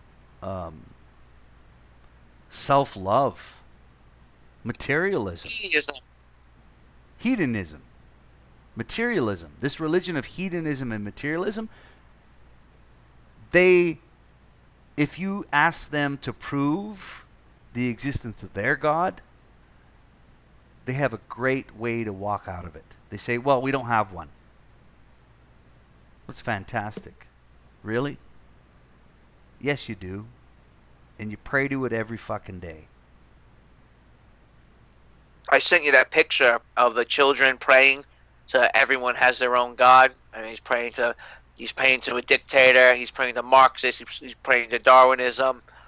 You know, everyone has a God. Oh, well, that's the whole point. That's the whole point of religion, is everybody has a God. I mean, yes. when you read the texts, the point is like, don't worship any other God but the God. That's the whole point. And if let's say the Quran says this, it says it 100 times. Worship no God but the God. Then you're given a choice. Okay, there's one God or there's many. Which direction am I going to go? And you have to use your common sense. You have to use your red pill logic to navigate through this. But to blindly believe in talking heads of scientism and say, yes, this is the universe, and I believe it. I am a trilobite with no meaning in my life. Yeah, right. I mean, it's just 4 billion years of irrational trilobite and humanoidism. I mean, where are you getting at with this right now? Wow, the trilobite conversation was incredible. Let me digress back into the article quickly. Written language. Yeah. That's what separates us. Language. Yeah, written language. Absolutely. I mean, we can argue that gorillas can, I don't know, what do you call it? Hoot, holler at one another, and it might be a language. Cues. All it is just cues. Yeah. You can't say, oh, look, there's a pack of wolves over there. They must be being social. They're being sociable. It doesn't work that way. No. That's not communication. No. And we know it. I think the people listening know it. One time a person asked me, and I said this before in our live stream, I'm sure. A person asked me, what's the difference between a human being and an animal? I said, well, a human being had the mental capacity to create the combustion engine, and before that, learn how to pull a resource out of the ground to make that engine run. No animal can do that. No animal has ever done that. And which is why I say we're not animals. So argue what you want. Well, back just to wrap it up. You guys can look up this whole new NAFTA deal. It's a backdoor to feminism. It's a backdoor for Me Too to move south of the border. I don't expect Mexico to sign on for it. I don't. Mexico's going to reject it. I think that's what's it's gonna come down to, or the conservatives that have a pair of balls are going to eliminate that passage in the act. If Trump pushes this through, and big beautiful deal, we're going to make Mexico pay. The jobs are coming back, and you're basically screwing the fucking working class over with a deal like this. We asked for NAFTA to be abolished altogether. We wanted pre-1993 trade deals. Well, look at this. Canada initially wanted an entire chapter devoted to advancing progressive gender policies. Boom. I mean, this is where I'm from, man. It makes me feel ashamed. You know, that I have to live in a country that's little Castro. You know, the only thing that saved Canada so far is its lack of population. Yeah, you're probably right. No, I'm serious. That's what saved it. Because it's fucking, the second biggest bordered country in the world? But it has the population of fucking New York. Right. That's the only thing that saved it. But I'll tell you, it's a sleeping fucking dragon. Be careful of what Canada tries to implement in these laws. Where are you, Jordan Peterson? I thought you were the Messiah. No, You're gone. You're gone already. You're done. You know he was at a Bilderberg meeting? Do you know about this? No. Yes, he was. He was invited. He gave a 2-hour speech at the Bilderbergs. And they were like, "Good boy. Here's your treat. Keep talking, Jordan Look, Peterson." terrible. Someone told me he's a vegan. He's a meat eater. He eats meat. He's on a paleo diet. Like a fucking pile of shit. Have a fucking slice of pizza and a beer. Well, he looks bad. Well, that's what he says, but you never know. I mean, he could be lying. We don't know. Bro, a gust of wind will knock him down. He's so small. Well, look, and let's wrap it up with where you wanted to talk about the GoFundMe for the wall. Look, AM brought it up to me that, AM's mentioned it that there is a GoFundMe page for the border wall. But again, after what I've just shown to you tonight on this live stream, take it. You earned it for those listening tonight. I showed you gold. No, you show me someone else that's going to mention that. And it's actually because of that book, The New Politics of Sex, that made me look that up, to be quite honest with you. Good. But hey, look, I mean, people want the wall, but at the same time, you have to understand, look over here, but don't look over there. We have to look over there because I just showed you why you have to look over there. Because through the back door is Me Too. It's trannies south of the border, okay, and it's Amazon healthcare for everybody. Well, look, and this is a great contradiction. Actually, is we just talked about how Trump is shaking hands with Mexico and Canada and saying, yeah, we want to have these fucking redefined words of sex and sexuality when we come to our multinational agreements. But at the same time, let's build a wall. Now, the article that I have, that I sent to you, and I'm showing to the listeners now, and we're going to end on this. Border wall GoFundMe proves we don't need taxes. Now, this was published on December 20th, which was yesterday to me. It says, build the wall. This was the hallmark of Donald Trump's 2016 presidential campaign. Then candidate Trump promised the American people he would secure our borders and drastically reduce the threat of illegal immigration into the United States. He promised to put America first and our sovereignty above other nations. Trump's lust Trump's lust for a robust border wall has been met with fierce resistance from his left-wing counterparts, who seek to flood the country with third worlders who will vote Democrat. I mean, that's one side of the story. That's one side of the coin. 2 years into his presidency, he has been met with roadblock after roadblock in his pursuit to craft a border wall. His latest resistance has come from Democrats in Congress who refuse to include funding for a border wall in their spending bill. We move on. From trying to make Mexico pay for the wall to trying to tap into the military, Trump has had no luck finding government funding for his fortress. But the American people may have found the answer. Go fund me.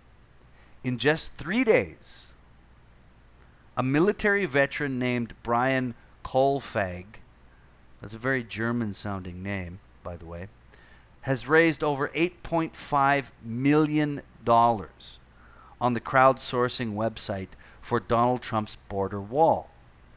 His goal for the campaign is $1 billion, and that's the maximum amount GoFundMe lets users raise.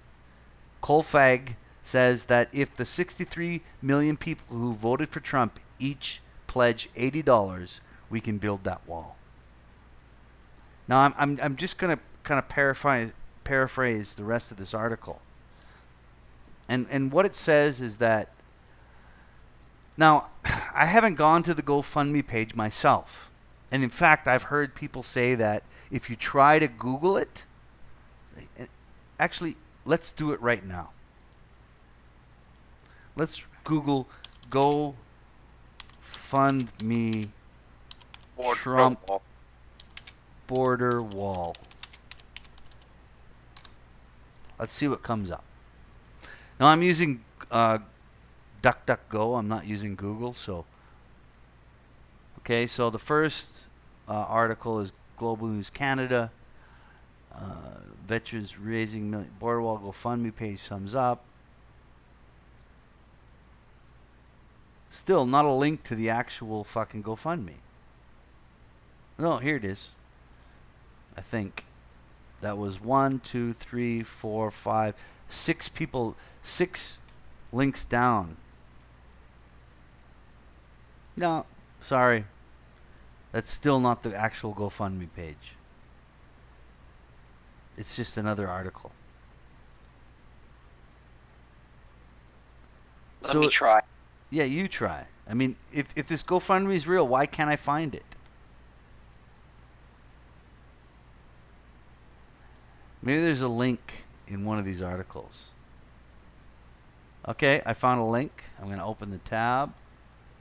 You guys are watching this live. Let's see. Okay, here we go. We the people will fund the wall. I found it. Yeah, I found it. It's at $13,878,340. How fucking sad that we have to have a GoFundMe to get this shit done. This is pathetic.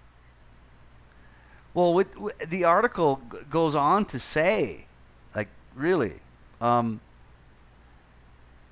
very simple idea that anyone could have created, Goldfag's GoFundMe campaign, is a very telling example of how the free market is vastly more efficient than taxation. Well, the government has remained at a standstill over Trump's border wall for 2 years. You know, it's funny because I'm not an American citizen, but I do have an American passport. I could vote in America if I wanted to. So you telling me you'd fund the wall? Oh, absolutely. All right. Absolutely, I'd fund the wall. But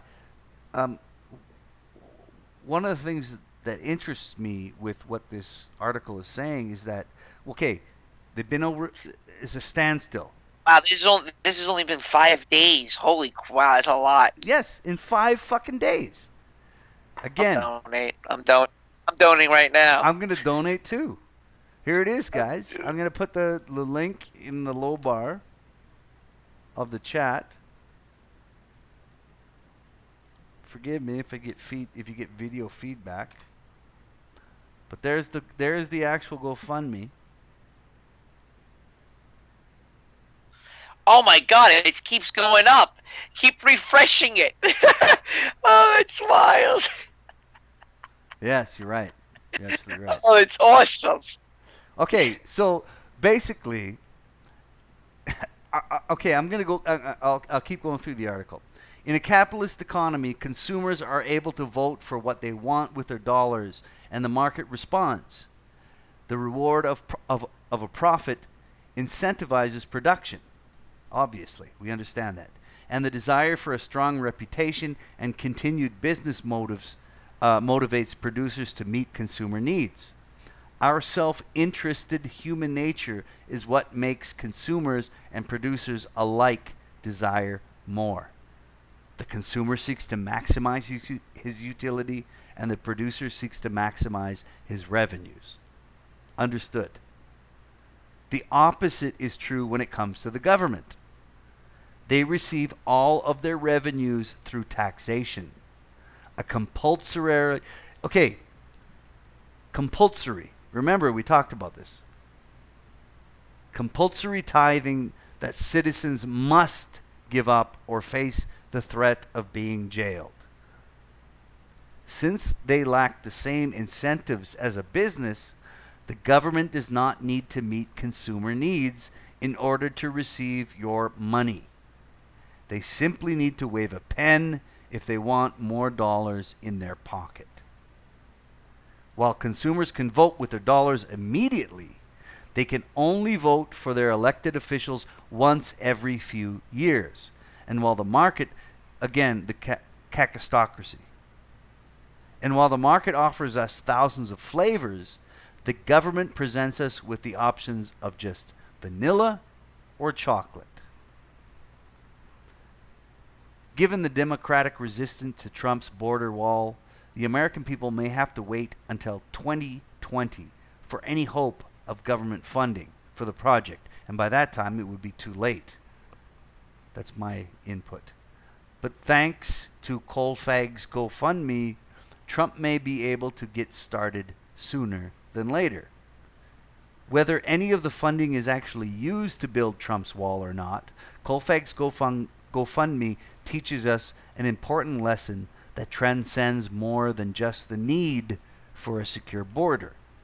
It teaches us our dollars are worth more than our votes, and that taxation is an outdated and unnecessary method of raising funds and building infrastructure. If only GoFundMe could be used to fix our roads instead of relying on taxes, my caveat, instead of going to wars in the Middle East, and etc., perhaps there wouldn't be so many potholes. Crowdsourcing is the future, and something our government should fear. It has rendered their services entirely useless and proven that we don't have to be forced to pay for services that we know we need. It's time to do away with taxes and usher in an age of unfettered free market capitalism. Taxation is theft. Boom. Your thoughts? I couldn't disagree. I think that's look. Who knows better who knows better on how to spend your money than yourself? Well, let me put it into a little bit of perspective. Again, I'm going to go back to expatriatism and being in Southeast Asia. But honestly, I want people to kind of listen to what I have to say and throw it back on me, and let me try to understand. Because I saw it, I witnessed it every day for a long time while I was there. Now, I bought a house and I lived in a very, very southern district of Jakarta. In order for me to get to work, I had to drive or be driven through a long fucking stretch of road an infrastructure to get to my work. And of course, because of the population, the drive was much longer than you can. New York? No. You think New York's bad? No. Try driving through southern Jakarta to your job. Fuck that shit. Oh, yeah. Now, I would drive from the house that I bought and built in a deep part of South Jakarta into the normal part of South Jakarta, which wasn't that far. Geographically, if you look on a map, it wasn't that far. But it took a long fucking time to get there. Right? Because the infrastructure is shit. Now, I know. It takes like 2 hours to get 1 mile. And exactly. And traveling is just an absolute nightmare. Places feel so far away. In reality, they're really not that They're far not that far away. Exactly. I know. That's Southeast Asia in a nutshell. Yes. Yeah, absolutely. Now, in my travels, man, I watched this happen over a couple years while I had that house. And I had to travel that same route. Now, they don't have government funding or taxes to pay for the roads, right? Like the government doesn't pay for the roads. Like the roads are there, and if they break down, they break down. Who's going to fix the roads? Tell me, Lamprey, who's going to fix the roads? Well, the people will wind up fixing it. Yes, and that's what they do. You know how they do it? They put out a pot in the middle of the road and have people drop money in it. Okay? And they don't really know how to fix the road. And again, they rely on this sort of like charity basis. Can you put money in the pot so we can fix this road because everybody's pissed off? And they have there's no governance on a local scale. Like basically it comes down to like who's the top dog in the neighborhood, right? And he runs that local neighborhood and the roads and everything. So you drive along a road that is fucking to shit. It needs to be fixed. The government's not going to do it. They don't give a fuck about that. So who's going to fix it? Well, the people do. And amen to them. You know, they do it. They actually get it done. However, when they get it done, it's dependent on travelers throwing money in a pot to make sure this small stretch of road gets fixed because it's part of the neighborhood, right? And what they do is they don't use what do they normally pave the roads with? Asphalt, right? Yes, asphalt. They don't use asphalt because they can't afford it. And they can't afford the means or the machines or the manpower to make it happen. So what do you think they use? What, to pound the ground? Concrete. Okay, yeah. They use concrete. They use concrete. They don't use asphalt. They use concrete. All right? So what happens is when the road breaks down, how do you think they fix it? Do you think they tear up the old road and then smooth it over with asphalt? No. No. You know what they do? They just pile on another layer of concrete. Nice. Why is Southeast Asians obsessed with concrete? That's all they have, man. Obsessed with concrete. Yo, do you know I invested in Thailand's concrete company that supplies like half of Southeast Asia with concrete? Did it work out? They love. It moves really slow. I'm only up like $5, but no.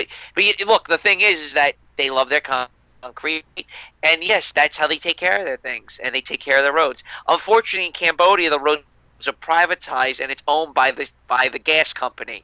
So the same company you get your petrol from owns the road you drive on. A little bit of a. So they pay for they pay for the asphalt. Yes. Because asphalt's way more expensive, man. Well, there's so many tolls. That's the problem. There's tolls all over the fucking place. Yeah, well, in local neighborhoods, when it comes to just local roads, man, like, I'm not talking about the freeways. I mean, the freeways, obviously, the government pays for that shit because it benefits them. You know, this is in a third world country. They pay, oh yeah, best of the best for the toll roads and the fucking freeways. Yeah, yeah. We pay for that. But when it comes to like just the roads that kind of link neighborhoods to neighborhood and the rest of the fucking society, they don't give a shit about that. In Rome, they it was like the government owned the roads. I mean, there's a public works, and the way they incentivize the citizens, the plebes in Rome, on funding the road works was the government would give the people olive trees next to the road. We'll plant this olive tree for you. You can do what you want with it. You can sell the olives. We ask one thing for you. You take care of the part of the road that's directly in front of this olive tree. Well, that's your job. That's not bad. That's not a bad idea. Yeah. Well, the thing is here in Jakarta, they didn't have that incentive. I mean, these people just needed to get to work, right? Right. So it's like, okay, we got to do something. And they don't have they have a GoFundMe. And their GoFundMe is a bucket in the middle of the road. Right, just people driving by who are sick and tired of getting flat tires because Yes. of potholes and wet. And they just throw money in the bucket. And then some Right. guy who's in charge of the neighborhood hires a crew and pays for the pavement because you can't pay for fucking asphalt. You can't do that. I mean, you just pay for cement. They'll get destroyed anyway because of fucking the rain and the weather. I mean, they try asphalting the road in front of my house in Cambodia. It fucking lasted 2 months. Well, it was done. It's a lot longer than concrete. Way longer than concrete. Yeah. Concrete. No, lasts they do nothing. the concrete roads too in Cambodia. Big fucking thick, massive slabs of concrete with rebar. Yeah. Well, it doesn't last. Here's the thing: is like on my route to work every day, and I saw this just go on and on and on, and it obviously it breaks down traffic, right? Like it puts a bottleneck in traffic when half of the road doesn't work and they need to fix it, or they need to put out a pot so you can put money in it so they can fix it. And the only solution they have is concrete. You know what they do is they just pave over the old road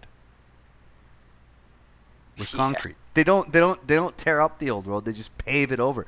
And it's so funny because every year you drive through that road, you're a little bit higher and higher and higher above the stores on the side of the road. Like you're a little bit higher and higher. Like how far is it going to go until you're like 20 feet too high to pull off to the side of the road to meet the store you want to go to? You can't. That's so typical. Roski, asphalt is a byproduct of oil. How do you know that? You've paved roads? You sound like a fucking globe thought. The fuck do you know, man? Well, hey, asphalt is a byproduct of oil. Prove it. Well, it makes the best roads. What's it made of? How do you know it's made of It's that? made of tar. If a tree Tar and falls in the rocks. forest, how do you know it fell? Who put it there? Tar and rocks. Asphalt is tar and rocks, and it makes it makes a good roadway because it expands with heat. It shrinks with the cold. Concrete is solid and it cracks and it breaks very easily. But I think it's cheap. evil spirits. Huh? I think it's just evil spirits and voodoo. Well, magic. That's probably what the Indonesians say. I'm pretty sure. Let's stone a virgin. Let's stone a Dane. Oh, by the way, speaking of Dane and Moroccans, that whole migrant act that France was trying to bail out of, that Macron in Europe was signing on board for on December 10th, guess where they were having it? The government officials. You know where they met? No. Marrakech. Morocco, the same place where those two bitches Really? got killed. Yes. How the sweet irony of it all. Do you believe in Unbelievable. coincidences or what? How wild is that, man? The Fucking same unbelievable. city, and those two precious little snowflakes, the snow bunnies got killed. And it's the same place. That's wild. And guess bring more Moroccans in. Rusky says if this GoFundMe, talking about the article we just talked about, was started 2 years ago, we'd have 2 walls by now, both Mexico and Canada. You might not be wrong, brother. I mean, if they can make, what was the number? $13 million in like 4 days? Give it 4 more days. And that's what I'm talking about with the article is like, do we really need taxes for this shit? It's funny because Trump said he wanted to build a wall. And a lot of people that leaned right. Don't forget the Mexico pay for it part. Yeah, the Mexico's going to pay for it. Everything he said in his campaign. That's what got him voted in. And now he has a bunch of just regular fucking plebs, the people, donating almost $14 million in 4 days to build it. Do you think it's going to happen? That's my question, actually. To you, Lamprey, and everybody else. Do you think that will make a difference? Well, And if they raise money, yeah, no, because it's against a human right, and and the climate change. What's the calorie count for the wall, and how much fresh water was used to build the wall, and here comes the environmentalists. Here comes the human rights activists. Here comes the social justice warriors. Here comes the ACLU, the Southern Poverty Law Center, so on and so forth, to block you from doing it. well, that's the whole point. Is like, if you guys want to know how honest Trump is, I think that this GoFundMe might show it to the people. This might be the caveat that makes yellow jackets become something real in America. It could be. Because if that much money has been raised in that little time for that point that he made, that means there's a lot of Americans that say, yeah, man, I want this to stop. I want your promises to exist. Here's fucking $50. Here's $100. People want to believe in something. Yeah. Give me something to believe in. I don't believe in anything anymore. Well, okay, people, keep your eyes on this crowdfunding. This GoFundMe. Keep your eyes on it. Let's call it a night. I'm fucking shot right now. I'm gonna fall asleep any minute. Yeah, we're gonna put it to rest. Thank you guys for listening. We had a good time talking to you. I apologize for the last stream I did where it just fell apart, and that was with Mean Dean Esme, and I'm gonna have him again on Sunday. So tune in Sunday because Mean Dean will be there. We call him Max now. That's his name. And we will have some incredible conversations. You thought the flat earth shit was crazy? Nah. You're in for a treat. Yeah, you're in for a treat. Wait till Sunday. And you better be there, Lamprey. Oh, I will be. It's going to be a Christmas spectacular. Absolutely. And that's what we'll advertise it as, a Christmas fucking spectacular with Mean Dean. Max Esme. It's trannies on ice with Max. Yes. You think Rudolph the Red-Nosed Reindeer was fucking controversial? You wait till next Sunday. We're talking Rudolph the brown-nosed reindeer. Who kind of wants to build a wall, but doesn't want to because his nose is fucking Mexican. His Puerto Rican gay reindeer lover isn't illegal. All right, guys. I'm glad you tuned in. Thank you so much for hanging out. Flaneur, I saw a lot of your comments. I appreciate them. Tried to react to as many as I could. Rusky came in the end. And again, my moderators, Warrior was there, and I think Cartoons was there for a while. Early on. Yeah, Hardy was there. All right, I really appreciate it, you guys. And this was a marathon. This is what you guys asked for. This is a 5-hour live stream. All right, you got it. Making up for last week. Yes. Making up for the fact that the 2 weeks ago, by the time the stream ended, I was so drunk I couldn't continue. And the last week... Your drunk rant about sodomy. Yes. My drunk rant about sodomy. And last week when the entire system shut down. But I figured it out, and I love it. You guys, I have figured out why my live streams were fucking up. And it was such a simple solution. Great tonight. Yeah, it was such a simple solution. You know, and I have to attribute it to Mr. Dean Esme, or Max Esme, as he is called now. He told me, just do this, and you'll be fine, and it worked. And what was it? Moving downstairs and connecting to a hardwire? Yeah, hardwire into the modem. That's it. It fixed all my problems. So we're good to go, guys. It wasn't Jugal after all. No, Jugal only is concerned about our subscribers and our monetization. We can't monetize. Click the like button. We like the likes.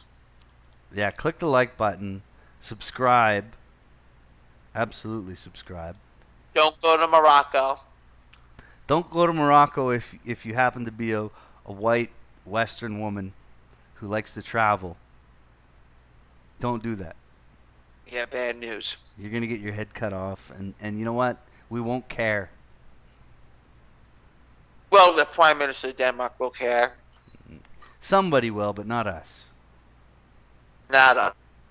Not MGTOW. No. All right, guys. Take care of yourselves. Thank you so much for watching. We'll see you again on Sunday with Dean Esme again. All right? Bon voyage. Bon voyage. See you later.